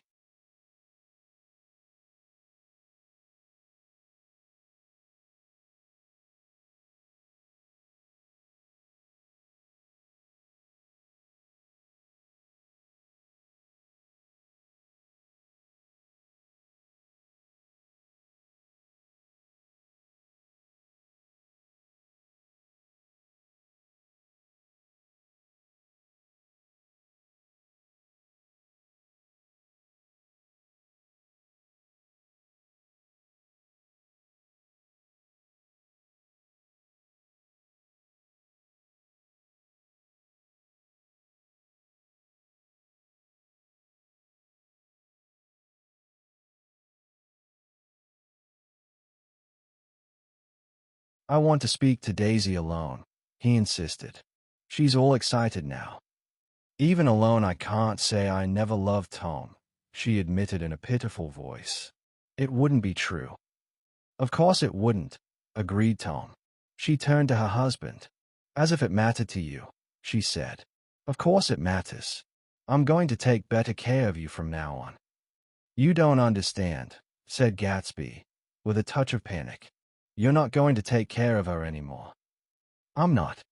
Tom opened his eyes wide and laughed. He could afford to control himself now. "Why's that?" "Daisy's leaving you." "Nonsense." "I am, though," she said with a visible effort. "She's not leaving me." Tom's words suddenly leaned down over Gatsby. "Certainly not for a common swindler who'd have to steal the ring he put on her finger." "I won't stand this," cried Daisy. "Oh, please let's get out." "Who are you, anyhow?" broke out Tom. "You're one of that bunch that hangs around with Maya Wolfsheim. That much I happen to know. I've made a little investigation into your affairs, and I'll carry it further tomorrow. You can suit yourself about that, old sport," said Gatsby steadily. "I found out what your drugstores were." He turned to us and spoke rapidly. "He and this Wolfsheim bought up a lot of side street drugstores here and in Chicago and sold grain alcohol over the counter. That's one of his little stunts. I picked him for a bootlegger the first time I saw him, and I wasn't far wrong." "What about it?" said Gatsby politely. "I guess your friend Walter Chase wasn't too proud to come in on it. And you left him in the lurch, didn't you? You let him go to jail for a month over in New Jersey. God, you ought to hear Walter on the subject of you. He came to us dead broke. He was very glad to pick up some money, old sport." "Don't you call me old sport," cried Tom. Gatsby said nothing. "Walter could have you up on the betting laws too, but Wolfsheim scared him into shutting his mouth." That unfamiliar yet recognizable look was back again in Gatsby's face. "That drugstore business was just small change," continued Tom slowly. "But you've got something on now that Walter's afraid to tell me about." I glanced at Daisy, who was staring terrified between Gatsby and her husband, and at Jordan, who had begun to balance an invisible but absorbing object on the tip of her chin. Then I turned back to Gatsby, and was startled at his expression. He looked, and this is said in all contempt for the babbled slander of his garden, as if he had killed a man. For a moment the set of his face could be described in just that fantastic way. It passed, and he began to talk excitedly to Daisy, denying everything, defending his name against accusations that had not been made. But with every word she was drawing further and further into herself, so he gave that up, and only the dead dream fought on as the afternoon slipped away, trying to touch what was no longer tangible, struggling unhappily, undespairingly, toward that lost voice across the room. The voice begged again to go. "Please, Tom, I can't stand this anymore." Her frightened eyes told that whatever intentions, whatever courage she had had, were definitely gone. "You two start on home, Daisy," said Tom. "In Mr. Gatsby's car." She looked at Tom, alarmed now, but he insisted with magnanimous scorn. "Go on. He won't annoy you." I think he realizes that his presumptuous little flirtation is over. They were gone, without a word, snapped out, made accidental, isolated, like ghosts, even from our pity. After a moment Tom got up and began wrapping the unopened bottle of whiskey in the towel. "Want any of this stuff, Jordan?" "Nick." I didn't answer. "Nick," he asked again. "What?" "Want any?" "No. I just remember that today's my birthday." I was 30. Before me stretched the portentous, menacing road of a new decade. It was 7 o'clock when we got into the coupe with him and started for Long Island. Tom talked incessantly, exulting and laughing, but his voice was as remote from Jordan and me as the foreign clamor on the sidewalk or the tumult of the elevated overhead. Human sympathy has its limits, and we were content to let all their tragic arguments fade with the city lights behind. 30, the promise of a decade of loneliness, a thinning list of single men to know, a thinning briefcase of enthusiasm, thinning hair. But there was Jordan beside me, who, unlike Daisy, was too wise ever to carry well-forgotten dreams from age to age. As we passed over the dark bridge, her wan face fell lazily against my coat shoulder, and the formidable stroke of 30 died away with the reassuring pressure of her hand. So we drove on toward death through the cooling twilight.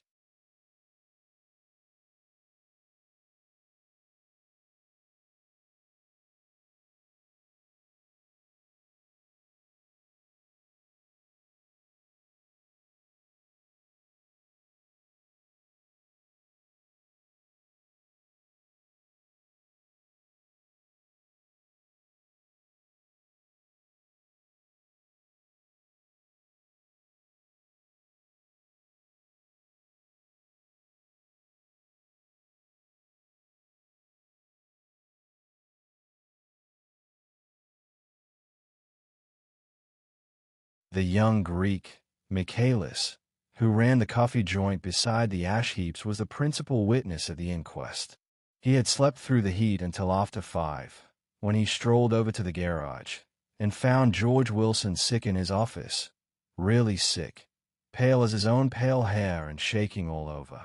Michaelis advised him to go to bed, but Wilson refused, saying that he'd miss a lot of business if he did. While his neighbor was trying to persuade him, a violent racket broke out overhead. "I've got my wife locked in up there," explained Wilson calmly. "She's going to stay there till the day after tomorrow, and then we're going to move away." Michaelis was astonished. They had been neighbors for 4 years, and Wilson had never seemed faintly capable of such a statement. Generally, he was one of these worn-out men. When he wasn't working, he sat on a chair in the doorway and stared at the people in the cars that passed along the road. When anyone spoke to him, he invariably laughed in an agreeable, colorless way. He was his wife's man and not his own. So naturally, Michaelis tried to find out what had happened, but Wilson wouldn't say a word.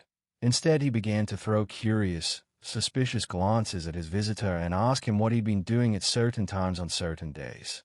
Just as the latter was getting uneasy, some workmen came past the door bound for his restaurant, and Michaelis took the opportunity to get away, intending to come back later.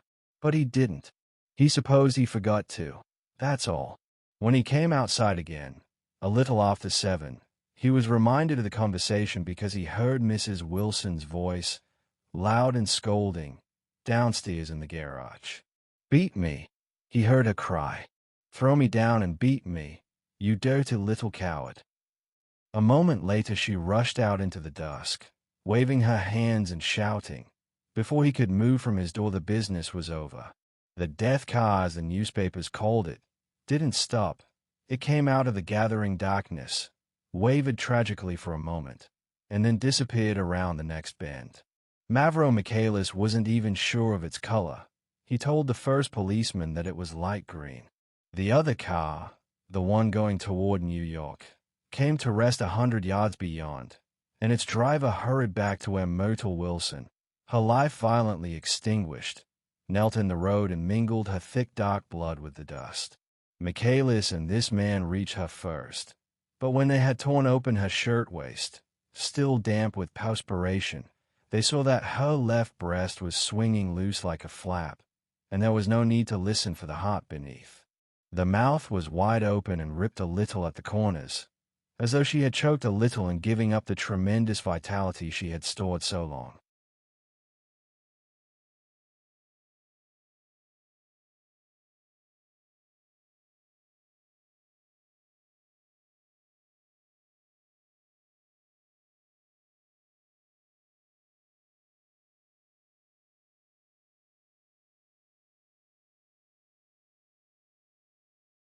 We saw the 3 or 4 automobiles and the crowd when we were still some distance away. "Wreck," said Tom. "That's good. Wilson'll have a little business at last."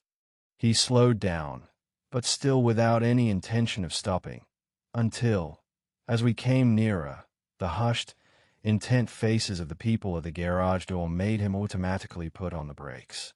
"We'll take a look," he said doubtfully. "Just a look." I became aware now of a hollow, wailing sound which issued incessantly from the garage, a sound which, as we got out of the coupe and walked toward the door, resolved itself into the words, "Oh my God," uttered over and over in a gasping moan. "There's some bad trouble here," said Tom excitedly. He reached up on tiptoes and peered over a circle of heads into the garage, which was lit only by a yellow light and a swinging metal basket overhead. Then he made a harsh sound in his throat, and with a violent thrusting movement of his powerful arms pushed his way through. The circle closed up again with a running murmur of expostulation. It was a minute before I could see anything at all. Then new arrivals deranged the line, and Jordan and I were pushed suddenly inside.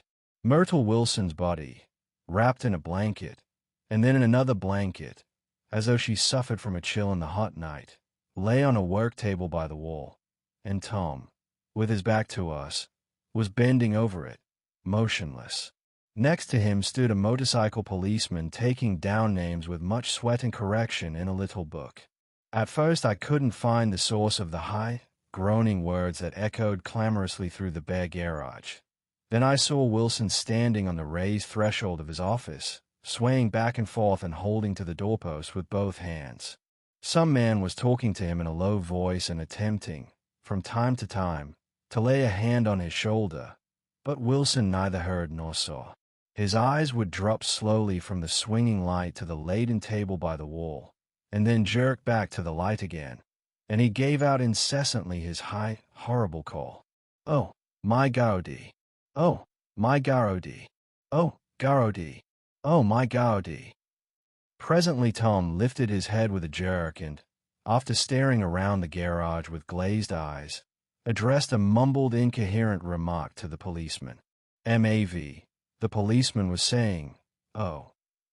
No. Ah," corrected the man. "MAVRO." "Listen to me," muttered Tom fiercely. "Ah," said the policeman. "Oh.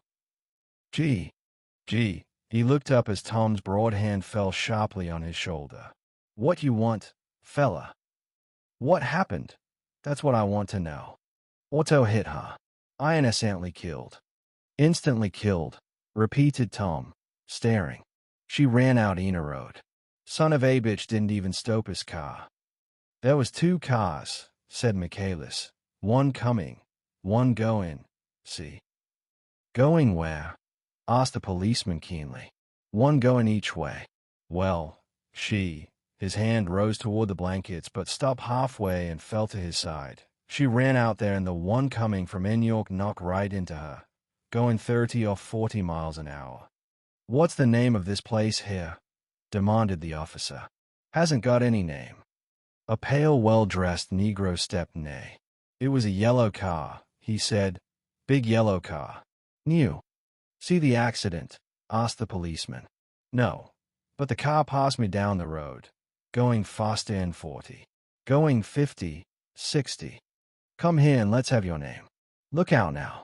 I want to get his name." Some words of this conversation must have reached Wilson, swaying in the office door, for suddenly a new theme found voice among his grasping cries. "You don't have to tell me what kind of car it was. I know what kind of car it was." Watching Tom, I saw the wad of muscle back of his shoulder tighten under his coat. He walked quickly over to Wilson and, standing in front of him, seized him firmly by the upper arms. "You've got to pull yourself together," he said with soothing gruffness. Wilson's eyes fell upon Tom. He started up on his tiptoes and then would have collapsed to his knees had not Tom held him upright. "Listen," said Tom, shaking him a little. "I just got here a minute ago, from New York. I was bringing you that coupe we've been talking about. That yellow car I was driving this afternoon wasn't mine. Do you hear? I haven't seen it all afternoon." Only the Negro and I were near enough to hear what he said, but the policeman caught something in the tone and looked over with truculent eyes. "What's all that?" he demanded. "I'm a friend of his." Tom turned his head but kept his hands firm on Wilson's body. "He says he knows the car that did it. It was a yellow car." Some dim impulse moved the policeman to look suspiciously at Tom. "And what color's your car?" "It's a blue car, a coupe." "We've come straight from New York," I said. Someone who had been driving a little behind us confirmed this, and the policeman turned away. "Now, if you'll let me have that name again correct." Picking up Wilson like a doll, Tom carried him into the office, set him down in a chair, and came back. "If somebody'll come here and sit with him," he snapped authoritatively. He watched while the two men standing closest glanced at each other and went unwillingly into the room. Then Tom shut the door on them and came down the single step, his eyes avoiding the table. As he passed close to me, he whispered, "Let's get out." Self-consciously, with his authoritative arms breaking the way, we pushed through the still gathering crowd, passing a hurried doctor, case in hand, who had been sent for in Wild Hope half an hour ago. Tom drove slowly until we were beyond the bend. Then his foot came down hard, and the coupe raced along through the night. In a little while I heard a low husky sob, and saw that the tears were overflowing down his face. "The goddamn coward," he whimpered. "He didn't even stop his car."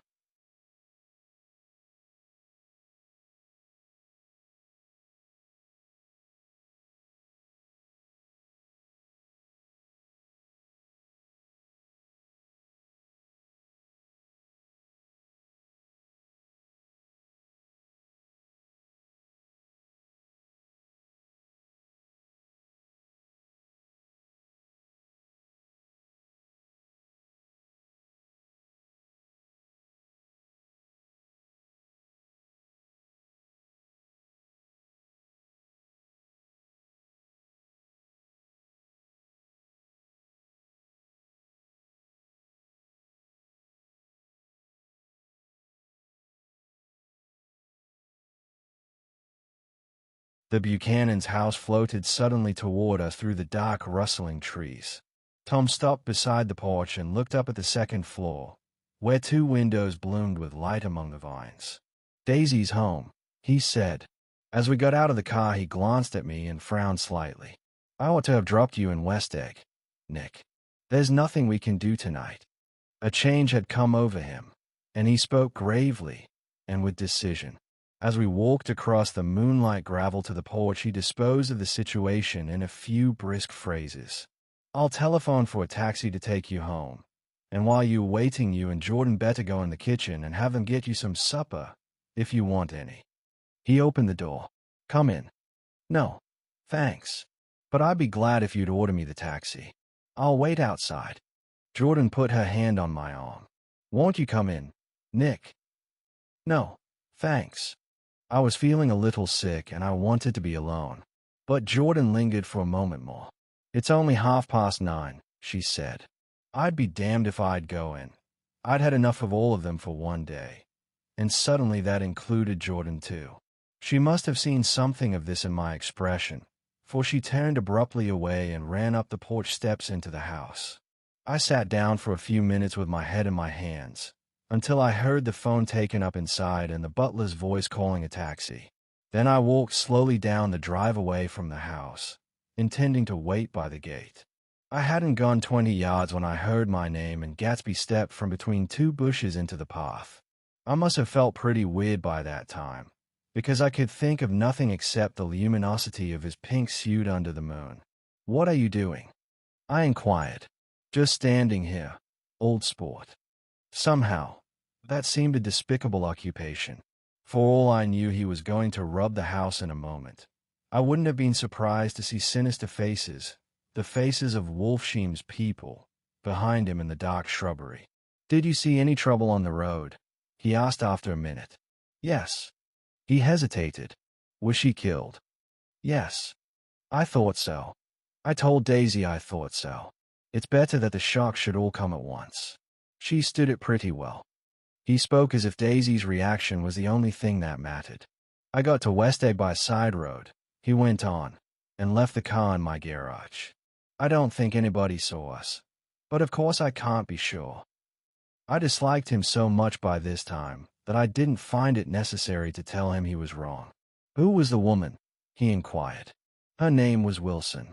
Her husband owns the garage." "How the devil did it happen?"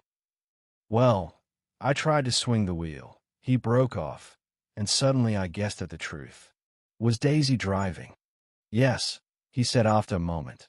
"But of course I'll say I was.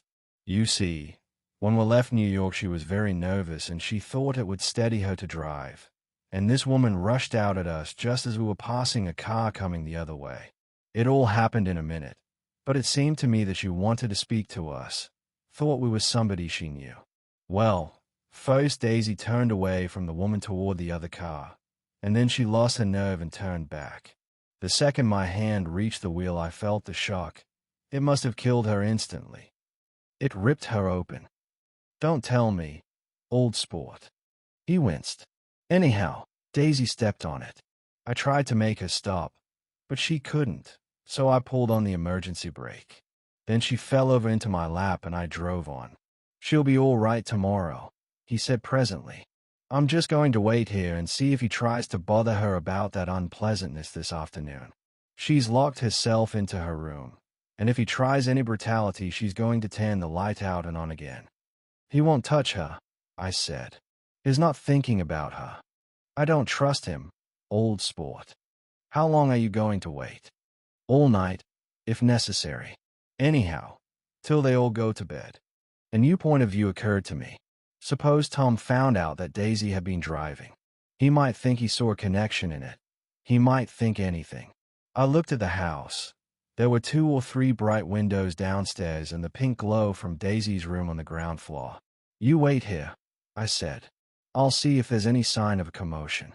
I walked back along the border of the lawn, traversed the gravel softly, and tiptoed up the veranda steps. The drawing-room curtains were open, and I saw that the room was empty. Crossing the porch where we had dined that June night 3 months before, I came to a small rectangle of light which I guessed was the pantry window. The blind was drawn, but I found a rift at the sill. Daisy and Tom were sitting opposite each other at the kitchen table, with a plate of cold fried chicken between them, and 2 bottles of ale. He was talking intently across the table at her, and in his earnestness his hand had fallen upon and covered her own. Once in a while she looked up at him and nodded in agreement. They weren't happy, and neither of them had touched the chicken or the ale, and yet they weren't unhappy either. There was an unmistakable air of natural intimacy about the picture, and anybody would have said that they were conspiring together. As I tiptoed from the porch, I heard my taxi feeling its way along the dark road toward the house. Gatsby was waiting where I had left him in the drive. "Is it all quiet up there?" he asked anxiously. "Yes, it's all quiet." I hesitated. "You'd better come home and get some sleep." He shook his head. "I want to wait here till Daisy goes to bed. Good night, old sport." He put his hands in his coat pockets and turned back eagerly to his scrutiny of the house, as though my presence marred the sacredness of the vigil. So I walked away and left him standing there in the moonlight, watching over nothing.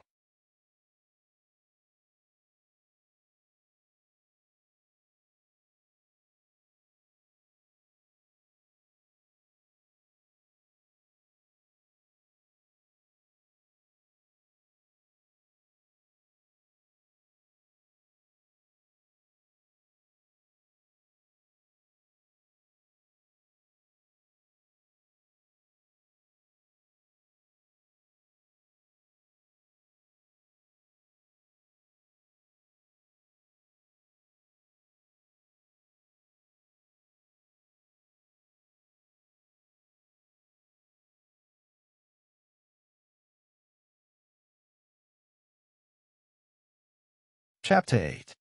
I couldn't sleep all night. A foghorn was groaning incessantly on the sound, and I tossed half-sick between grotesque reality and savage, frightening dreams. Toward dawn I heard a taxi go up Gatsby's Drive, and immediately I jumped out of bed and began to dress. I felt that I had something to tell him, something to warn him about, and morning would be too late. Crossing his lawn, I saw that his front door was still open and he was leaning against a table in the hall, heavy with dejection or sleep. "Nothing happened," he said wanly. I waited, and about 4 o'clock she came to the window and stood there for a minute and then turned out the light. His house had never seemed so enormous to me as it did that night when we hunted through the great rooms for cigarettes. We pushed aside curtains that were like pavilions, and felt over innumerable feet of dark wall for electric light switches. Once I tumbled with a sort of splash upon the keys of a ghostly piano. There was an inexplicable amount of dust everywhere, and the rooms were musty, as though they hadn't been aired for many days. I found the humidor on an unfamiliar table, with 2 stale, dry cigarettes inside. Throwing open the French windows of the drawing room, we sat smoking out into the darkness. "You ought to go away," I said. "It's pretty certain they'll trace your car. Go away now, old sport. Go to Atlantic City for a week, or up to Montreal." He wouldn't consider it. He couldn't possibly leave Daisy until he knew what she was going to do. He was clutching at some last hope, and I couldn't bear to shake him free. It was this night that he told me the strange story of his youth with Dan Cody. Told it to me because Jay Gatsby had broken up like glass against Tom's hard malice, and the long secret extravaganza was played out. I think that he would have acknowledged anything now, without reserve, but he wanted to talk about Daisy. She was the first nice girl he had ever known. In various unrevealed capacities he had come in contact with such people, but always with indiscernible barbed wire between. He found her excitingly desirable. He went to her house, at first with other officers from Camp Taylor, then alone. It amazed him. He had never been in such a beautiful house before. But what gave it an air of breathless intensity was that Daisy lived there. It was as casual a thing to her as his tent out at camp was to him. There was a ripe mystery about it, a hint of bedrooms upstairs more beautiful and cool than other bedrooms, of gay and radiant activities taking place through its corridors, and of romances that were not musty and laid away already in lavender but fresh and breathing and redolent of this year's shining motorcars, and of dances whose flowers were scarcely withered. It excited him, too, that many men had already loved Daisy. It increased her value in his eyes. He felt their presence all about the house, pervading the air with the shades and echoes of still vibrant emotions. But he knew that he was in Daisy's house by a colossal accident. However glorious might be his future as Jay Gatsby, he was at present a penniless young man without a past, and at any moment the invisible cloak of his uniform might slip from his shoulders. So he made the most of his time. He took what he could get, ravenously and unscrupulously. Eventually he took Daisy one still October night. Took her because he had no real right to touch her hand. He might have despised himself, for he had certainly taken her under false pretenses. I don't mean that he had traded on his phantom millions, but he had deliberately given Daisy a sense of security. He let her believe that he was a person from much the same strata as herself, that he was fully able to take care of her. As a matter of fact, he had no such facilities. He had no comfortable family standing behind him, and he was liable at the whim of an impersonal government to be blown anywhere about the world. But he didn't despise himself, and it didn't turn out as he had imagined. He had intended, probably, to take what he could and go, but now he found that he had committed himself to the following of a grail. He knew that Daisy was extraordinary, but he didn't realize just how extraordinary a nice girl could be. She vanished into her rich house, into her rich, full life, leaving Gatsby nothing. He felt married to her, that was all. When they met again, 2 days later, it was Gatsby who was breathless, who was, somehow, betrayed. Her porch was bright with the bought luxury of starshine. The wicker of the settee squeaked fashionably as she turned toward him and he kissed her curious and lovely mouth. She had caught a cold, and it made her voice huskier and more charming than ever. And Gatsby was overwhelmingly aware of the youth and mystery that wealth imprisons and preserves, of the freshness of many clothes, and of Daisy, gleaming like silver, safe and proud above the hot struggles of the poor.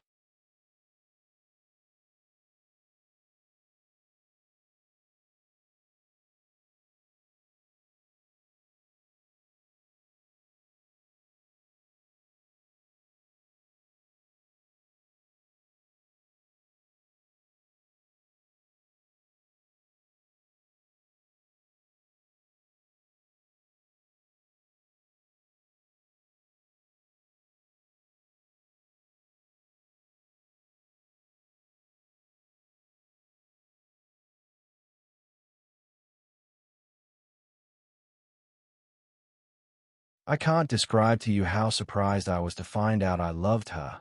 Old sport. I even hoped for a while that she'd throw me over. But she didn't, because she was in love with me too. She thought I knew a lot because I knew different things from her. Well, there I was, way off my ambitions, getting deeper in love every minute, and all of a sudden I didn't care. What was the use of doing great things if I could have a better time telling her what I was going to do? On the last afternoon before he went abroad, he sat with Daisy in his arms for a long, silent time.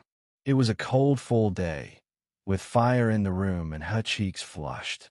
Now and then she moved and he changed his arm a little, and once he kissed her dark shining hair. The afternoon had made them tranquil for a while, as if to give them a deep memory for the long parting the next day promised. They had never been closer in their month of love, nor communicated more profoundly one with another, than when she brushed silent lips against his coat shoulder or when he touched the end of her fingers, gently, as though she were asleep.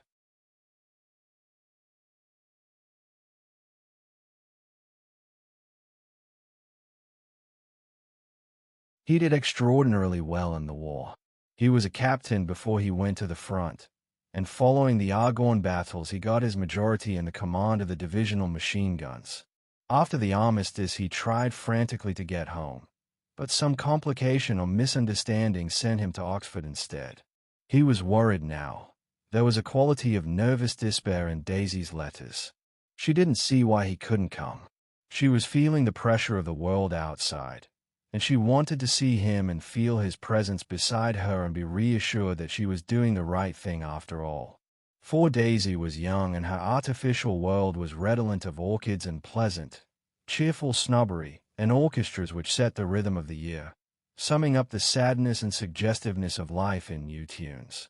All night the saxophones wailed the hopeless comment of the Beale Street Blues, while 100 pairs of golden and silver slippers shuffled the shining dust.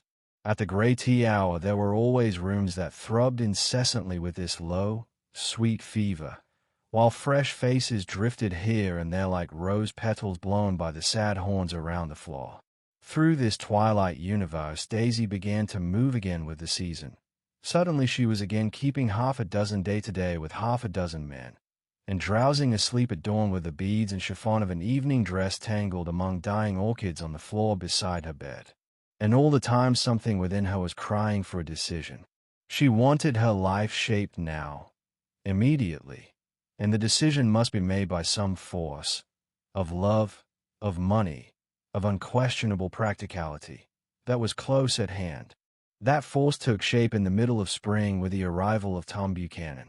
There was a wholesome bulkiness about his person and his position, and Daisy was flattered.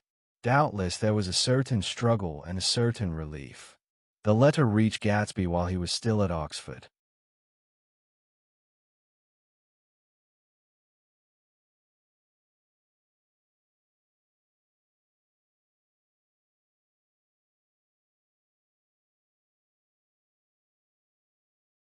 It was dawn now on Long Island, and we went about opening the rest of the windows downstairs, filling the house with gray-turning, gold-turning light.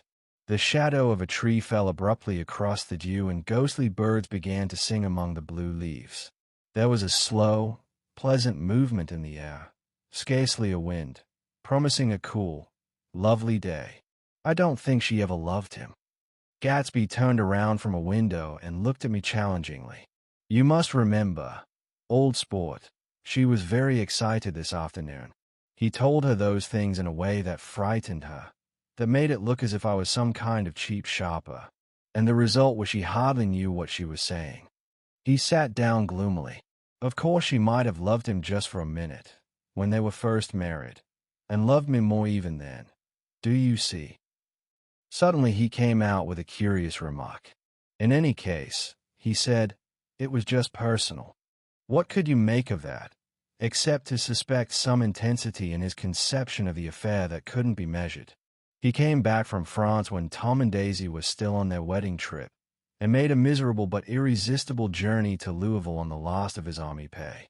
He stayed there a week, walking the streets where their footsteps had clicked together through the November night and revisiting the out-of-the-way places to which they had driven in her white car. Just as Daisy's house had always seemed to him more mysterious and gay than other houses, so his idea of the city itself, even though she was gone from it, was pervaded with a melancholy beauty. He left feeling that if he had searched harder, he might have found her, that he was leaving her behind. The day coach, he was penniless now, was hot. He went out to the open vestibule and sat down on a folding chair, and the station slid away and the backs of unfamiliar buildings moved by. Then out into the spring fields, where a yellow trolley raced them for a minute with people in it who might once have seen the pale magic of her face along the casual street.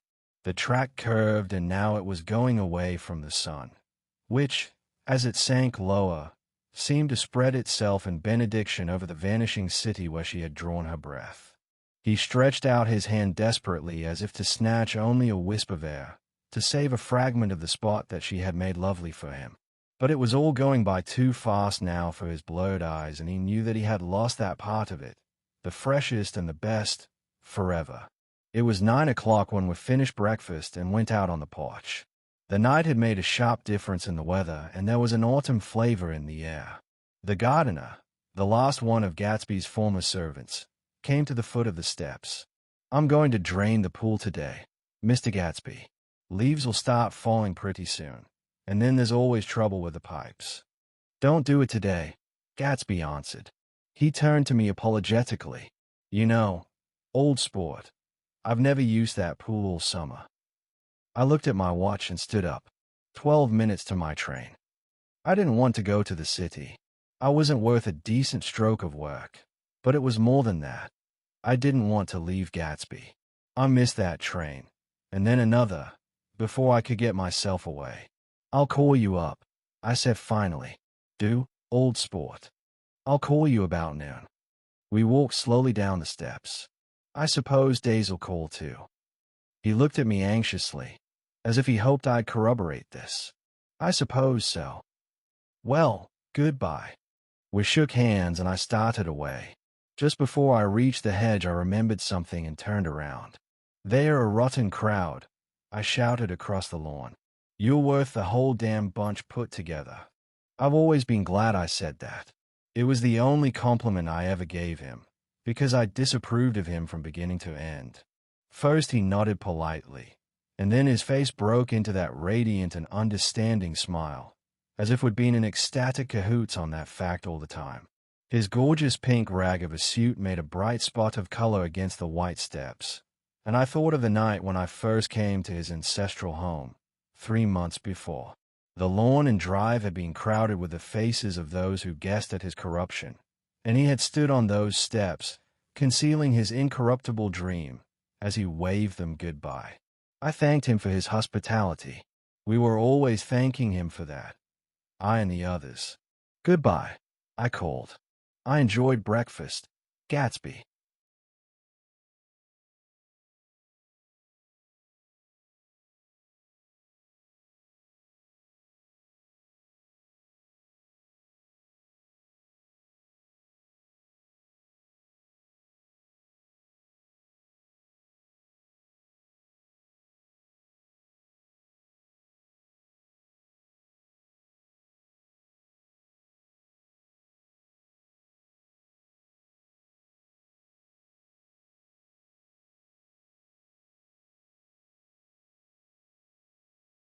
Up in the city, I tried for a while to list the quotations on an interminable amount of stock.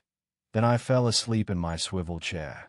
Just before noon the phone woke me, and I started up with sweat breaking out on my forehead. It was Jordan Baker.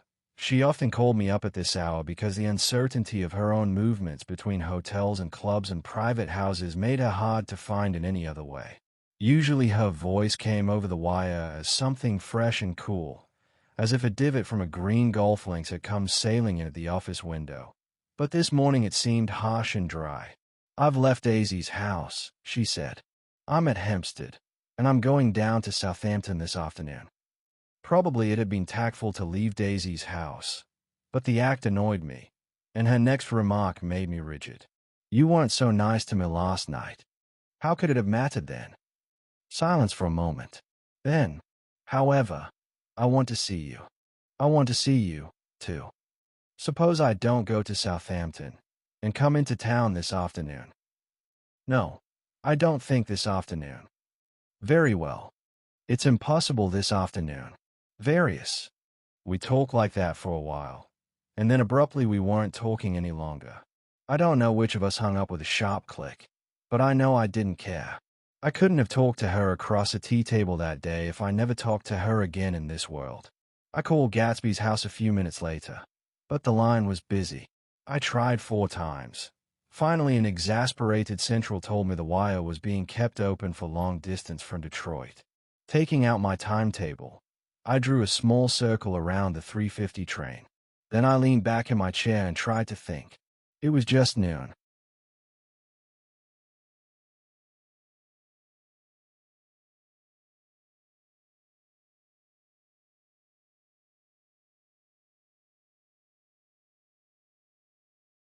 When I passed the ash heaps on the train that morning, I had crossed deliberately to the other side of the car. I suppose there'd be a curious crowd around there all day with little boys searching for dark spots in the dust, and some garrulous man telling over and over what had happened, until it became less and less real even to him and he could tell it no longer, and Myrtle Wilson's tragic achievement was forgotten. Now I want to go back a little and tell what happened at the garage after we left there the night before. They had difficulty in locating the sister, Catherine.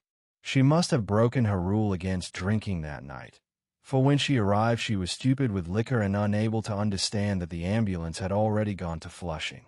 When they convinced her of this, she immediately fainted, as if that was the intolerable part of the affair. Someone, kind or curious, took her in his car and drove her in the wake of her sister's body. Until long after midnight, a changing crowd lapped up against the front of the garage, while George Wilson rocked himself back and forth on the couch inside. For a while the door of the office was open, and everyone who came into the garage glanced irresistibly through it. Finally someone said it was a shame, and closed the door. Michaelis and several other men were with him. First, 4 or 5 men, later 2 or 3 men. Still later, Michaelis had to ask the last stranger to wait there 15 minutes longer, while he went back to his own place and made a pot of coffee. After that, he stayed there alone with Wilson until dawn. About 3 o'clock, the quality of Wilson's incoherent muttering changed. He grew quieter and began to talk about the yellow car. He announced that he had a way of finding out whom the yellow car belonged to. And then he blurted out that a couple of months ago his wife had come from the city with her face bruised and her nose swollen. But when he heard himself say this, he flinched and began to cry, "Oh, my God," again in his groaning voice. Michaelis made a clumsy attempt to distract him. "How long have you been married, George? Come on there. Try and sit still a minute and answer my question. How long have you been married?" 12 years. Ever had any children? Come on, George, sit still. I asked you a question. Did you ever have any children? The hard brown beetles kept thudding against the dull light, and whenever Michaelis heard a car go tearing along the road outside, it sounded to him like the car that hadn't stopped a few hours before. He didn't like to go into the garage, because the workbench was stained where the body had been lying, so he moved uncomfortably around the office. He knew every object in it before morning, and from time to time sat down beside Wilson trying to keep him more quiet. "Have you got a church you go to sometimes, George?" Maybe even if you haven't been there for a long time. Maybe I could call up the church and get a priest to come over and he could talk to you. See? Don't belong to any. You ought to have a church, George, for times like this. You must have gone to church once. Didn't you get married in a church? Listen, George, listen to me. Didn't you get married in a church? That was a long time ago. The effort of answering broke the rhythm of his rocking. For a moment he was silent. Then the same half-knowing, half-bewildered look came back into his faded eyes. Look in the drawer there, he said, pointing at the desk. Which drawer? That drawer. That one. Michaelis opened the drawer nearest his hand. There was nothing in it but a small, expensive dog leash, made of leather and braided silver. It was apparently new. This? He inquired, holding it up. Wilson stared and nodded. I found it yesterday afternoon. She tried to tell me about it, but I knew it was something funny. You mean your wife bought it? She had it wrapped in tissue paper on her bureau. Michaelis didn't see anything odd in that, and he gave Wilson a dozen reasons why his wife might have bought the dog leash. But conceivably Wilson had heard some of these same explanations before, from Myrtle, because he began saying, "Oh, my God," again in a whisper. His comforter left several explanations in the air. Then he killed her, said Wilson. His mouth dropped open suddenly. Who did? I have a way of finding out. You're morbid, George, said his friend. This has been a strain to you and you don't know what you're saying. You'd better try and sit quiet till morning. He murdered her. It was an accident, George. Wilson shook his head. His eyes narrowed and his mouth widened slightly with the ghost of a superior, H.M. I know, he said definitely. I'm one of these trusting fellas and I don't think any harm to nobody. But when I get to know a thing, I know it. It was the man in that car. She ran out to speak to him, and he wouldn't stop. Michaelis had seen this too, but it hadn't occurred to him that there was any special significance in it. He believed that Mrs. Wilson had been running away from her husband, rather than trying to stop any particular car. How could she have been like that? She's a deep one, said Wilson, as if that answered the question. RHH. He began to rock again, and Michaelis stood twisting the leash in his hand. Maybe you got some friend that I could telephone for, George. This was a forlorn hope.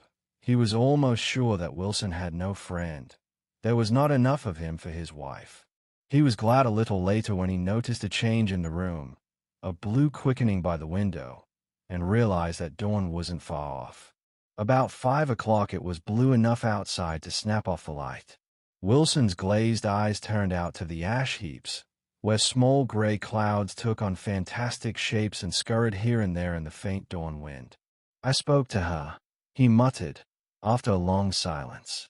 I told her she might fool me, but she couldn't fool God. I took her to the window. With an effort, he got up and walked to the rear window and leaned with his face pressed against it. And I said, God knows what you've been doing, everything you've been doing. You may fool me, but you can't fool God. Standing behind him, Michaelis saw with a shock that he was looking at the eyes of Dr. T.J. Eckelberg, which had just emerged, pale and enormous, from the dissolving night. God sees everything, repeated Wilson. That's an advertisement, Michaelis assured him. Something made him turn away from the window and look back into the room. But Wilson stood there a long time, his face close to the window pane, nodding into the twilight.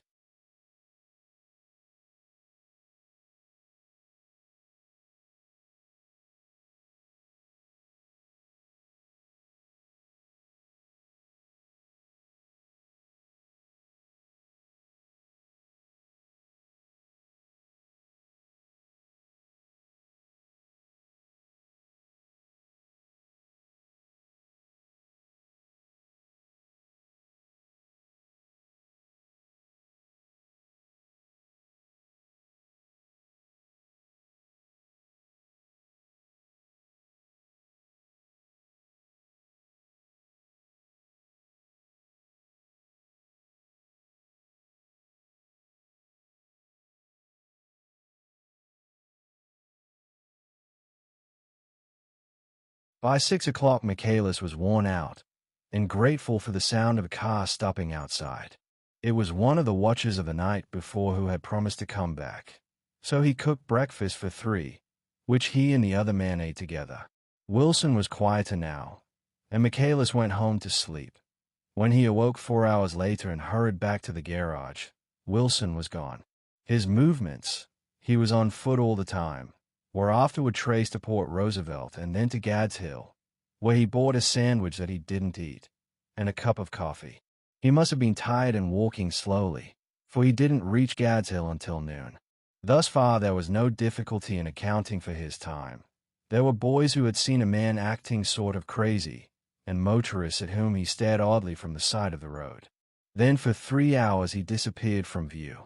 The police, on the strength of what he said to Michaelis, that he had a way of finding out, suppose that he spent that time going from garage to garage thereabout, inquiring for a yellow car.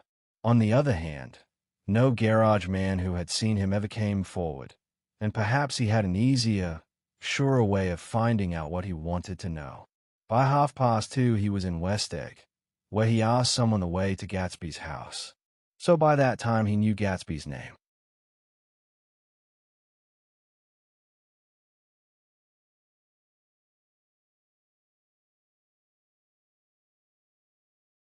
At 2 o'clock, Gatsby put on his bathing suit and left word with the butler that if anyone phoned, word was to be brought to him at the pool. He stopped at the garage for a pneumatic mattress that had amused his guests during the summer, and the chauffeur helped him to pump it up. Then he gave instructions that the open car wasn't to be taken out under any circumstances. And this was strange, because the front right fender needed repair. Gatsby shouldered the mattress and started for the pool. Once he stopped and shifted it a little, and the chauffeur asked him if he needed help, but he shook his head and in a moment disappeared among the yellowing trees. No telephone message arrived, but the butler went without his sleep and waited for it until 4 o'clock, until long after there was anyone to give it to if it came. I have an idea that Gatsby himself didn't believe it would come, and perhaps he no longer cared. If that was true, he must have felt that he had lost the old warm world, paid a high price for living too long with a single dream. He must have looked up at an unfamiliar sky through frightening leaves and shivered as he found what a grotesque thing a rose is and how raw the sunlight was upon the scarcely created grass. A new world, material without being real, where poor ghosts, breathing dreams like air, drifted fortuitously about, like that ashen, fantastic figure gliding toward him through the amorphous trees. The chauffeur, he was one of Wolfsheim's protégés, heard the shots. Afterwards he could only say that he hadn't thought anything much about them. I drove from the station directly to Gatsby's house, and my rushing anxiously up the front steps was the first thing that alarmed anyone. But they knew then, I firmly believe. With scarcely a word said, 4 of us, the chauffeur, butler, gardener, and I hurried down to the pool. There was a faint, barely perceptible movement of the water as the fresh flow from one end urged its way toward the drain at the other, with little ripples that were hardly the shadows of waves. The laden mattress moved irregularly down the pool. A small gust of wind that scarcely corrugated the surface was enough to disturb its accidental course with its accidental burden. The touch of a cluster of leaves revolved it slowly, tracing, like the leg of transit, a thin red circle in the water. It was after we started with Gatsby toward the house that the gardener saw Wilson's body a little way off in the grass, and the holocaust was complete.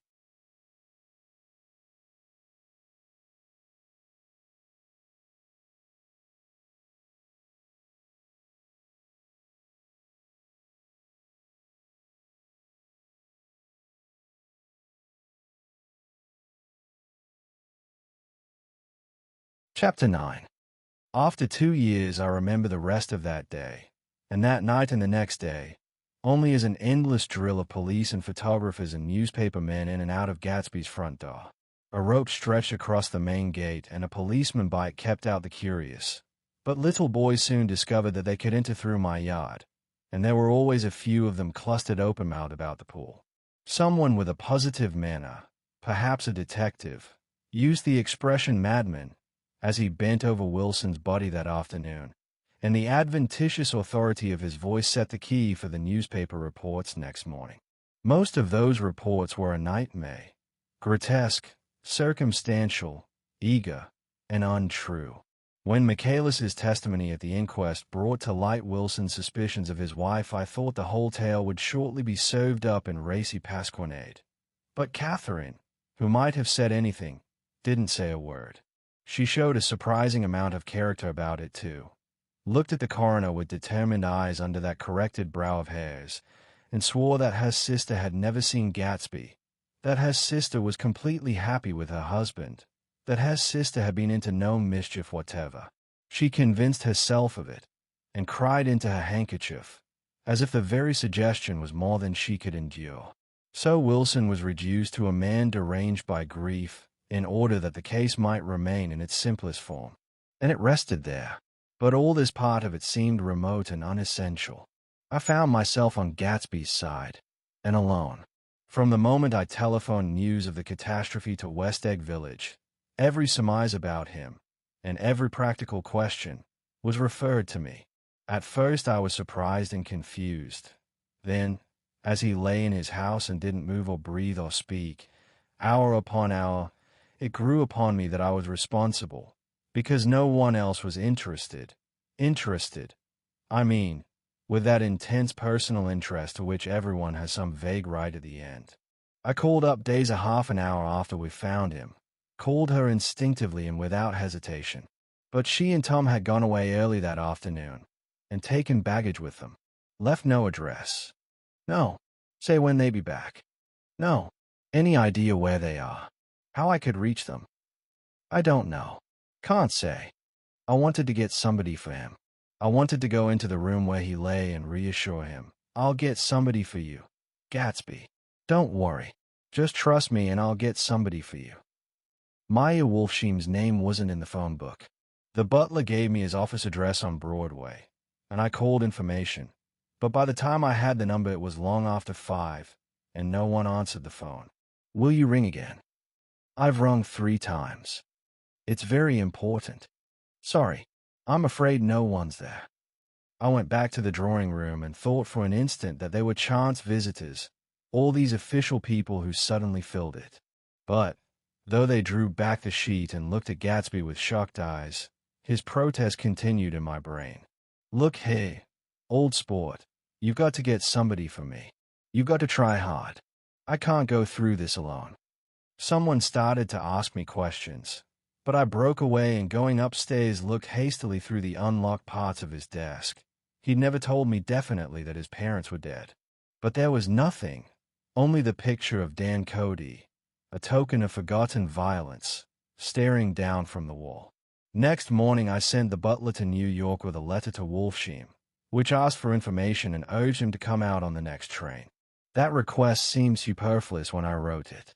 I was sure he'd start when he saw the newspapers, just as I was sure there'd be a wire from Daisy before noon. But neither a wire nor Mr. Wolfsheim arrived. No one arrived except more police and photographers and newspapermen. When the butler brought back Wolfsheim's answer, I began to have a feeling of defiance, of scornful solidarity between Gatsby and me against them all. Dear Mr. Carraway, this has been one of the most terrible shocks of my life to me. I hardly can believe it that it is true at all. Such a mad act as that man did should make us all think. I cannot come down now, as I'm tied up in some very important business and cannot get mixed up in this thing now. If there is anything I can do a little later, let me know in a letter by Edgar. I hardly know where I am when I hear about a thing like this and am completely knocked down and out. Yours truly, Maya Wolfsheim. And then hasty addenda beneath. Let me know about the funeral, etc. Do not know his family at all. When the phone rang that afternoon and long distance said Chicago was calling, I thought this would be Daisy at last. But the connection came through as a man's voice, very thin and far away. This is Slagle speaking. Yes. The name was unfamiliar. Hell of a note, isn't it? Get my wire. There haven't been any wires. Young Pork's in trouble, he said rapidly. They picked him up when he handed the bonds over the counter. They got a circular from New York giving him the numbers just 5 minutes before. What do you know about that? Hey? You never can tell in these hick towns. Hello. I interrupted breathlessly. Look here. This isn't Mr. Gatsby. Mr. Gatsby's dead. There was a long silence on the other end of the wire, followed by an exclamation, then a quick squawk as the connection was broken.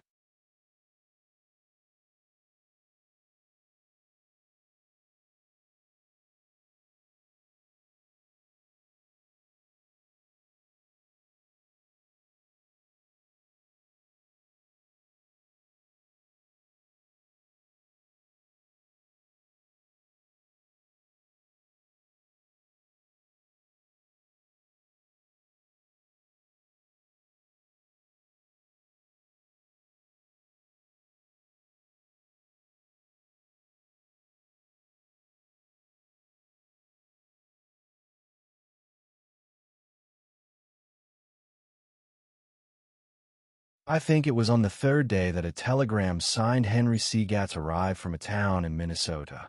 It said only that the sender was leaving immediately and to postpone the funeral until he came.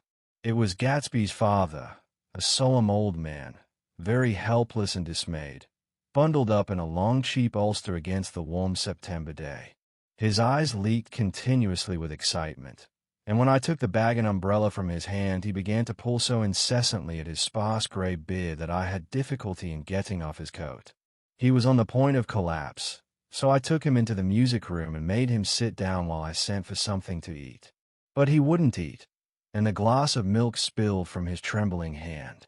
I saw it in the Chicago newspaper, he said. It was all in the Chicago newspaper. I started right away. I didn't know how to reach you. His eyes, seeing nothing, moved ceaselessly about the room. It was a madman, he said. He must have been mad. Wouldn't you like some coffee? I urged him. I don't want anything. I'm all right now, Mr. Carraway. Well, I'm all right now. Where they got Jimmy? I took him into the drawing room, where his son lay, and left him there. Some little boys had come up on the steps and were looking into the hall. When I told them who had arrived, they went reluctantly away. After a little while, Mr. Gatz opened the door and came out, his mouth ajar, his face flushed slightly, his eyes leaking isolated and unpunctual tears. He had reached an age where death no longer has the quality of ghastly surprise, and when he looked around him now for the first time and saw the height and splendor of the hall and the great rooms opening out from it into other rooms, his grief began to be mixed with an awed pride. I helped him to a bedroom upstairs. While he took off his coat and vest, I told him that all arrangements had been deferred until he came. I didn't know what you'd want, Mr. Gatsby. Gatz is my name. Mr. Gatz. I thought you might want to take the buddy west. He shook his head. Jimmy always liked it better down east. He rose up to his position in the east. Were you a friend of my boys, Mr.? We were close friends. He had a big future before him, you know. He was only a young man, but he had a lot of brain power here. He touched his head impressively, and I nodded. If he'd have lived, he'd have been a great man. A man like James J. Hill. He'd have helped build up the country. That's true, I said, uncomfortably. He fumbled at the embroidered coverlet, trying to take it from the bed, and lay down stiffly, was instantly asleep. That night an obviously frightened person called up, and demanded to know who I was before he would give his name. This is Mr. Carraway, I said. Oh. He sounded relieved. This is Klipspringer. I was relieved too, for that seemed to promise another friend at Gatsby's grave. I didn't want it to be in the papers and draw a sightseeing crowd, so I'd been calling up a few people myself. They were hard to find. The funeral's tomorrow, I said. 3 o'clock, here at the house.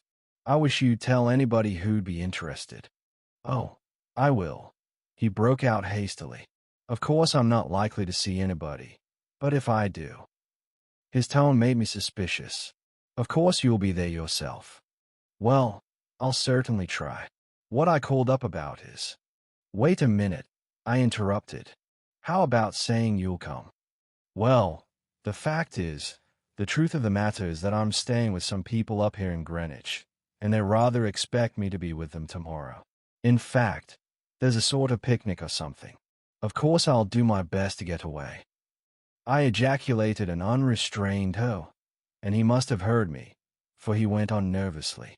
What I called up about was a pair of shoes I left there. I wonder if it'd be too much trouble to have the butler send them on. You see, they're tennis shoes, and I'm sort of helpless without them. My address is care of B.F. I didn't hear the rest of the name, because I hung up the receiver. After that I felt a certain shame for Gatsby. One gentleman to whom I telephoned implied that he had got what he deserved. However, that was my fault, for he was one of those who used to sneer most bitterly at Gatsby on the courage of Gatsby's liquor, and I should have known better than to call him. The morning of the funeral I went up to New York to see Meyer Wolfsheim. I couldn't seem to reach him any other way. The door that I pushed open, on the advice of an elevator boy, was marked the Swastika Holding Company, and at first there didn't seem to be anyone inside. But when I'd shouted hello several times in vain, an argument broke out behind a partition, and presently a lovely Jewess appeared at an interior door and scrutinized me with black hostile eyes. "Nobody's in," she said. "Mr. Wolfsheim's gone to Chicago." The first part of this was obviously untrue, for someone had begun to whistle the rosary, tunelessly, inside. "Please say that Mr. Carraway wants to see him. I can't get him back from Chicago, can I?" At this moment a voice, unmistakably Wolfsheim's, called "Stella," from the other side of the door. "Leave your name on the desk," she said quickly. "I'll give it to him when he gets back. But I know he's there." She took a step toward me and began to slide her hands indignantly up and down her hips. "You young men think you can force your way in here any time," she scolded. "We're getting sick and tired of it. When I say he's in Chicago, he's in Chicago. I mentioned Gatsby. O.H. She looked at me over again. "Will you just— what was your name?" She vanished. In a moment Meyer Wolfsheim stood solemnly in the doorway, holding out both hands. He drew me into his office, remarking in a reverent voice that it was a sad time for all of us, and offered me a cigar.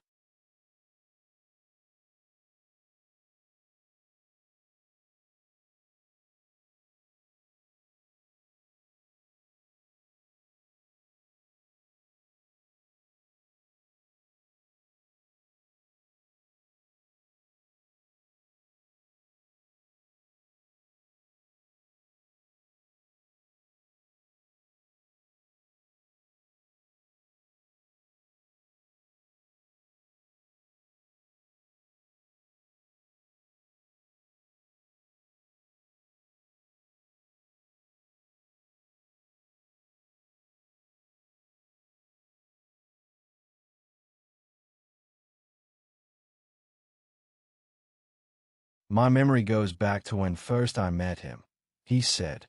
"A young major just out of the army and covered over with medals he got in the war.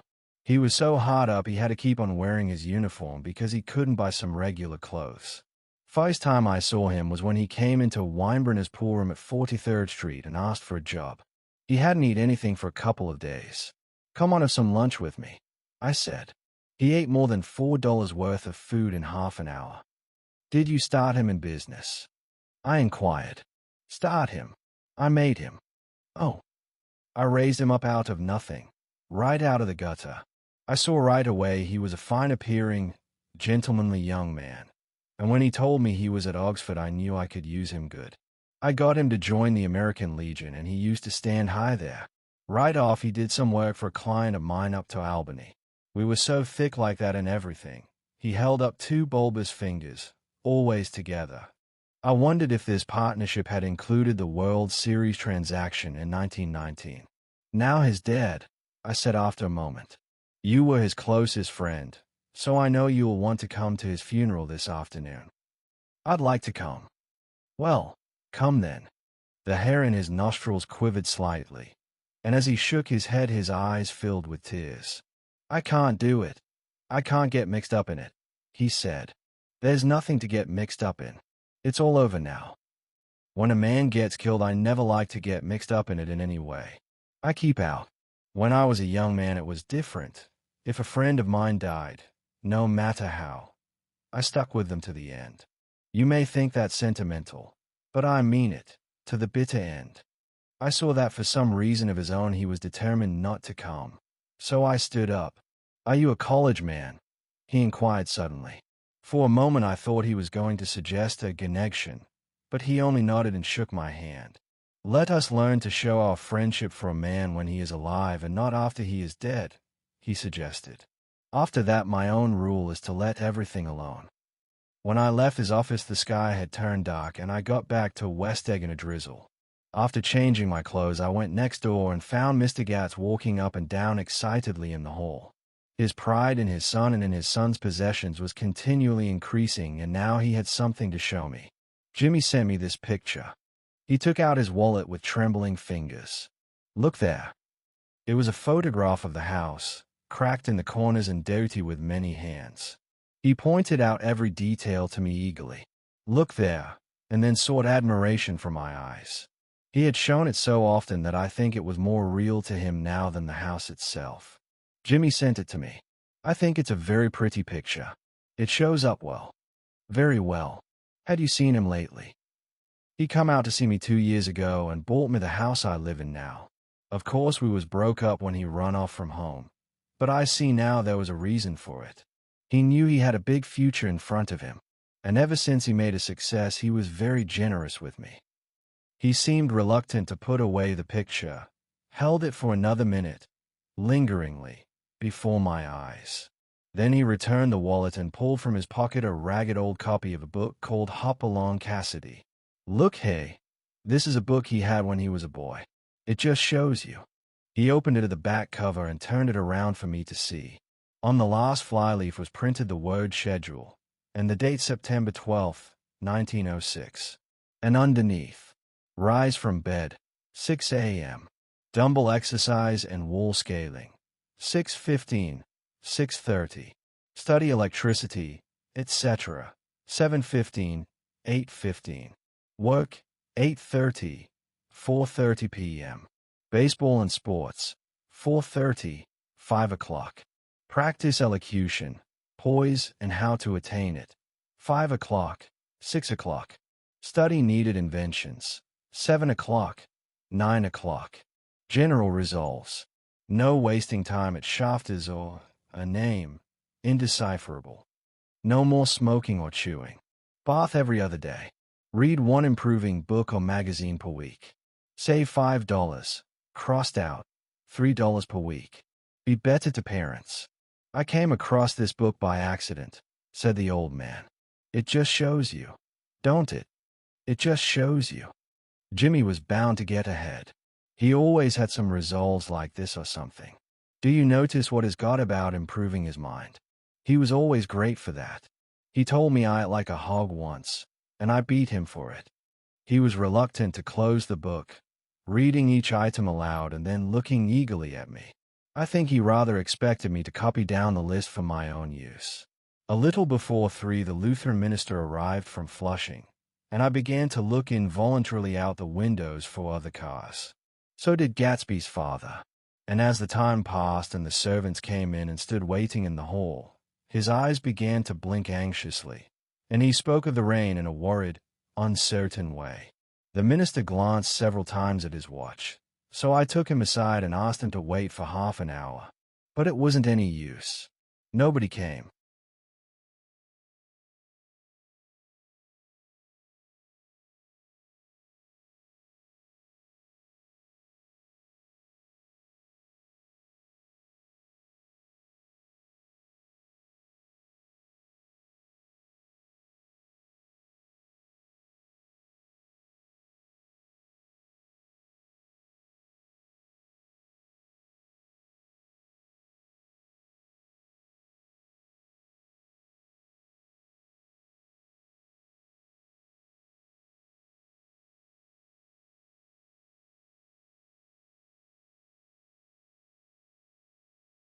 About 5 o'clock, our procession of 3 cars reached the cemetery and stopped in a thick drizzle beside the gate.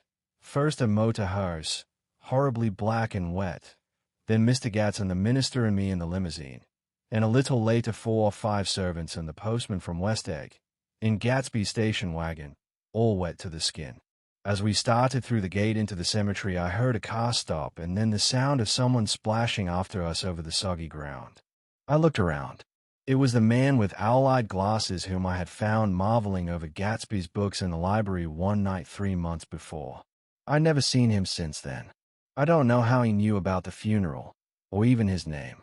The rain poured down his thick glasses, and he took them off and wiped them to see the protecting canvas unrolled from Gatsby's grave. I tried to think about Gatsby then for a moment, but he was already too far away, and I could only remember, without resentment, that Daisy hadn't sent a message or a flower. Dimly I heard someone murmur, "Blessed are the dead that the rain falls on." And then the owl-eyed man said amen to that, in a brave voice. We straggled down quickly through the rain to the cars. Owl Eyes spoke to me by the gate. "I couldn't get to the house," he remarked. "Neither could anybody else. Go on." He started. "Why, my God, they used to go there by the hundreds." He took off his glasses and wiped them again, outside and in. "The poor son of a bitch," he said.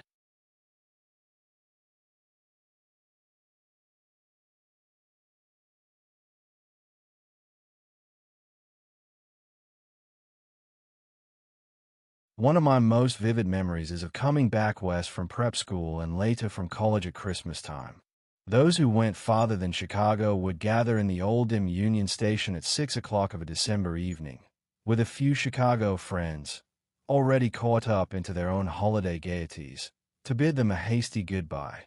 I remember the fur coats of the girls returning from Miss This or That, and the chatter of frozen breath and the hands waving overhead as we caught sight of old acquaintances, and the matchings of invitations. "Are you going to the Ordways?" The hearses, the Schulzes, and the long green tickets clasped tight in our gloved hands. And last, the murky yellow cars of the Chicago, Milwaukee, and St. Paul Railroad looking cheerful as Christmas itself on the tracks beside the gate.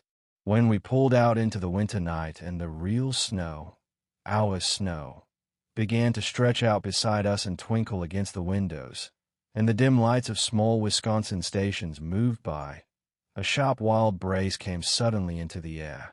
We drew in deep breaths of it as we walked back from dinner through the cold vestibules, unutterably aware of our identity with this country for one strange hour, before we melted indistinguishably into it again. That's my Middle West. Not the wheat or the prairies or the lost Swede towns, but the thrilling returning trains of my youth, and the street lamps and sleigh bells in the frosty dark and the shadows of holly wreaths thrown by lighted windows on the snow. I am part of that.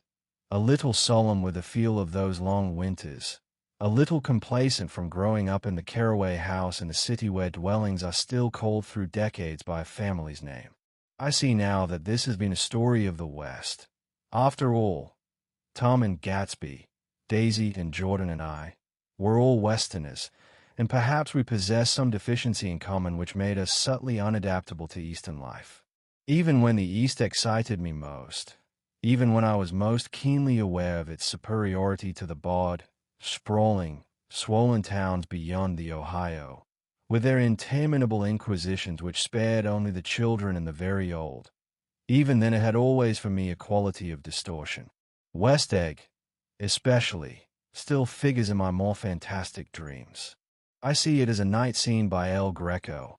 100 houses, at once conventional and grotesque, crouching under a sullen, overhanging sky and a lusterless moon. In the foreground, 4 solemn men in dress suits are walking along the sidewalk with a stretcher on which lies a drunken woman in a white evening dress. Her hand, which dangles over the side, sparkles cold with jewels. Gravely the men turn in at a house, the wrong house. But no one knows the woman's name, and no one cares. After Gatsby's death, the East was haunted for me like that, distorted beyond my eyes' power of correction. So when the blue smoke of brittle leaves was in the air and the wind blew the wet laundry stiff on the line, I decided to come back home. There was one thing to be done before I left, an awkward, unpleasant thing that perhaps had better have been let alone. But I wanted to leave things in order and not just trust that obliging and indifferent sea to sweep my refuse away. I saw Jordan Baker and talked over and around what had happened to us together, and what had happened afterward to me, and she lay perfectly still, listening, in a big chair. She was dressed to play golf, and I remember thinking she looked like a good illustration. Her chin raised a little jauntily, her hair the color of an autumn leaf, her face the same brown tint as the fingerless glove on her knee. When I had finished, she told me without comment that she was engaged to another man. I doubted that, though there were several she could have merited a nod of her head. But I pretended to be surprised. For just a minute I wondered if I wasn't making a mistake. Then I thought it all over again quickly and got up to say goodbye. "Nevertheless, you did throw me over," said Jordan suddenly.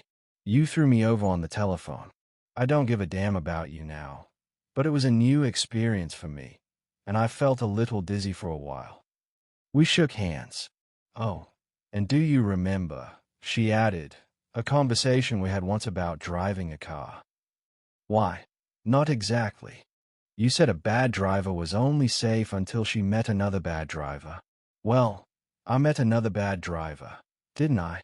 I mean, it was careless of me to make such a wrong guess. I thought you were rather an honest, straightforward person. I thought it was your secret pride." "I'm 30, I said.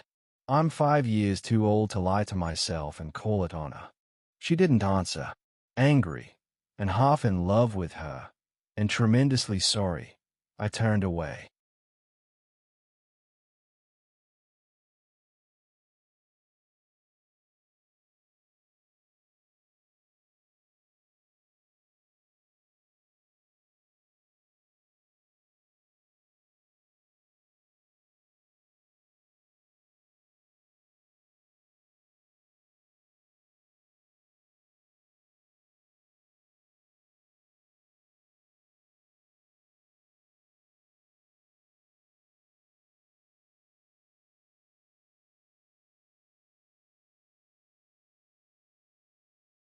One afternoon late in October, I saw Tom Buchanan. He was walking ahead of me along Fifth Avenue in his alert, aggressive way, his hands out a little from his body as if to fight off interference, his head moving sharply here and there, adapting itself to his restless eyes. Just as I slowed up to avoid overtaking him, he stopped and began frowning into the windows of a jewelry store. Suddenly he saw me and walked back, holding out his hand. "What's the matter, Nick? Do you object to shaking hands with me?" "Yes. You know what I think of you." "You're crazy, Nick," he said quickly. "Crazy as hell. I don't know what's the matter with you." "Tom," I inquired, "what did you say to Wilson that afternoon?" He stared at me without a word, and I knew I had guessed right about those missing hours. I started to turn away, but he took a step after me and grabbed my arm. "I told him the truth," he said. "He came to the door while we were getting ready to leave, and when I sent down word that we weren't in, he tried to force his way upstairs. He was crazy enough to kill me if I hadn't told him who owned the car. His hand was on a revolver in his pocket every minute he was in the house." He broke off defiantly. "What if I did tell him? That fellow had it coming to him. He threw dust into your eyes just like he did in Daisy's. But he was a tough one. He ran over Myrtle like you'd run over a dog and never even stopped his car." There was nothing I could say, except the one unutterable fact that it wasn't true. And if you think I didn't have my share of suffering, look here. When I went to give up that flat and saw that damn box of dog biscuits sitting there on the sideboard, I sat down and cried like a baby. By God, it was awful. I couldn't forgive him or like him, but I saw that what he had done was, to him, entirely justified. It was all very careless and confused. They were careless people, Tom and Daisy. They smashed up things and creatures and then retreated back into their money or their vast carelessness, or whatever it was that kept them together, and let other people clean up the mess they had made. I shook hands with him. It seemed silly not to, for I felt suddenly as though I were talking to a child. Then he went into the jewelry store to buy a pearl necklace, or perhaps only a pair of cuff buttons, rid of my provincial squeamishness forever.